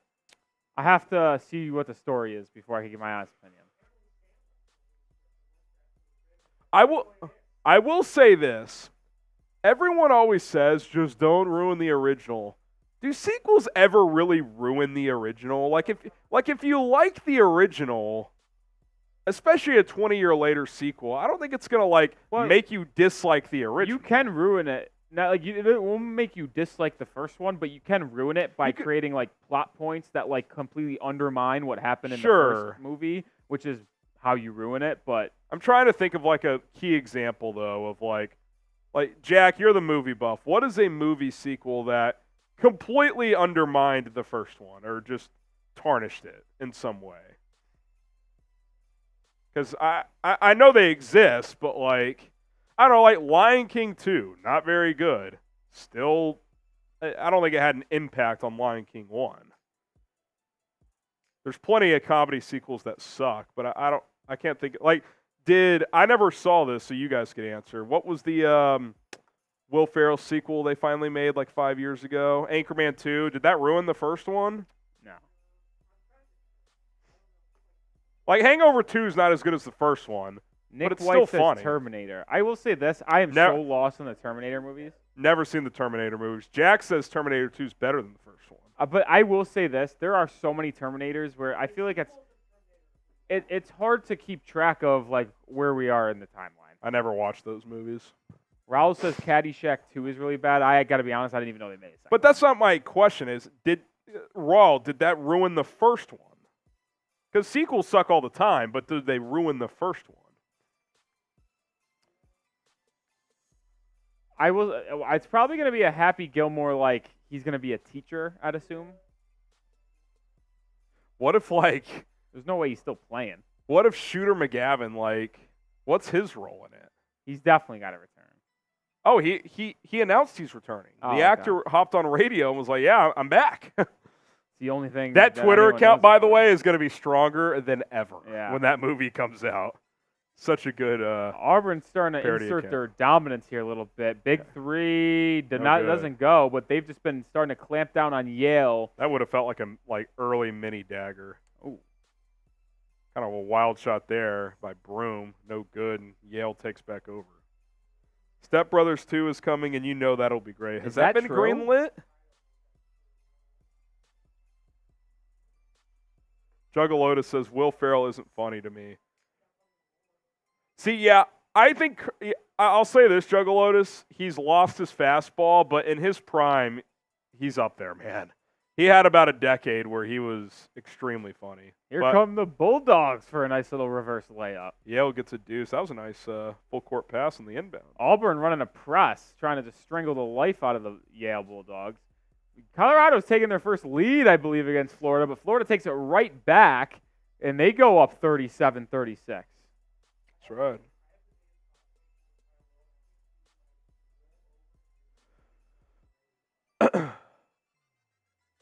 Auburn gets a screen, takes a three.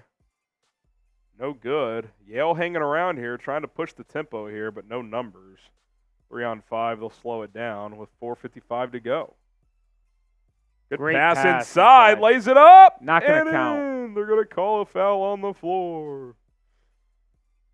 Y'all got Iowa in the women's tournament. I did not fill out a bracket, but be dope if Caitlin Clark won it. That'd be Hard cool. to pick against South Carolina, undefeated. They're undefeated still, right? Yeah. Did they cover, by the way? They were favored by 53.5 today. Did they? Were they really? In their first game against the 16 seed. Let's see. Have you ever bet women's hoops? Yes. Yeah. Did you bet any games today? No. I feel like 53.5. That you almost have to bet that just to see. Yeah. Well, Texas is a 1 seed, won by 40. Let's see what else we got here. LSU is only up 1 on 14 seed Rice in the third quarter. LSU stinks.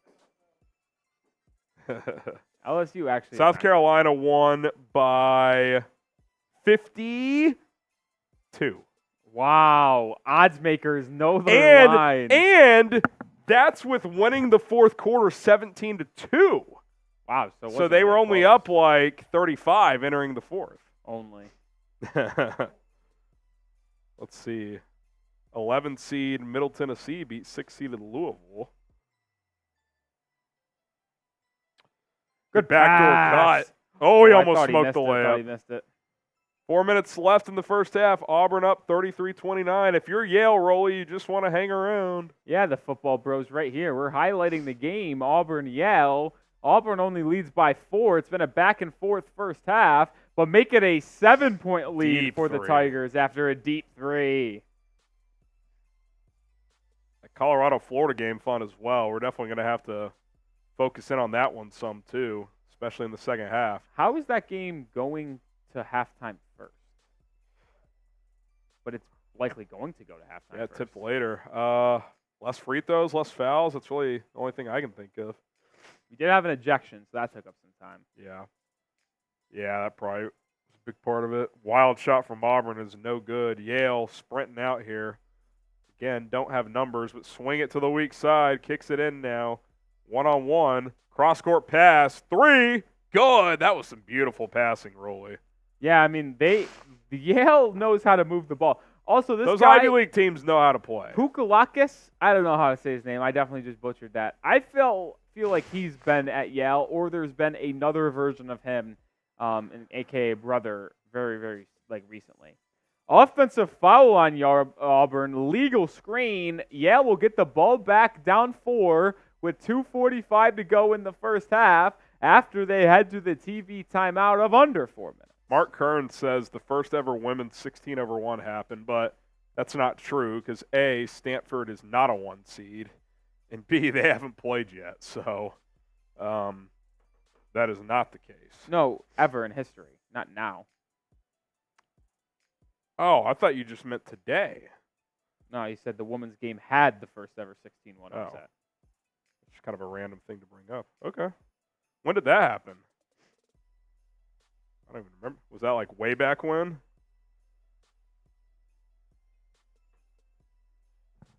I couldn't tell you the year that happened. John Calipari to mull changes after UK's stunning exit. Well, the only changes he needs to do is just not leave, but bring in more transfers that are veterans. You can't win with just freshmen anymore. It's going to be hard to recruit and have the number 1 recruiting class every year, but if you actually want to win in the college game, you're going to have to bring in veterans. You have to have a blend. It's no surprise that the 2 best players on the floor for the Wildcats yesterday in that loss was Antonio Reeves and Trey Mitchell, 2 graduates.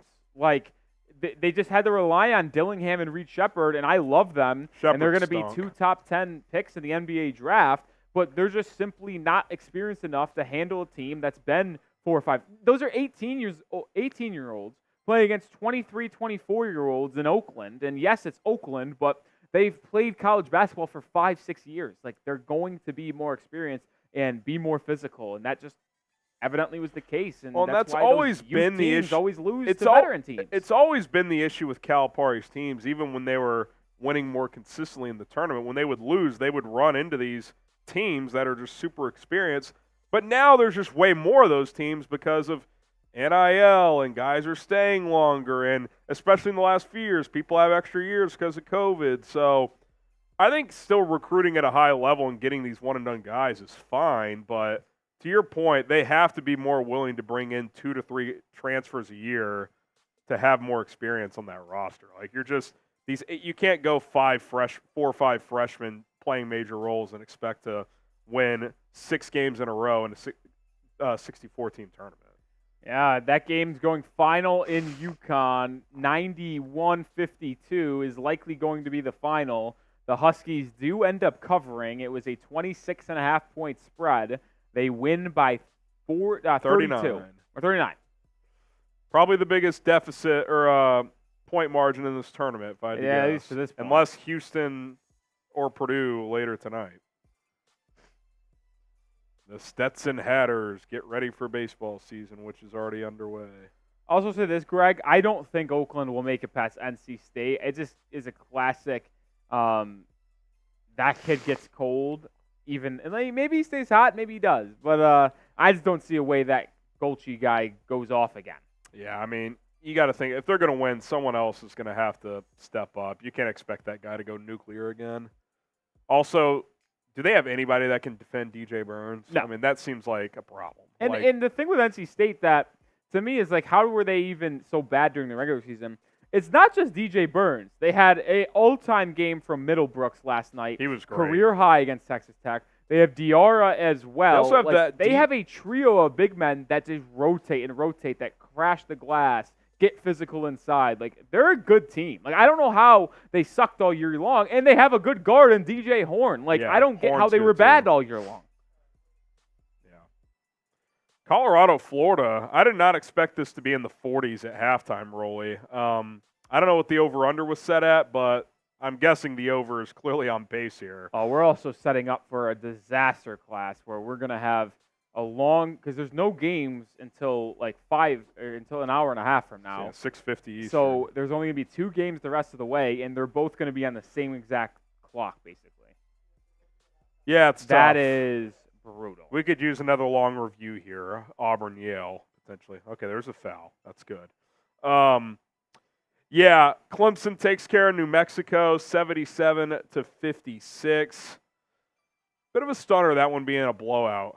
Join Jen. Oakland is not in Yukon region. I believe that region is in the south. That is Houston's region. That would be, I can confirm here.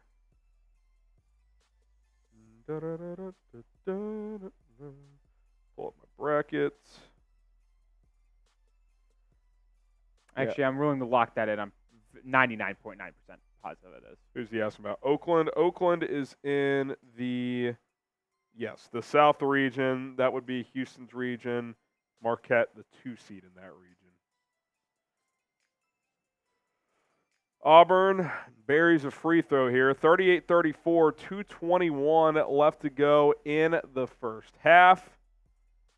Speed's fired up about Clemson getting a win. Are you a Tigers alum, Speed? Yeah, so Clemson will face Baylor in the round of 32. Be an interesting game. See if Clemson can stay hot.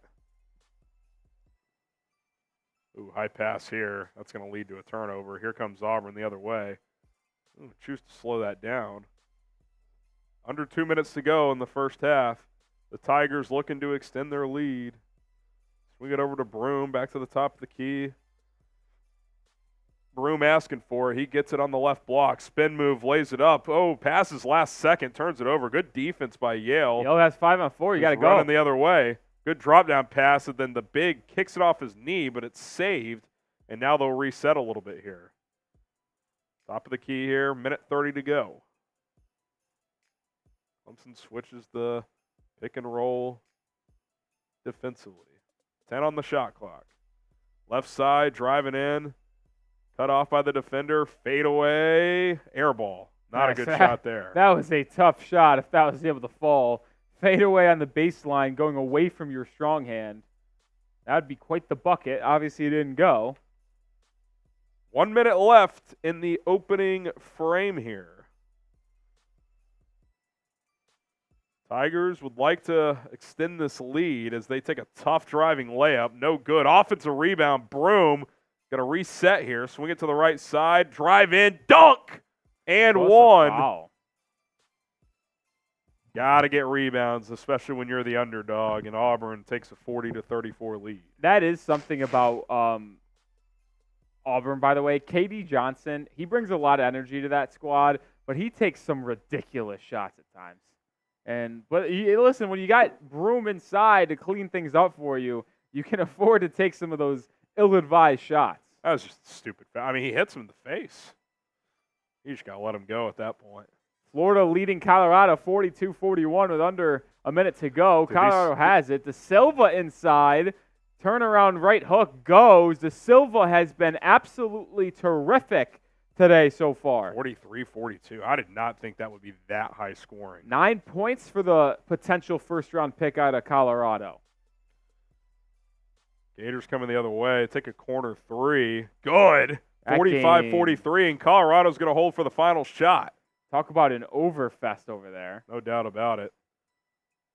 See what the Buffaloes dial up here. 15 on the game clock. Both these games are going to go to halftime at the same time. That means 15 to 20 minutes of no games. It's absolutely brutal.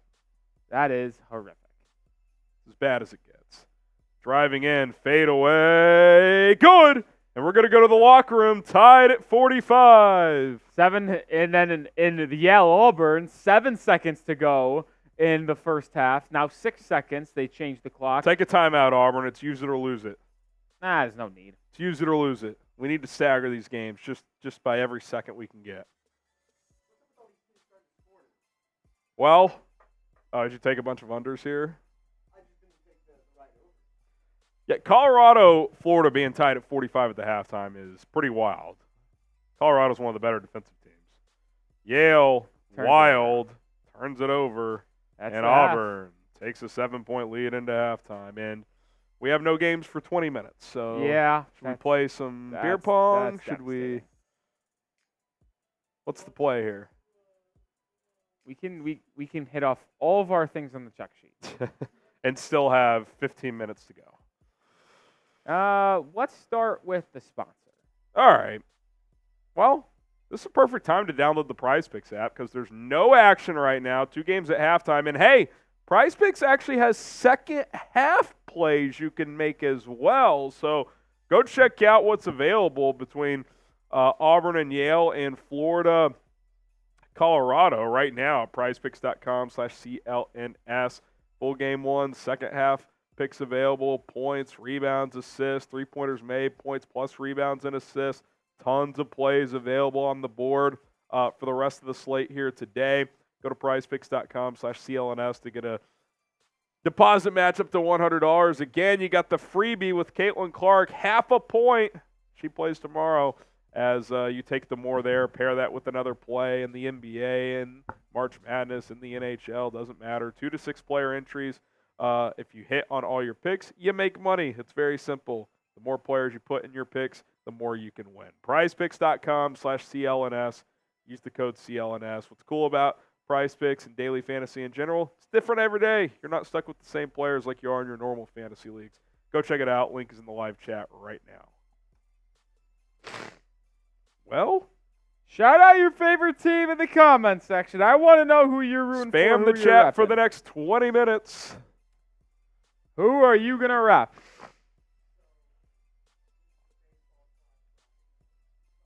Oh, we got a baseball note from Jack Lotteray. We'll relay it to the fans. Do you have a mic over there?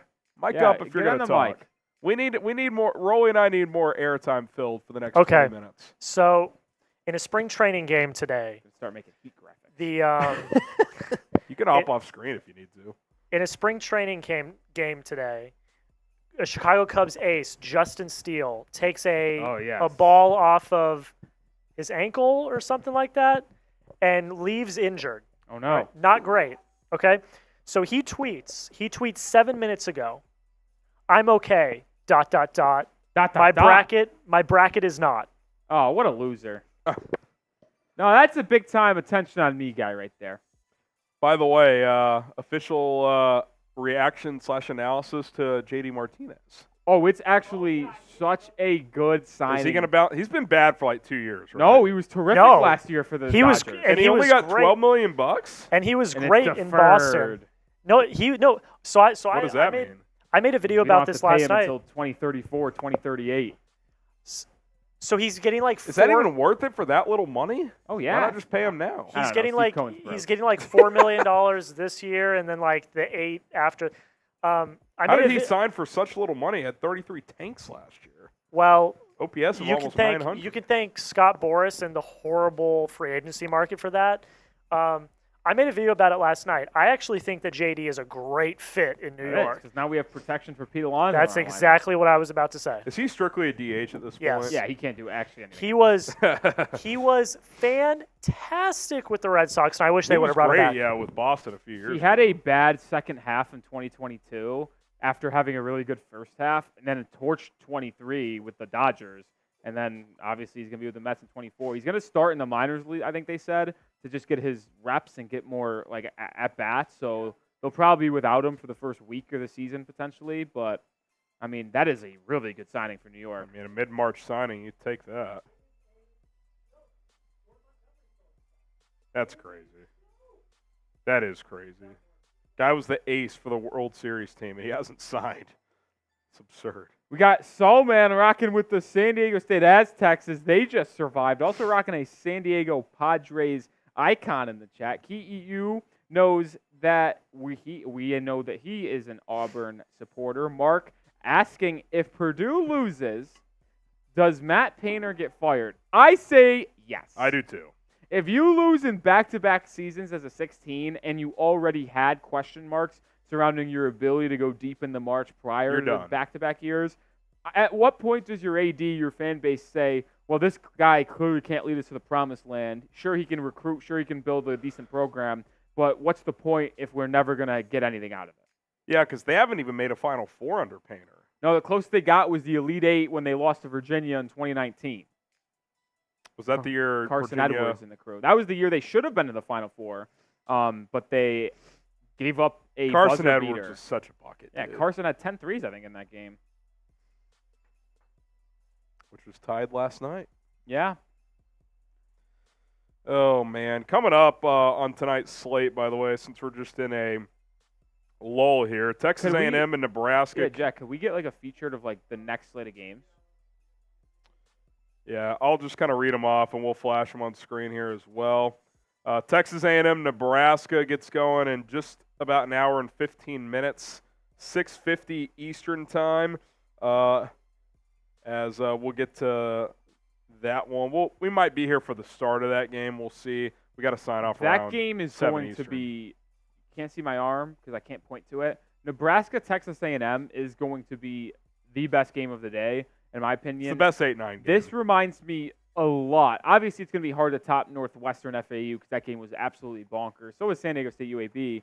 But this game reminds me a lot of Memphis FAU last year, where these two teams are very, very entertaining. Nebraska is a good three-point shooting team. Get to know the lefty Tominaga. He is an absolute stud. But then at Texas A&M, who they did not reach their potential so far this year. They still make the tournament. Some people believe they were going to win the SEC this year. Wade Taylor and Tyrese Radford, two of the best guards in the entire tournament, if we're going to be honest, on the same team. They get on the glass. I think the winner of this game could give Houston trouble in the round of 32, but this game should be fantastic tonight. Yeah, it should be good coming up here in just over an hour. You got Vermont and Duke. Seems like Vermont's always in the tournament, but they always get tough draws. They get horrific draws. I remember they got draws against Florida State when they had 17 7-footers with Anthony Lamb. They got the draw with Purdue one year as a 4 seed. The Catamounts are always a 13 or 14 seed. They get played and matched up against some team that is way too big in size. They have absolutely no chance to compete with. Now, I will say this with Duke. The size isn't going to kill them because Filipowski isn't the most imposing force inside, but the guard play of Duke will likely just overwhelm the guards of Vermont. I think Duke actually wins that game pretty handily. After that, we got Grambling taking on Purdue. Purdue hoping to avenge that disappointing loss a year ago. I think they roll. I think they win by 25 plus. I will say this, if it's close going into the half in that game, The there's tension. going to start creeping up in those minds. That's why, like, if you're Purdue, you really got to focus in the first 4 minutes. You should be up by 10 plus after 10 minutes. Yeah, I agree. You can't even give Grambling Don't give them hope. even an ounce Because of hope. in the same mentality that plays for Purdue, if it's close late, that maybe they start to get mentally soft, it also plays for Grambling. Because Grambling knows that Purdue has gonna been get tight. choking and then lost last year. So Grambling will just even have more confidence as the game goes on. Purdue has to put them away early. March Madness is such a psychological Yeah. sport. Like, it really is. That one's coming up at 7:25 Eastern. You got Charleston and Alabama. I think Bama could be on upset alert because they don't play defense. I understand Charleston is kind of a similar team. They're looking to score a lot as well. But if Bama has an off shooting night, Rolly, I mean, they're going to be in trouble against just about anybody. Yeah, I mean, that's just how Alabama plays. That's how Nate Oates coaches, just outscore your opponents. They're a very analytical team where they want to shoot either layups at the rim or three-pointers. We mentioned this a little bit on stream. When two teams, which Charleston and Alabama are, they're very similar in terms of the play style, the pace, the scoring, the no defense. I'll just always pick the team that does it better, which is the Crimson Tide. But you are right. If they have a bad scoring night and Charleston gets hot early, like Oakland did, maybe it does creep up and they end up taking down the upset for Alabama. Go vote on our live poll. Who you got, Florida or Colorado? That game tied at 45 at the half.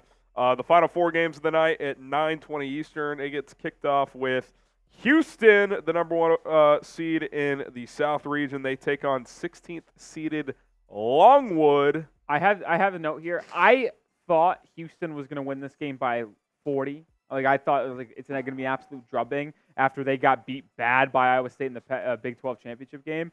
Longwood is actually a good 16 seed for the reason, and good is relative, of course, and they'll probably make me look stupid here in just about 6 hours or 5 hours, however long it is. But they actually were underseeded. Longwood should have been on the 15 line. They're a much better team than the 16 seed should be, and I wouldn't be surprised if Longwood hung around more than you would think they would. All right, so keep an eye on that one. 12th seeded James Madison, 5th seeded Wisconsin. This has been kind of a trendy upset pick, Rolly. We talked about it on our Selection Sunday show. Wisconsin had a funky year. They were great in non-conference play. Then they really came out of the gate slow the first half of Big Ten play. They've picked it up late here, obviously played well in the Big Ten tournament.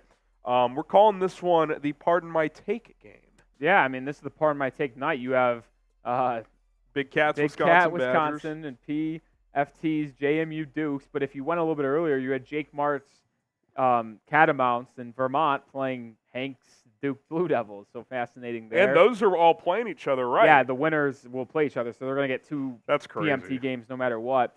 JMU's a good team, man. When you look at upset picks, I always like to pick teams that have won all year, that are used to winning, that aren't going to be 31-3. scared of the moment, don't view themselves as underdogs, and JMU will not. They went into Michigan State's house in November and won. Obviously, you see their record, 31-3. They just absolutely ran through their conference all year long.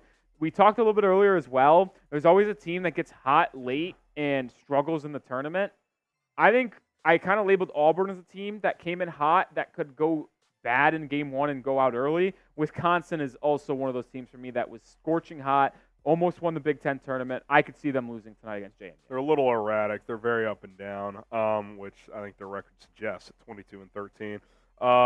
2 games to cap off the night. TCU, the 9 seed out of the Big 12. Utah State, the 8 seed out of the Mountain West. We've alluded to the Mountain West struggling a bit, Rolly, in the tournament. But Utah State won the regular season in the Mountain West. They're 27-6. We'll see if they can join I actually don't remember who I picked in this game. San Diego State in the round of 32.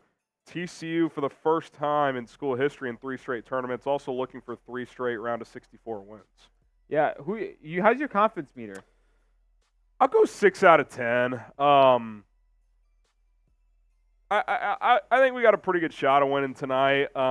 We have not been able to break through in the round of 32. Don't love our chances going up against Purdue if that's what ends up happening. But Utah State's good. I mean, they were the most consistent team other than, I guess, San Diego State this year.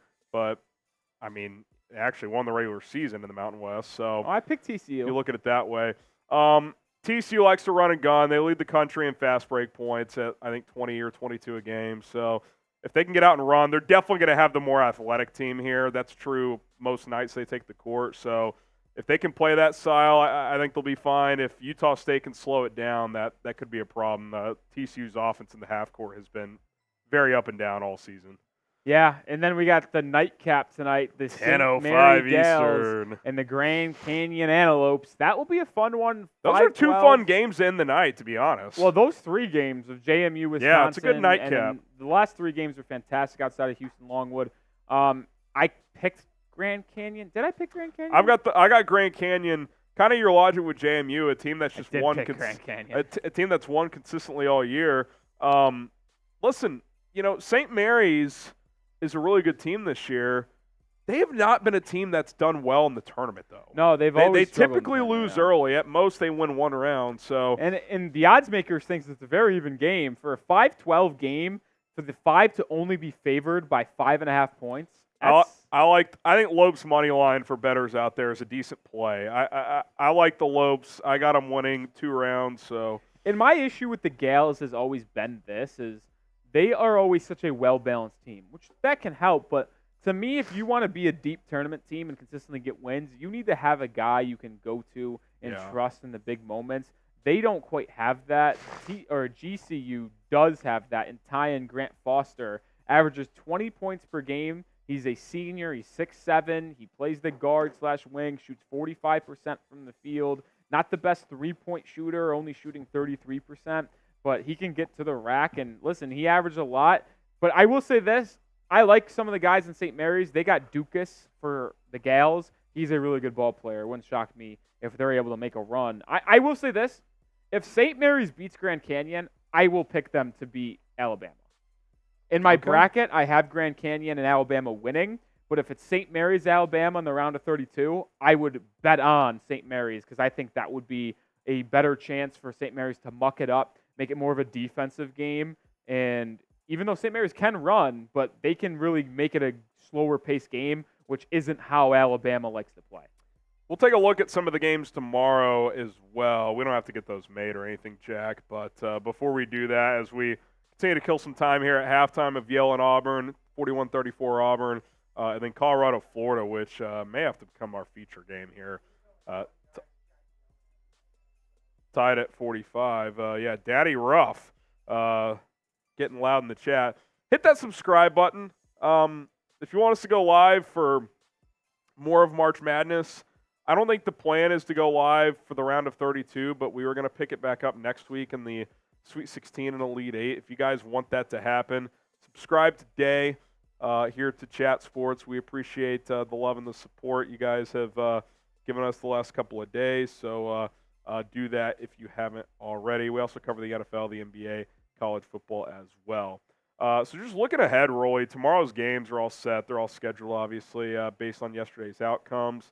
You got Dayton, Arizona kicking things off at 11:45. And that's an interesting time because think about this, Harrison. They are not used to playing, in terms of Arizona, that early. It is in Salt Lake City, so it's on the West Coast. So it's not like they have to completely adjust the times. But they're still playing very, very early. They usually play mid-afternoon, late-night games there for the Wildcats. Dayton's used to playing in that time slot, which is right around noon for them usually if you're looking Eastern time zone. So that is not only that, thing to take your look. If you want to go body clocks, it would be like 1:45 on the East Coast. Yeah, like that's interesting. That's like it's a little thing. Like it's a very normal time slot for Dayton, but Arizona playing a little bit earlier. Does that impact them at all? It's just a minor thing that you could have in the back of your head. Yeah, 2-7 matchup there. I got a 4 or 5 game, 2:15 CBS. Going into the tournament, the potential of Gonzaga, Kansas didn't intrigue me a ton. I'm kind of intrigued now. I got to be honest. Gonzaga looked terrific in dismantling McNeese. Kansas obviously got some fortune from the officials late in that game, but before the final 8 minutes or so, I actually thought Kansas played a lot better than I expected against Samford. I will say that's going to be intriguing. My theory on why Samford was going to win was absolutely perfect because the reason why I liked the Bulldogs in that game, I ended up picking Kansas in my bracket, but I bet on the Bulldogs. Thanks for covering Samford. But the reason why I like them is they played so fast and up pace, and they just run and gun. And Kansas is just so not deep right now with Kevin McCullough's injury. They don't go that big. They got an experienced freshman. They're only playing off. 7 guys too, so to run and gun is tough. I didn't care that they were up 20. Didn't care. I mean, as long as Samford played their game, they were going to force Kansas to just get more exhausted. Those shots late were going to come up short because their legs just weren't there. And it was going to work. The theory was there. The refs just screwed us. That, and yeah, they just didn't get down so big. Like if they were down 10 instead of 20 or even 15, but it's just tough to come back from. Do you think Gonzaga, are they built to speed Kansas up like that? I would pick Gonzaga. Okay. I didn't think they'd be this matchup, but I'm going to pick the Zags because they have a big man that can match up with Dickinson and Graham Ike. He's really good. He's very physical. He will get it on the glass and really give Dickinson some trouble in that department. You have a steadied ship at guard and Ryan Nembhard, the transfer from Creighton. They always have a who Nembhard. Played very, very well in that game against McNeese, who can really – it's actually a great matchup because you have Dickinson and Graham Ike, who are pretty much very similar. Then you have Ryan Nembhard and DeJuan Harris, who are very, very similar. So to me, the key in this game is who's going to be that third guy to step up. Yeah. The two-man game, I think, will take care of itself. KJ Adams is a wild card for Kansas. Who's going to be the person to step up for the Zags? But I just think they're playing better right now as a team. Like, they have been hot in the WCC coming into the tournament. 9th seed of Michigan State, 1 seed North Carolina. That one's at 4:30 Eastern. Does Izzo have an upset in him? We know he's capable of it. In that one, we'll certainly monitor that. 7th seed Washington State and 2 seed Iowa State. I'd be pretty surprised if the Cougs hung with the Cyclones, but you never know. Wazoo came on strong last night. The fun matchup of NC State and Oakland is set for 6:10 Central Time. That one is tomorrow, 7:10 Eastern.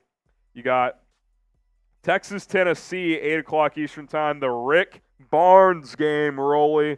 Do the Longhorns give Tennessee any trouble in this one? They're good defensively. I say no. They'll probably. Do you think they'll put the Sioux on Connect? I don't know if the Sioux's got the foot speed to keep up with Dalton Connect. I don't know. He's their best defensive player. Ace Smith and Ziegler is going to be a fun matchup. Two undersized guards going at each other. I'll say this for Texas for this game. They shot horribly last night and still won. Well, Colorado State played their worst game all year. No, but I get that. But if you're Texas, you can say, okay, we did not shoot the ball well at all and still won. Just the law of averages would suggest they'll likely shoot better. So that would give them at least a puncher's chance in this game, in my opinion. I'll take the Volunteers by 10. That sounds right. I'm Tennessee not minus on 6.5. I would still be on Tennessee. I'm just saying if I'm a Texas fan, I can be like, okay, well, if we shoot the ball better, then we at least have a chance. But I just don't know who they're putting on Connect. I don't. He's the difference maker for the Volunteers. If you want to try to put the Sioux is going to get gassed by trying to chase Connect all yeah, I don't think court. it's the Sioux. I mean, maybe it's they might use Brock Cunningham on him some. Oh, God, that guy stinks. He mixes it up defensively. I could see them trying that. So we'll see there. Duquesne, Illinois, that one's at 8:40 Eastern. And then Oregon, Creighton. Dana Altman going up against. That's going to be a fun matchup. Nafali Dante playing Kalkbrenner inside. That'll be fun. And that guard for Oregon had 38 yesterday or whatever it was. I forgot his name now. But all right, we were able to fill halftime, Rolly. Auburn 41, Yale 34. Second half action underway. Colorado and Florida set to get underway shortly as well. If this game separates a little bit, we'll shift our focus to Colorado, Florida, as that one's a little tighter right now. Auburn up 8 now as Broome makes the first free throw. See if Auburn can separate here. They're the more talented team. They're more physical. You would think they're going to make a strong push in this first four to try and. Wonder how much that play style for Auburn wore down Yale as that game went on. As you see with the underdogs, they kept it close for the first 15 minutes, and then the last 5 minutes of the half, Auburn started to really put their fingerprints all over this game. You see a lot in these double-digit seed versus single-digit seed games. The final 4 minutes of the first half and the first 4 of the second half is when these teams separate. Deep three from Yale, buried it. Much needed to cut it to 6 here. Yeah, that's that lefty who I don't even want to try to say his name. Poulakidis. 15 points. He got 15 though. He's keeping is him a in shooter, it. man. Auburn gets downhill, easy layup, but they missed it. And you're going to need a couple of those breaks if you're Yale. Coming the other way, a little 5-on-4. Now You got to be ready to shoot that ball. Yeah. Driving inside, kick it out to the top of the key. Big thought about shooting it. Now put it on the floor, lay it up and in. That's a tough lefty layup. Broome is no slouch. He's one of the best defensive bigs in the entire SEC, and that Wolf just finish. took him to school right now. He's one of their better players as well. 2 of 9 from the field, but he got one in the fall. Broome's got it on the left wing inside the three-point line. Being guarded by Wolf. Now they'll bring a double. He'll swing it out into the opposite corner. Wide open 3. No good. Well, that's a foul. Surprised they didn't call that. I thought Broome hit Wolf there on the head there going for the board, but. Yale the other way. Kicks it inside. Auburn kind of sagging toward the player on the block. Poke it out of bounds. Stay with Yale. 12 on the shot clock. Well, between the leg step back J for Poulakidis there. He's got a smooth lefty jumper there. That's a tough finish by Wolf, man. Wolf hands it off. Yale resets here. Just 6 on the shot clock. They're going to have to go. Deep 3 from the lefty again is good. He's hot. It's a 1-point game between Auburn and Yale. He's hot, folks. 18 points, 5 triples. Poulakidis. Not as volatile as the Gulchi guy from Oakland yesterday, but Deep three from Auburn, too. No good. Here comes the Bulldogs. Yale has a chance to take the lead. They're just been hanging around here. Here's Wolf again, working on Broom. He'll kick it out. Set the screen now. Swing it over to the other side. Yeah, you got to feed him. Mulikatis You got to again. feed him. Heat check time. He dumps it off to his teammate who's working in the paint. Lefty layup. No good, but a late whistle. Foul. Going to go to the line for two, and the Bulldogs could take the boy. lead. Florida and Colorado tied at 50, Rolly. So for the first time in this tournament, at least today, could have two games in the same window come down to the wire here. Yeah. And these two games are going to take us to the end of the stream today, folks. So like the video if you've enjoyed our coverage. And, again, if you want us to go live again next week for second weekend action, hit that subscribe button. First free throw is way off. That wasn't even close. It's almost an air ball. See if you can tie it here. Another lefty for Yale, by the way. Lefty City. Florida misses an easy right hook. You got to make those. I've seen two poor post play this year in the tournament. Second free throw's up and good, so we're tied at 43. Both our games right now are tied. Eddie Lampkin in the Colorado game gives the Buffaloes a lead, 52-50. Lampkin's got 10 in the game for the Buffaloes, but Florida quickly ties it up quickly the other way. Back and forth action in that game. I Very did not high pace. expect the tempo to be like this in that game. Florida likes to play up tempo. I thought Colorado I would thought they would try to slow them down, and they're just playing at that pace. The Going thing again. about Colorado is they're one of the best three-point shooting teams in the entire country, so they Yeah. have the ability to play fast.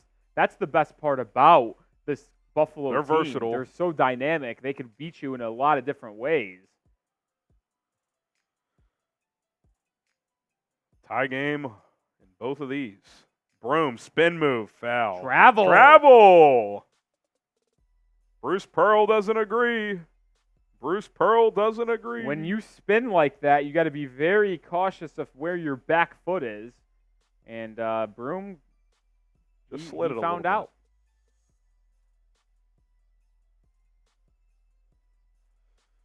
bit. Yale looking to take the lead for the first time in a while. I think they led it briefly in the first half. They did take an early lead. It was like 21-20 or something like that. Swing it out to the left corner. Thought about the three. Floater. Foul. No good, but they'll get contact. Yale's and go getting to the some line. whistles here. The Gators take a lead as well, 54-40 or 52. Condon gets inside for the Gators. Very, very even game, too. Points in the paint, 26 for Colorado, 24 for Florida. Buffalo's jump hook well short. Here comes the Gators the other way. Oh. Condon thought about the three. Dribble handoff. Mid-range J at the free throw line is short. Offensive rebound, Comden. Kicks it out for three. No good again. This time Colorado clears. Coming the other way. Buffalo's going quick. Get to the rack. No good. Follow is good, but I think they're going to get a foul on the initial take. Here's Yale on the free throw line in our featured game here. They split missed the first, made the second. pair. First lead since 12:47 in the first half. The Bulldogs, 44-43. Broom at the top, kicks it inside. Foul, looks like a before the block. shot. Were they calling a charge on this? Yeah, they're going to go charge. Lowered the shoulder, and Yale gets the whistle. So that's what, 3 or 4 fouls by Auburn? Yeah, it's an easy call. Just lowered the boom on them. Yale fans getting into it. Ivy Leaguers, stand up. How many fouls? Just 3 for Auburn? 10-0 run for Yale in the last 3:06. You thought the Bulldogs could hang here, Rolly.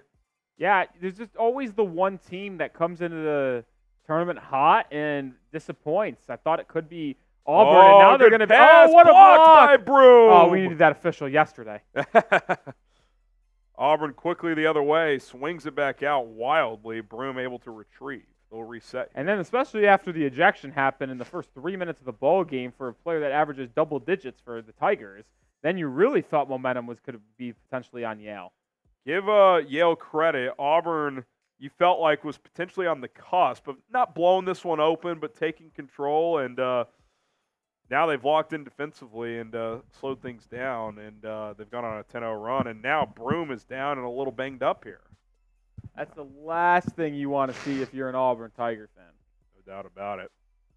He might have just caught a stinger. He's kind of holding his groin area. So both these games at the under 16 mark as they continue to remain in unison. Where'd you go to college? And if you didn't, who's your favorite college team? I'd like to know everyone's random college. You went to a D3 school? Let us know. You go to the University of Rochester? Hey, take this solo for a second. Rochester IT? I'm going to hop off for a sec. I'll be right back. Got to make a quick call. Juggalotus said he went to Duke. Well, congratulations to you, Juggalotus. That's hard to do to get in there. Key EU says Texas Tech, hashtag Wreckham. Aren't you an Auburn fan, though? How does that work? Alex says went to Texas. Minnesota for Dave. The University of Minnesota? PJ Fleck and the crew. New Mexico for Ethan. Our Lobos fell earlier today, Ethan. I was on them pretty hard, man. 333 says, how much left on Yale Auburn? Good news is you can actually see it on your screen. It's almost like we have a scoreboard and clock for a reason. You would have never guessed. You would have never guessed we did that. Notre Dame for Gavin. All right, Smarty. Don't need to flex on me here. I can't tell if this is true. What are the chances we have a Duke alum, Texas Tech alum, Texas, Minnesota, New Mexico, and Notre Dame in the chat? Those are 6 prestigious schools right there. Amy says UConn. Love that. Let's go Huskies. What are the chances that everyone went to the school they're naming? Or are they just naming the school that they're rooting for? That's fine, too.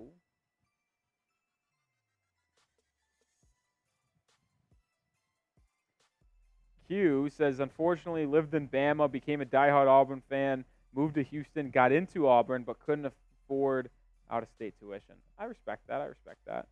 All right, we are back. Florida, Colorado is returned to action, so we'll go a little play-by-play there, Ski, as Colorado and Florida are tied at 54. Florida drives inside, hangs, and finishes with a tough left-handed layup off the glass. And now they retake the lead 56-54. And now we got a little bit of a banged-up Buffalo. Poor buddy has a mask and I think caught an elbow to the face. Juggalotus says, oh, no, just a fan of Duke. Oh, you got to read the question. We asked where you went to college, not where you're a fan of. Kind of expected some people to answer that wrong. I didn't think we had Duke, Notre Dame alums galore into the chat, but maybe I was wrong. All right, we're also back in Yale Auburn, so both games are back. Good to see. Broome makes the first free throw to tie the game up at 44 apiece. Rhino says Angelo State University. I love that. Robert's a University of Iowa alum. Love that too. Archangel, I was just asking where people went to school. Colorado hit a 3, so they're now up 1. Florida can't answer, so Colorado now brings the ball up 1. Broome made both free throws for Auburn, so they take a 1-point lead.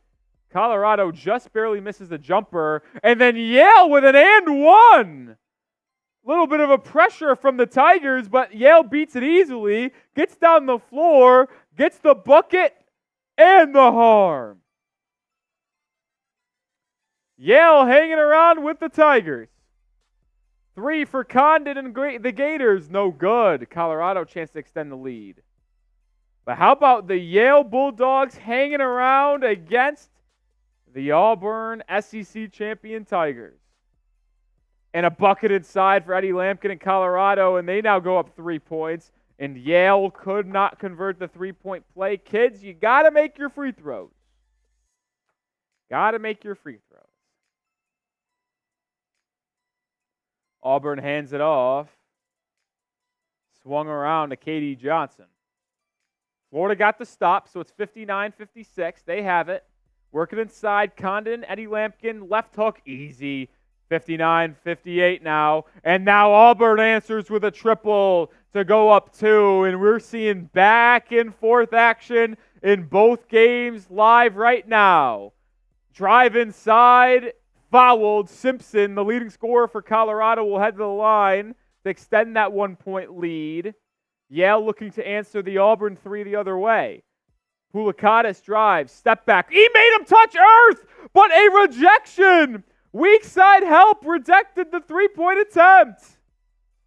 Auburn will slow it down. We almost had a highlight level play as Auburn defender fell to the floor, broken ankles, but a great weak side help block. Auburn has it top of the key. Katie Johnson looking for a triple. Too strong. Auburn tips it out of bounds, so it will stay with Yale. KJ Simpson, the leading scorer for Colorado, has 12 points tonight. Has a chance to put Colorado up 3 with a free throw. He converts, so it is a 3-point lead for the Buffaloes. 13:40 to go in that game. He was an all Pac-12 first-team selection. One of the better teams of the conference. Florida drops it inside, double team inside, foul called. It's the third foul of the half on Colorado, so both teams not in the bonus just yet in that one. Auburn, Yale, I think what happened here, I think Yale might have got fouled. It'll be baseline out of bounds. I am back. These games, they're 2 good ones, Rolly. Auburn making a little push here to get back in front. Colorado, 61-58. Shout out to Rhino, graduated from the University of Marine Corps. Damn it, I should have grabbed my... Logically, yeah, some dude got embarrassed, got absolutely crossed over. Florida turns it over, so Colorado gets the ball back up by 3. I did not think Florida had a chance of losing. Buffaloes get inside and lay it up and in. Oh, I definitely thought Colorado could play in this game. I picked Florida. I picked Florida 2 rounds, but I'm not surprised if Colorado wins. Gators trying to respond on the other end. Good defense on the perimeter. Florida trying to get to the paint, but they kick it back out. Little fadeaway mid-range jumper way off. Colorado gets the rebound coming the other way. Appreciate it. How about this, Rolly? The Buffaloes have 5 players in double figures, and there's still 12 and a half minutes left, and they just added 2 more. Timeout, Florida. 5 players in double figures at the 12 and a half minute mark is pretty impressive. Yeah, and Auburn gets a bucket to go up for. Logically says, as a frequent viewer of the New York Knicks Chat Sports channel, Rolly being here is somewhat funny. What's funny about that, logically? Let's go, Logic. I'm not even on Knicks anymore that much. Cross-course pass for Auburn. 3 And is here good. come the Tigers. Yeah, they've made a push here. Timeout, Yale. These games really are in unison. It's incredible. Duquesne Lover is back. Big game for the Dukes tomorrow, taking on who is the Illinois. Second to last game of the night. I'll be seated for Day Grants. That's a nice scheduling break for Duquesne, by the way. They played early yesterday, and they get one of the night games tomorrow. Should be well rested. Well, Illinois played a day game too, so both of them get a night game. It's just weird how that works. I know it's all based on TV networking, but like Kansas was the last game of the day yesterday, but they get the second game in the window tomorrow, 2:15. Logically, I know what you chant in the chat because I live rent free. Logically, can you acknowledge that I live rent free on the Knicks Now channel? I want you to acknowledge that. Because the fact that y'all, every time you'll go live, spam my name every single time in Super Chat with my name in it, every single time, There's something to be said there. Hey, by the way, can we get a 12 games left to go on the NBA status check? Would you still pick the Heat to beat the Knicks in a playoff series? Absolutely. Celtics? No comment at this time. Oh, how about this? Overall confidence level in the Miami Heat. Just as 6. a team. Okay. Mildly confident? I still stand pat. They will beat the Milwaukee Bucks in a 7-game series. They would beat the Cleveland Cavaliers in a 7-game series. They'd beat the New York Knicks in a 7-game series. Don't care. Logically, okay, you know what, logically? Virtual handshake here, buddy. As long as you know that I live rent-free, we're cool. We're cool. You're not a Knicks fan, then why are you in the stream? I mean, I appreciate you being in this stream, but I'm just wondering why you go to the Knicks stream if you're not a Knicks fan. Hit that sub button. Trying to get to 368,800 subs. We lost a couple. Come on. If you want more coverage, subscribe. In fact, I'm turning sub-only chat on until we get to 368,800. That's just how that's going to be. We need 6 more subscribers. Sub-only chat. Q, yes. You know when that was? It was the trade deadline show, Q. That the Bears that fans. doesn't line up with week 14. There might have been 2 different instances. I don't know. You definitely went off on the trade deadline. I had Bears fans very mad on the trade deadline. And look who was right. Where did it lead you guys? Back to Rolly. Led him to Caleb Williams. There's Danny Finn's fan is in the building. Nick still stuck. Danny Finn's fan, if you're a Heat fan, subscribe to the Heat Report. I'm a Heat fan. I cover the Heat here for Chat Sports. We'll be live for the game against the Pelicans tonight. Danny Finn's fan. I've never seen you around our Heat Report streams, so come tap in. Caught the Pellies at a good time. No Brandon Ingram. Yeah, this is going to be a very fun game because the last time these two teams matched up, there was Jimmy playing tonight? Scuffle. Jimmy playing tonight? Yes. All right. Oh, Bruce Pearl's going off in the huddle. Logically, he's a Bucks fan. Interesting. Colorado 65-60, and they just hit another 3. The Buffs up 8. The Buffs are up 8. See, logically, I knew I liked you. Juggalotus says the Knicks are cursed. The Knicks are Danny cursed. Finn's fan said, didn't know y'all had one. I had to listen to that Knicks trash last year.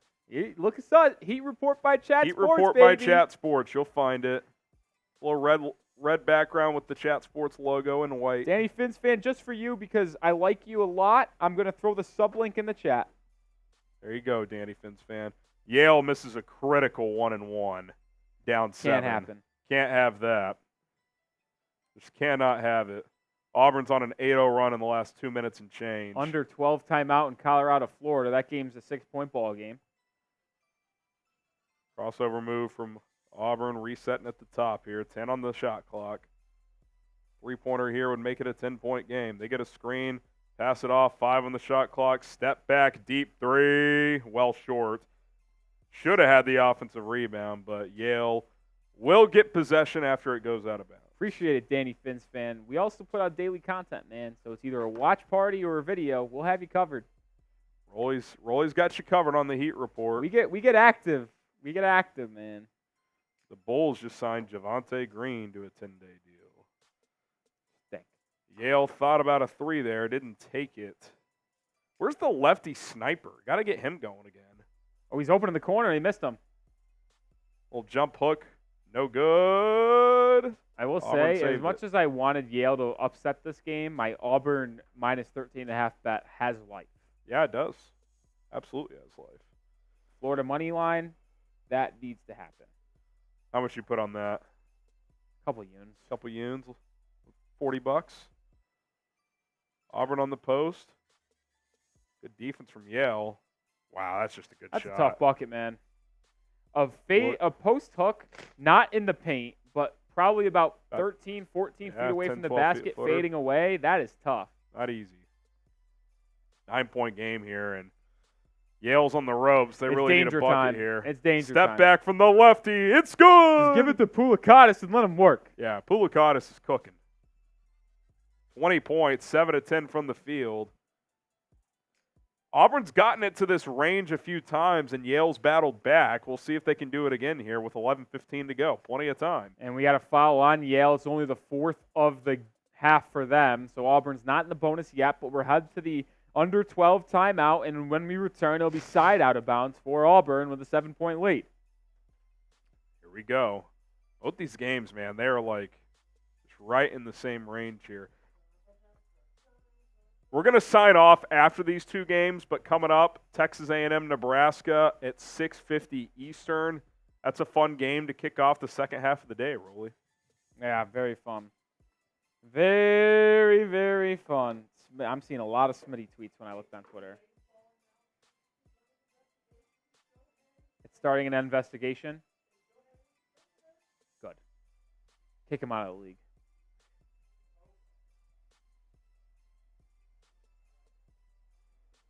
Mark, we don't play the Orlando Magic in the playoffs. So, also, Mark, the Heat are 3-1 against the Magic this year. Not worried about no Orlando. Where is Orlando? They're 4. Fifth. They're 4th or 5th. They're 4. They're a half game up the Knicks, who's in 5th. Orlando's close to jumping Cleveland then too. I think they'll 3 be through 5 is all within 2 games. Interesting. All within 2 games. We are back in Florida, Colorado. Florida almost gets a turnover. Should we make this the featured game? Jump ball? I don't know. It's both games are Or similar, same range. Same range. More people care about Auburn in the chat. Okay. I'm cool either way. As long as Yale's hanging around. Whatever game gets closer. Like under 8. Yeah. Both are single digits still. Oh, man. Another TV timeout. I guess the first timeout was called by a coach. Which, by the way, I thought we made this amendment. We need to make it again. If you call a timeout as a coach under that window of 4 minutes, and it hasn't happened yet, that needs to count as the TV It replaces timeout. the TV. I agree. Now, if you want to if you still want to have the under 16 be like a 30-second timeout, I'm fine with that, but it should not be another 3-minute commercial break.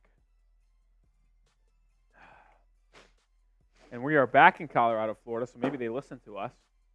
Eric Lover, are we addressing this in the chat? Says, tell Allie, go Celtics for me. She will know what it means. She's not here. Oh, she's not. Brutal. So, in the words of one of our disciples, brutal. Go Celtics. Mark Kern says we need a Bucks channel. There are enough Bucks Not a fans big out enough there. fan base, Mark. Maybe years from now, but I'd be lying if I said that's near the top of the list of channel expansion ideas. Yeah. The next Is that even a top 20 between NFL, NBA, and even other sports? Well, how many NFLs are left? About 10. I think every NFL team would be ahead of the Bucks. Yes. I think the Cleveland Cavaliers would be higher. The Rockets. The Rockets are probably Thunder, the next NBA Spurs. team if we expand. Spurs, yeah, maybe. Smaller fan base, but they have a lot of history, and plus Wemby now. Thunder very could young be and fun, interesting. so. Yeah. I don't think the Bucks are anytime soon. Yale thought about a 3 coming out of the timeout. Down 9. They got to get something going here. Good post move inside. Go up strong. That was a little baby action inside from the young man. Yale's fundamentally sound. They have some guys who can score around the rim. They have a couple guys who can shoot it. Colorado bank shot goes, and they open up a 7-point lead. The Buffaloes out of the Pac-12. Broom kicks it to the corner. Good pass. Catch and shoot 3 is good. Auburn up 10. Here come the Tigers. Is this when they expand their lead? This is the first time they've gotten up double digits, I believe. Could this be the point where the play style of Auburn just wears down Yale and they just continue to blow them out? Well, fouling Yale 30 feet from the basket is not what the doctor ordered if you are Bruce Pearl. No hockey channel, Juggalotus. I don't really think there's a market for daily news and rumors surrounding NHL. Yeah, I don't think hockey would be a daily. there's diehard fans, but yeah, I don't know if hockey's in the immediate future here. Colorado at the line after taking it hard to the rack and drawing a foul, so that's an 8-point game. Yale makes the front end of a 1-1. Get New York, get the Knicks Now channel or the Yankees Now channel going. Second free throw is no good. Gotta make your free throws if you want to pull off an upset in March. Oh, we may have to switch focus. Big three Here from come the Florida to make it a Gators. 5-point game. Here come the Gators. Good pass inside for Auburn. Broom goes up. No good, but gets the foul call. Ooh, a lot of contact blocking and one. Wow, what a finish from the Are Buffaloes. they going to say it's on the floor? Oh, they might. I'm very puzzled by what the official I thought gave an and one signal, but the player for Colorado, Cody Williams, was mad that he didn't count it. I mean, he kind of spun then shot. See that going. Florida says the Florida coach is freaking out, so maybe they did count it. They did count it. The Colorado player turned to the official and put his hands up like, what? But Weird. I don't know. Broom to the line. Misses the first one. Cody Williams misses the free throw, so ball don't lie, as they say. Here come the Gators. Down 7 with 9.5 to go. Plenty of time here. Little mid-range J. That was ugly from Florida. Loose ball on the ground. Colorado comes up with it. They got a 3-on-2 here. They're going to pull it back out. They're going to work Eddie Lampkin inside. Post move. Puts it up and in. Lampkin gives the Buffaloes a 9-point advantage with 9:08 to go. Yale down 10 in this other game, our featured game right now. The Bulldogs drive inside. Lefty finish is good. Yale hanging around, Rolly. They're not going away. They're doing what they need to do. Just hang around. Get to the under 4 with the chance. Deep three from Florida. Big Good! answer. It's a big answer. Had to have it, and the Gators take a timeout, I believe, to reset things defensively as they have had struggles. Yale all day. turnover behind the back. Layup, and now we got a 6-point game in Auburn, Yale. It's a little razzle-dazzle between Auburn and Yale. By the way, Auburn Yale playing in Spokane, Washington is laugh out loud. It is hilarious. Auburn just cannot put this game away. I mean, they've had chances. What Big a step deep back two. there to go up 8, but the Bulldogs are hanging tough. Almost 32 minutes into this one. Working at the top of the key, 20 on the shot clock.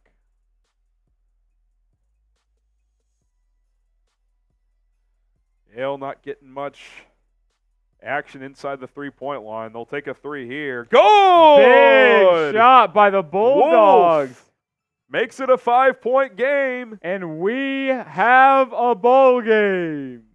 Here comes Auburn. Up by 5, but seemingly unable to put this one away. Broom working on the left baseline. Draws a double team. Good pass. Lays it up and in. The Tigers respond to go up 7. 8 minutes to go. It feels like Yale is going to be able to hang around, but like never get to that Get point. over the hump. Like Auburn is always going to have a counter for Yale. Well, they're having trouble with Broom, so they're having to double him, and then he makes a pass like that for an easy 2. Oh, another 3 from Wolf. Way Ooh. short. That was a heat check. Ill-advised shot there. Colorado gets inside for an easy layup, and they're back up 8. Florida's defense has been horrific. Yeah, they have had no answers. I bet, without looking at that box score, I'll pull it up in a sec. I bet Colorado's shooting over 50%. But an answer from the Gators from 3, and that's a 5-point ball game. Florida is continuing to hang around because of their 3-point shooting. They just got to get stops. The Buffaloes have made their last 8 shots. That is incredible. A 3 from Auburn to go back up 10, but Yale answers with a 3 of their own to make it back to a 7-point game. Back and forth we go in these 2 ball games. Lampkin working down low, reverse layup. Good! Eddie Lampkin, not afraid of the moment. Oh, Gives him the little, is Did that they going tee to him come up? back to bite him? I think I'm not sure what happened there. They had a stoppage in play. They panned to the. Well, they're back on Colorado's end. What are they calling here? Florida's upset. Are they calling that an and one? I don't know. Do not know. Under 8 to go here. I don't know what they called. I have no idea what the call is there. Well, both games commercial at the under 8. Probably mark. a good time to tell people about Prize Picks. Yeah, you could say that's the case. Prize Picks, the best daily fantasy sports app that exists. By the way, Colorado shooting 65% Ridiculous. in that one. Florida shooting 50%. Go to prizepicks.com/CLNS. Use the code CLNS to get a deposit match up to $100, as Prize Picks is different every day. That's the beauty of it. Different every hour. You can play several entries on a daily basis, especially during big events like March Madness. This is the time to get in there. Pick more, pick less on your entries. Pick more on this Caitlin Clark half a point gimme that gets underway tomorrow. Clock's ticking. Tomorrow's the day. 98% off. Usually it would have been 31.5 points. They're giving it to you half a point. You take the more, and then you pair that with another pick or several picks up to 6 players on your given entry. 2 to 6 player entries. Doesn't matter the sport. You can cross over sports. PrizePicks.com/CLNS. Points, rebounds, assists, combination of stats. Take more or less. Easy. You don't have to overthink it. Get started today. PrizePicks.com/CLNS. Code CLNS. Pick more, pick less. It's PrizePicks. Link is in the live chat. Some fun games here, Rolly. Some really fun games. Apparently the Florida coach got a technical. That is why. Todd Golden's done a terrific job. Ill the timing Gators. there, down 7. I mean, you can't be giving away points if you're the Gators. Yeah. What's up, Johnson? You? Good to see you, man. Johnson, you in the chat. Amy saying Samford got robbed. Absolutely. Danny said master stream. I thought about it in the past if Tiger's playing. I think it could do numbers. Oh, yeah, he's playing. I don't know how we. I mean, that would just be. That'd be horrific. I think you just follow whatever CBS is doing. Yeah, but like, what would be on screen? Yeah, I mean, that would be the tricky part. You would have to be creative there. Is there a chance for soccer-related content on Chat Sports? Maybe like World Cup type of stuff, but not like consistently. I do wonder if there'd be a decent market for Premier League. Those are huge fan bases. Get Coop over there. Yeah, get Coop and Sam on that content. They can lead our EPL division. Oh, I feel Never old. say never, Mark, but I wouldn't, I feel old. My back is killing me. my feet are shot. I think I gotta do it again for What? 3 hours. Oh. Get a chair set up if you wanted. Hey, a $10 super chat. Let's go. Let's go. Q says, a well-known Auburn fan just posted that one of the refs at this game walked up to him and said, I should have stayed in journalism. Okay. I hope that's true. That's pretty funny, if accurate. Appreciate the donation. Technical Q. free throws for Colorado. First one goes. Yeah, that's a mistake by Florida's head coach, Golden there. I mean, you're already playing from behind. You can't be giving away Down 9. 2 free points there. Yale down 7. Yale's just lurking here, Rolly. Just close enough that if it's, you get to the under 4 in this score, I mean, it's possible. And now Lampkin goes to the line to try to complete that 3-point opportunity. Wait, so they did call a foul So on that? maybe that's why he was upset. He didn't think that was a foul. Oh, I got to be honest. I After agree with watching the him. replay, that is an abysmal foul call. Yeah, you can't get teed up there, but that is a bad call. I agree. Now they're down 10. Florida quickly And the they other answer way. with and one. They get- Perhaps a little bit of justice for the Gators. They say the ball doesn't lie. Yale down 6 now, hanging around with 6:20 to go. Oh, Auburn Turnover. turns Here it come the over. Bulldogs. Comes Yale. They're going to take a 3. Oh, Air I thought I went in ball. for a second. That's off Auburn, though. It'll be Yale ball. Go Bulldogs. Go Bulldogs. Yeah, it looked in. Like, if you actually watch the replay, That almost looked like a perfect swish. How did it airball? Did it just go like long barely? Just right over the rim, I guess. Johnson, you unfortunately. God, that Stony is a Brook great not pass by playing. Colorado as they get another and one. What a pass. I know. Oh, my God, are you going to take it or not? Wolf hesitated and almost airballed the three. Got to shoot that in rhythm. It feels like What a pass by Lampkin. it feels there. like Florida's not going to be able to come back. They just don't have the ability to get stops right now. No. I mean, Colorado's going to score over 100 points. Yeah. Auburn working with 5:45 to go. Mid-range J. Surprised they didn't Contact, call a but foul no on that. foul. Falls Gets right his own back to rebound, him, and they'll now call a they'll foul reach there. in. Auburn's still not in the bonus, though. That's only the 6th foul call on Yale. Next one will put the Tigers at the line, but they'll be side out for Auburn up 6. Florida gets fouled going to the rim. They go to the line for 2. This is a ref show, it feels like, in that game. That was pretty ticky-tacky. I haven't been able to pay attention enough, but it feels like they're calling everything. By the way, that game might end 100-90. Yeah, I mean, they are humming over there. What was the over-under in that? I don't know, but it's already over. Yeah, it's got to be right. It's already at 160. Yeah.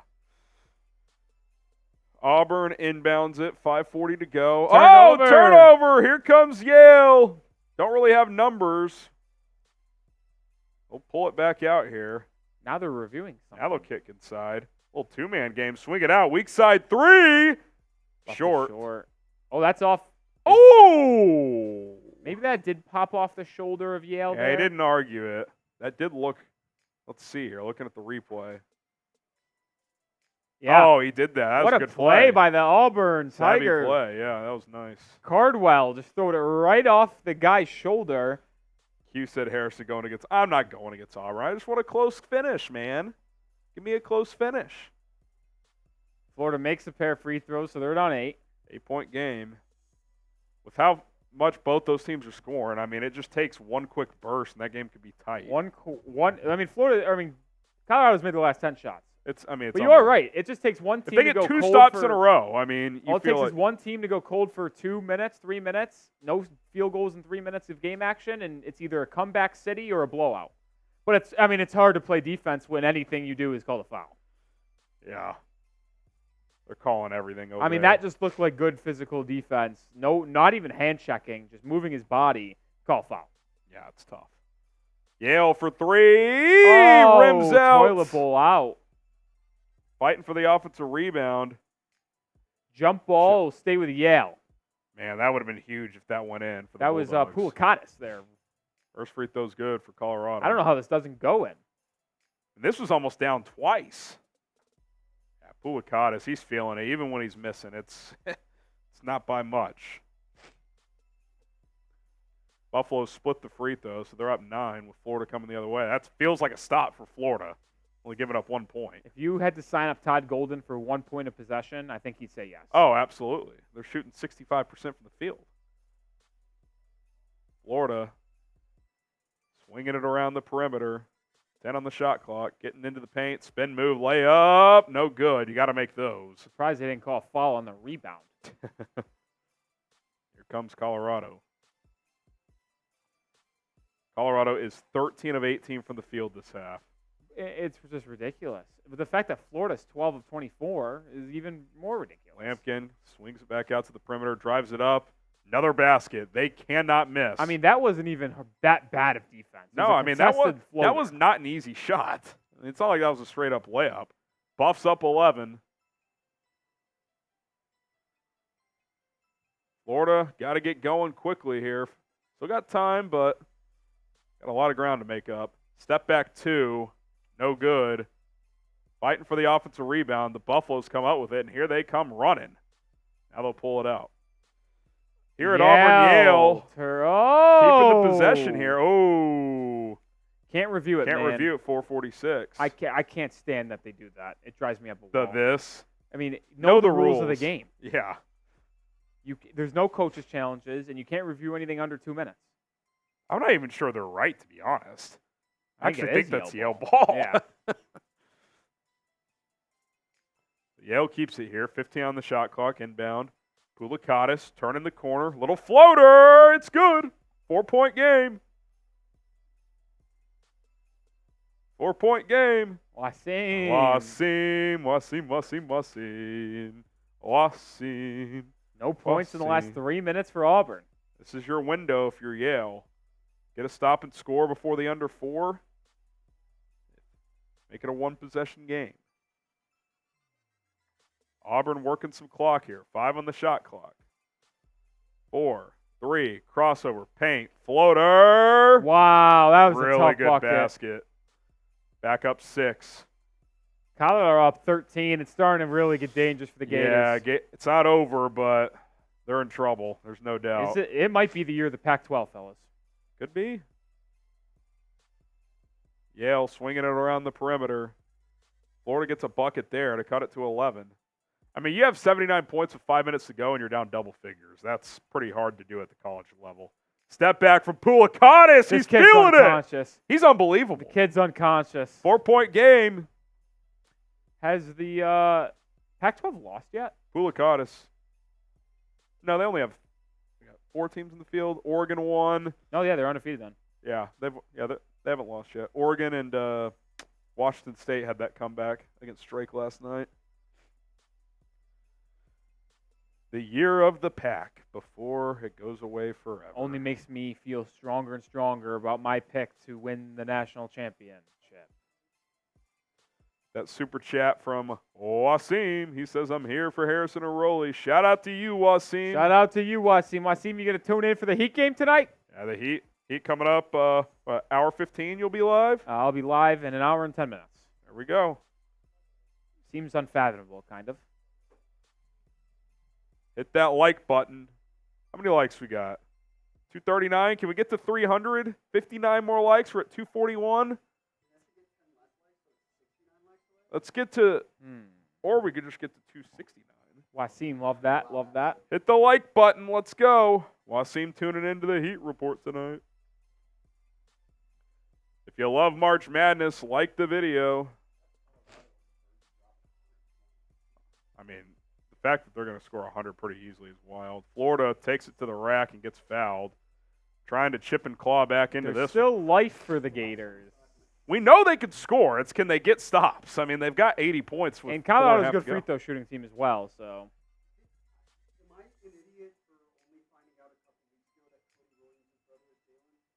I didn't know that either until last week. Because if you watched NBA Now by Chat Sports, you would have known that. He didn't. I've talked about it a lot. Did you finish there. those last couple for me? Okay, thanks.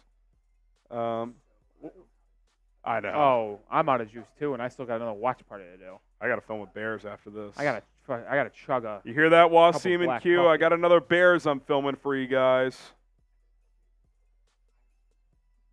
Oh yeah, they stinker.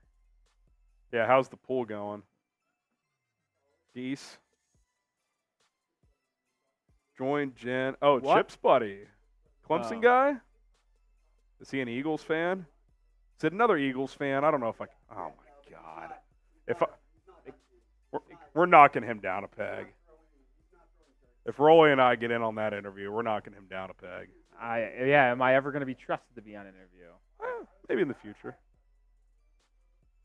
I mean, Yes, Rashard just Lee. means more work for you later. Rashard Lee. It's yeah. Shout out Rashard Lee. Tuning in? Are you tuning in, Rashard Lee, tonight? You got a prediction? Yeah, Heat are going to win. Yeah, I know Ingram. He is it in Miami? Yeah, it's in Miami. First time back in 4 games. Jimmy Butler's going to be juiced because of the last time he played the Pelicans. Is Jovic going to cook tonight? Yes. All He right. cooked on Wednesday against the Cavs at 14. Let's go. He's a good ball player, man.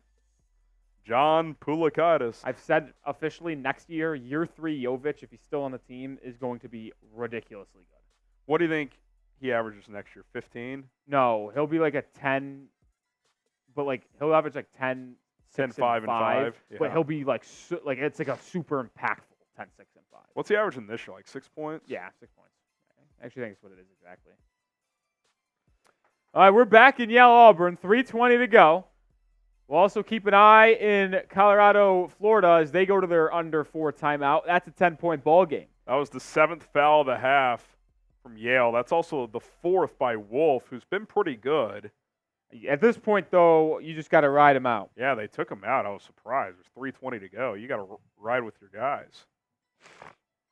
My Sweet 16 could take a absolute hit today.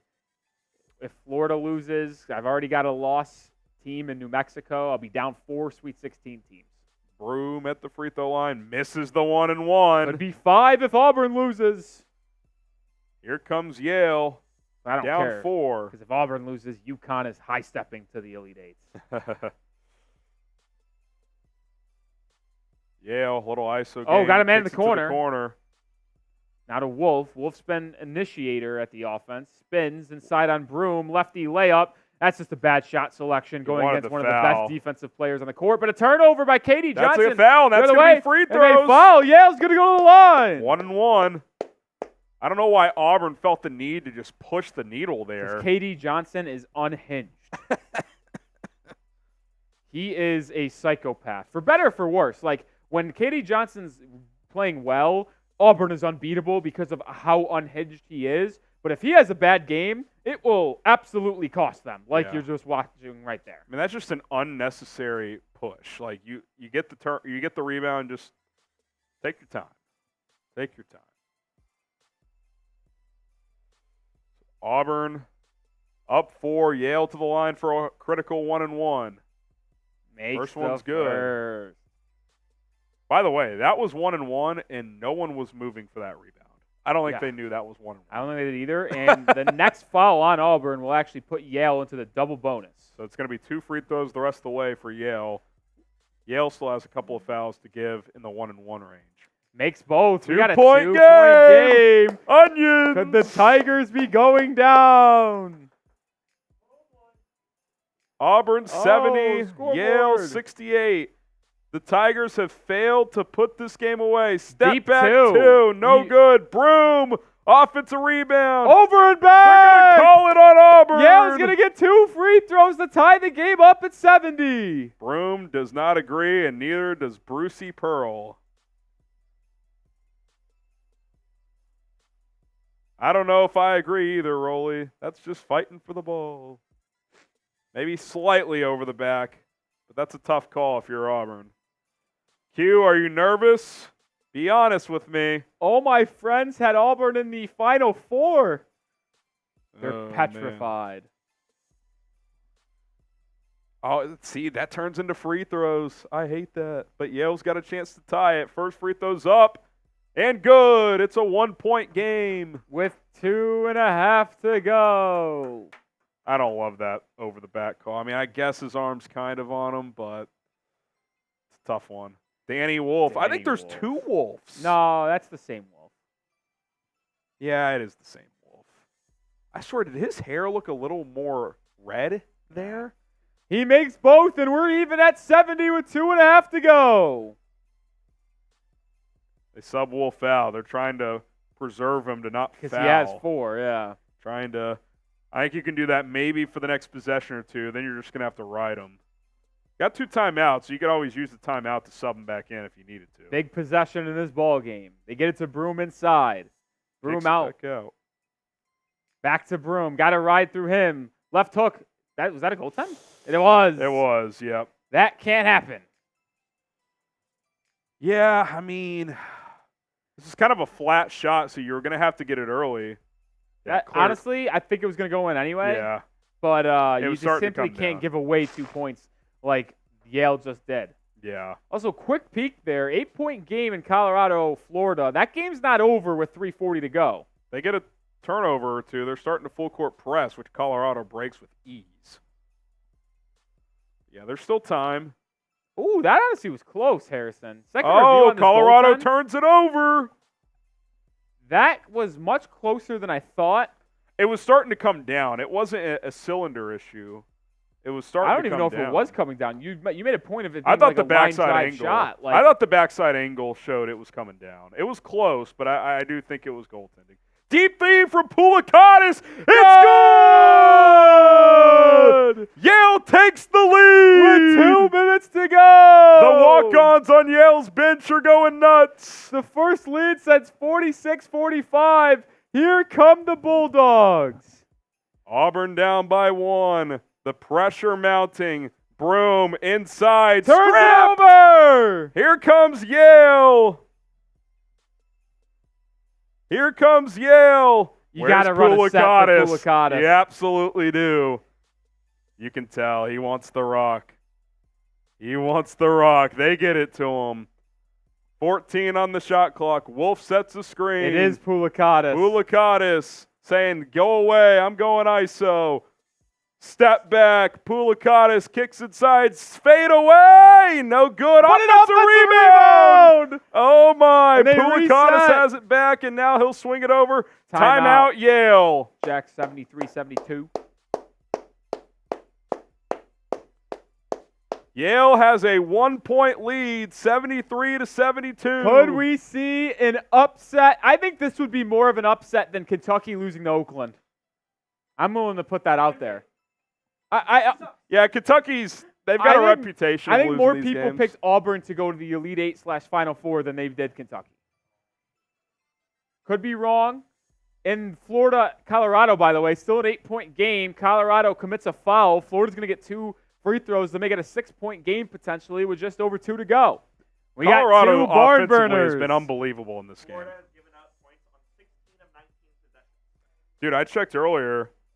Colorado is still shooting 63%. It's an embarrassing performance from The the game. Gators to the line, make the first one. If they make this one, it's a 2-possession game with 2:19 to go. Still time. It's going to be close. How about Auburn, the SEC champions, the most popular 4th-seeded team to get picked to go to the Final Four? They met all of the metrics. If you looked on TikTok, you looked on Twitter, they were one of the teams that met the offensive metrics, the defensive metrics, to make the Final Four, to win the tournament. And they could go out in the first weekend against the Yale Bulldogs, who should have lost to an under 500 Brown team in the Ivy League. Oh, Colorado alley-oop opportunity. They get the foul and will go to the line.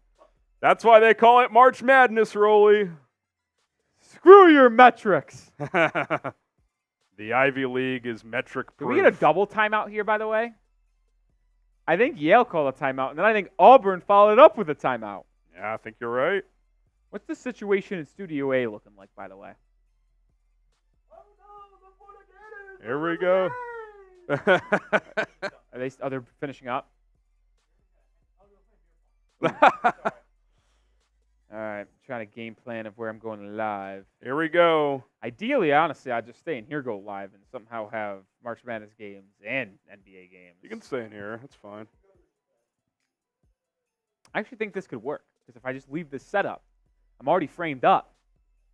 I just got to find a way to get the NBA game. I'll steal a Fire TV to put on that one. I always. Well, why not just put the NBA on this one? I would. I'll steal a Fire Stick to put it on that. Oh. Because that's on Spectrum. Is it not a national TV game? No. Oh. This is how I win. I see all the games. All right, here we go.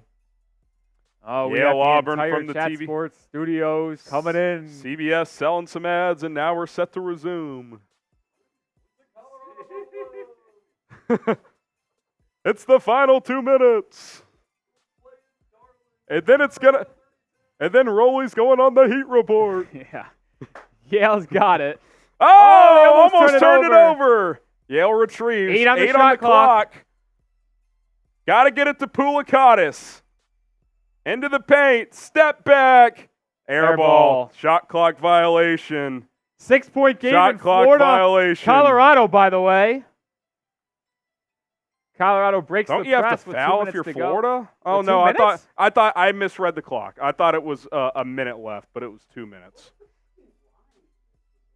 The over/under hit about an hour ago.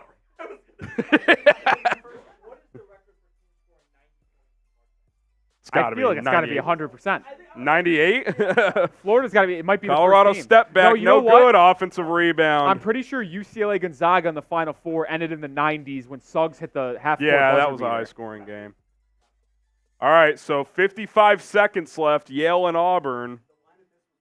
Hit that subscribe button. We've been here the last 2 days. If you want us to return next week for weekend 2, the Sweet 16, we will do so. We will do so. Colorado to the line for 2, 88% KJ Simpson. First one's good. Here comes Auburn. 50 seconds left, Rolly. Got to find Broom. He gets it at the top of the key. Oh, and we got an off-ball foul. Oh, my goodness. Foul away from the ball, and that's going to be 2 free, or 1 and 1. 1 and 1. It'll be the Tigers 1 and 1. 1 and 1 for the line for Colorado, so that stays at 7 with a minute and a half to go. 1 for 2. A bucket here goes a long way for the Gators. Clayton has it, drives inside, hangs, layup, and 1! Oh. Florida can cut it to a 4-point game. Minute 15 to go over there. This is incredible. What a take inside. Didn't settle for a 3. Not Weak sure foul that's a foul, call. but they get the call. I mean, they've just been calling every single piece of contact in this game. So ticky-tack. At least they're consistent. At least they're consistent. That's all we ask. Oh my God. Can we get a freaking here? Never mind. Yeah, you're not leaving. I got to do a Bears after this, so I was going to see if someone wanted to move some graphs. Jack's going to produce for me. Just pick any studio. I don't care which one. Official review here. Sure, that's fine. Can actually. 97-93. Are they reviewing by the way. a potential flagrant here? I don't know what That would be catastrophic. All I know is that Florida is very much in this game, down 4 the minute. They don't even have to foul or play press. They are going to press, though. They could play this out and just look for a stop. The Buffs have quieted down a little bit the last couple minutes. They get to Cody Williams. Oh, kick it back out. Got to use Now clock you just if got you're to play normal Colorado. defense. Oh, they're going to play chaos defense. I don't like this. 1 minute left. I guess it's better than what they've been doing the rest of the half. Yeah, that's true. Under a minute. 8 on the shot clock. 6. They haven't even looked at Buffaloes. the basket. Simpson Driving inside. Layup. gets is to good, go. and Leading that might score be for the Colorado, just under 20 a game. Not quite a dagger, but back up 6. A 3 here. I'd go quick 3, honestly. Fuck it. Clayton's good. They will. Oh, In and out. Offensive rebound. Swing it. 40 seconds left. Clayton Play again. Hey! It's good. 99-96. Timeout Gators. Do you foul? No, you play 7-second this out. differential. You play this out. Okay, I'm just asking a goddamn question. What a big shot from Clayton. I Getting said they should sniped go from big poop. or quick 3 to try to make it a 1-possession game so they didn't have to foul. They did. They made it on a second chance opportunity. This is why you subscribe to the channel, folks. 600 people watching. We got eyes on Yale, Auburn, our featured games. We got eyes on Colorado, Florida. Join the channel today. Denver Jones to the line for Auburn.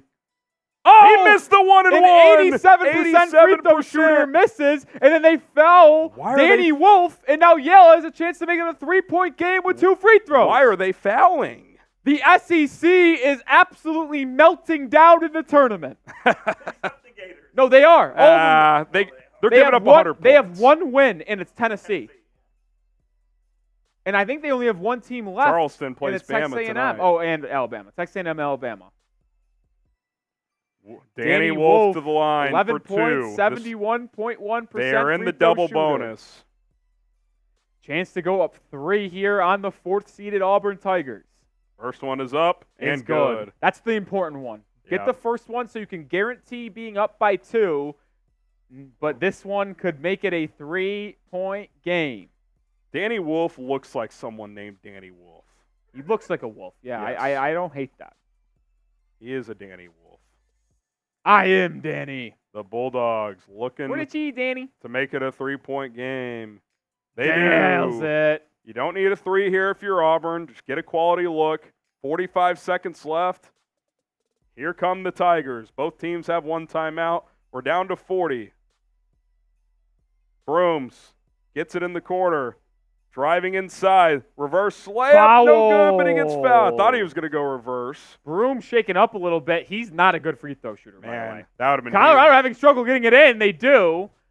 Florida's they're in gonna put on a trouble. press. It's a turnover! The Gators have it back. You do not have to shoot a 3. Just get a bucket. Oh, my. Florida to the corner. Back out kicks to it back Clayton. out. 25 seconds. Drives inside. Foul. That's a foul. No, Oh. that's great by Walter Clayton to go to the rim. That was a horrific turnover. not settle. That's the chaos of March. I was shocked that Colorado fell to the pressure. Great double I mean, team. what are you doing? And what That is is awful. rule number 1 of breaking a press? If you're double teamed, never throw a cross court pass, and that's exactly what he did. Ended up going to Florida, who have a chance to cut to a 1-point game with a pair of free throws. First one's good. Did it just say he was 97% or 87? 87.6. Say 97%. I This guy. said, does 100 points flat win that game? It has to. You have to get the Doesn't triple have- digits. To Well, I win this know, but ball I'm game. saying, is 100 exactly enough? Oh, Walter! He missed the second one, an absolutely catastrophic miss. Couldn't happen. And they break the press. You got to foul. Got to foul. That is a 14.7 stunner, left. folks. That's why they call it March Madness. And two no, free fuck that. two free throws here could ice You're the getting game. paid now to play basketball. You Here's better make Broom. these. He made the first one, Rolly. Second one is up. Made them Good. both. Clutch. Not a good free throw shooter. You do have to foul here. But you you can- cannot play this out. But you can trap for a little bit. But yes, you can't play the 30 seconds out. Now we have our eyes on two different games here. As Colorado, Cody Williams, a projected lottery pick, is the line for two, and he misses missed the first one. Does Timeout Yale. and They the- couldn't get it in. And the biggest question for Colorado is Tad Boyle, their head coach, a follow up three guy. I don't know. Always foul up 3 late. You should always follow up three. Here we Now, go. but you got to be up three. Anthony Richardson's in the building. Yeah, How Oh, about man. that? I can't say that anymore. Williams, second free throw, good. Second one is good. Is 100 points enough? That was the question. Is it enough? This has got to be one of the highest scoring regulation games in tournament history. 197 points. Walter Clayton bringing Will it up. Colorado foul? Clayton, quick three. Deep three. Good! We're tied! Oh, we're tied at 100. Colorado has the final shot. Two And they're gonna call timeouts, and they will timeout. take it. Oh, Timeout, my. Buffaloes. The Gators hung around, scrapped, clawed. That's why you foul up three, folks. Oh my God, I hate to be this guy, but I'm gonna need someone to pick up the DoorDash order coming in. Is it right now? I said 100. I said 100 points wasn't enough. Hit that subscribe button. We've got 800 people watching live. Subscribe to the channel. We're wrapping up these two games, then we're signing off. Sub for more coverage of March Madness.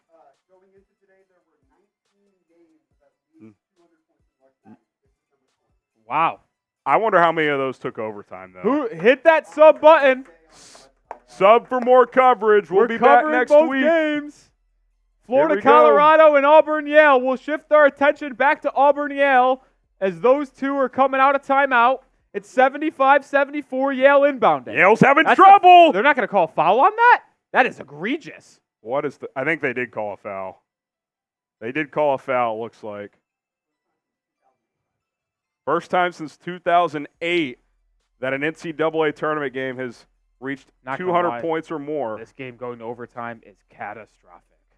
So are you staying in here? I'm or- gonna ride it out. I mean, you could always just go live around tip if you had to. Yeah. All right, here we go. Yale to the line for two. It's Pulakatis. No, it's not. Oh, you're right. It's not. I thought it was. Mahoney, he's 86%, 7-9 today. First one's good. I'll say this. If you have to beg for free throw misses, you don't want it to be Yale. Here's Colorado. Good! They got the Kawhi Leonard bounce! With 1.7 and Kawhi No Leonard timeouts. bounce. Florida, three-quarters court. No good. Off the backboard. The Buffaloes of Colorado, 102. Florida, 100. Wow. As the Buffs advance to the round of 32. What a shot from KJ Simpson in the corner. Kawhi Leonard-esque bounce, by the way that ball bounced out and up and in. Auburn for three. No good. Offensive rebound. Turnover. Loose Auburn ball. gets it. Auburn gets it back. Lays it up. No Misses good. it. Broom again. Yale with the gets the board. rebound. Oh, my goodness. They got a foul, but they haven't fouled yet. Oh, they do finally call my it. And goodness. Yale has a chance to put it away with 13 seconds to go. This is March Madness, folks. Subscribe to the channel. Hit that subscribe button. There's 13 seconds left. We'll get that updated. 13.7 left. Wow. This is why you subscribe to the channel. Helter-skelter in both of these games, Rolly. Imagine scoring 100 points in regulation and losing in March Madness. That's hard to swallow. That's incredible. What a basketball game between Colorado and Florida. What a game here between Yale and Auburn. Auburn, we said it throughout the game, Rolly. They just let Yale hang. I don't want to say let, but they couldn't put the game away. No, they couldn't. And Yale, one of the better offensive teams, was able to get some stops, and now they just got to get some free throws here to put this game away. 60% shooter here from Not Yassine ideal. Garum. Not ideal. It is 2 shots, so you only really need 1. But, wow. I mean, a couple of follow-ups right at the rim that Yale couldn't get, or Auburn couldn't get to go. that is what Auburn does. They fought and clawed their way. They lose here, like you said. Not a good – again, I don't judge conferences on NCAA Tournament solely, but not a good opening couple of days for the SEC. I mean, Auburn was the probably sexiest pick to be in the national championship game, be in the Final Four Out of the if SEC. you weren't a 1 or a 2 seed. And Yeah. they are going to outside go of maybe down. Creighton as a 3? No, I'm telling you, Auburn was picked more. Wow. That the metrics loved Auburn, and Yeah. and people just follow metrics in March. The which Ivy, you should. There's a the reason why Ivy they're there. League says shove your metrics as And the the first first free free throw throw is goes. good. Now, if you're Auburn here, I don't think it's 3 or bust.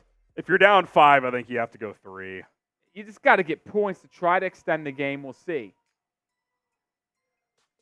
Yale misses the second one, so you can go quick here. You don't need a 3. They're going to get a good look from 3. Katie Pump Johnson fake, drive inside, inside. layup, good. And the And foul. one. Oh, my. And 1. This game is far from over, folks. Don't go anywhere. Hit that subscribe button. 8 seconds to go. 8.7. Yale commits a cardinal sin You just got to let them of go at that fouling. point.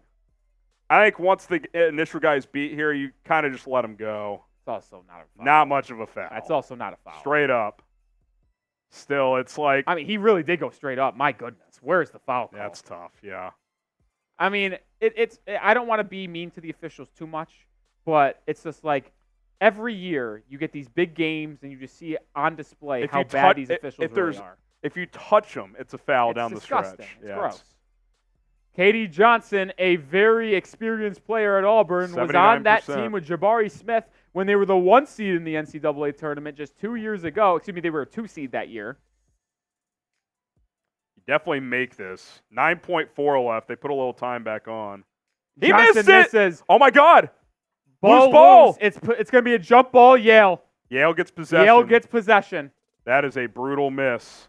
It's possession Yale with 6.8 seconds left to go. And if they get the ball in here, 2 free throws will put the game away. That is a tough miss. I thought Broom had that rebound, Rolly. Hit that subscribe button.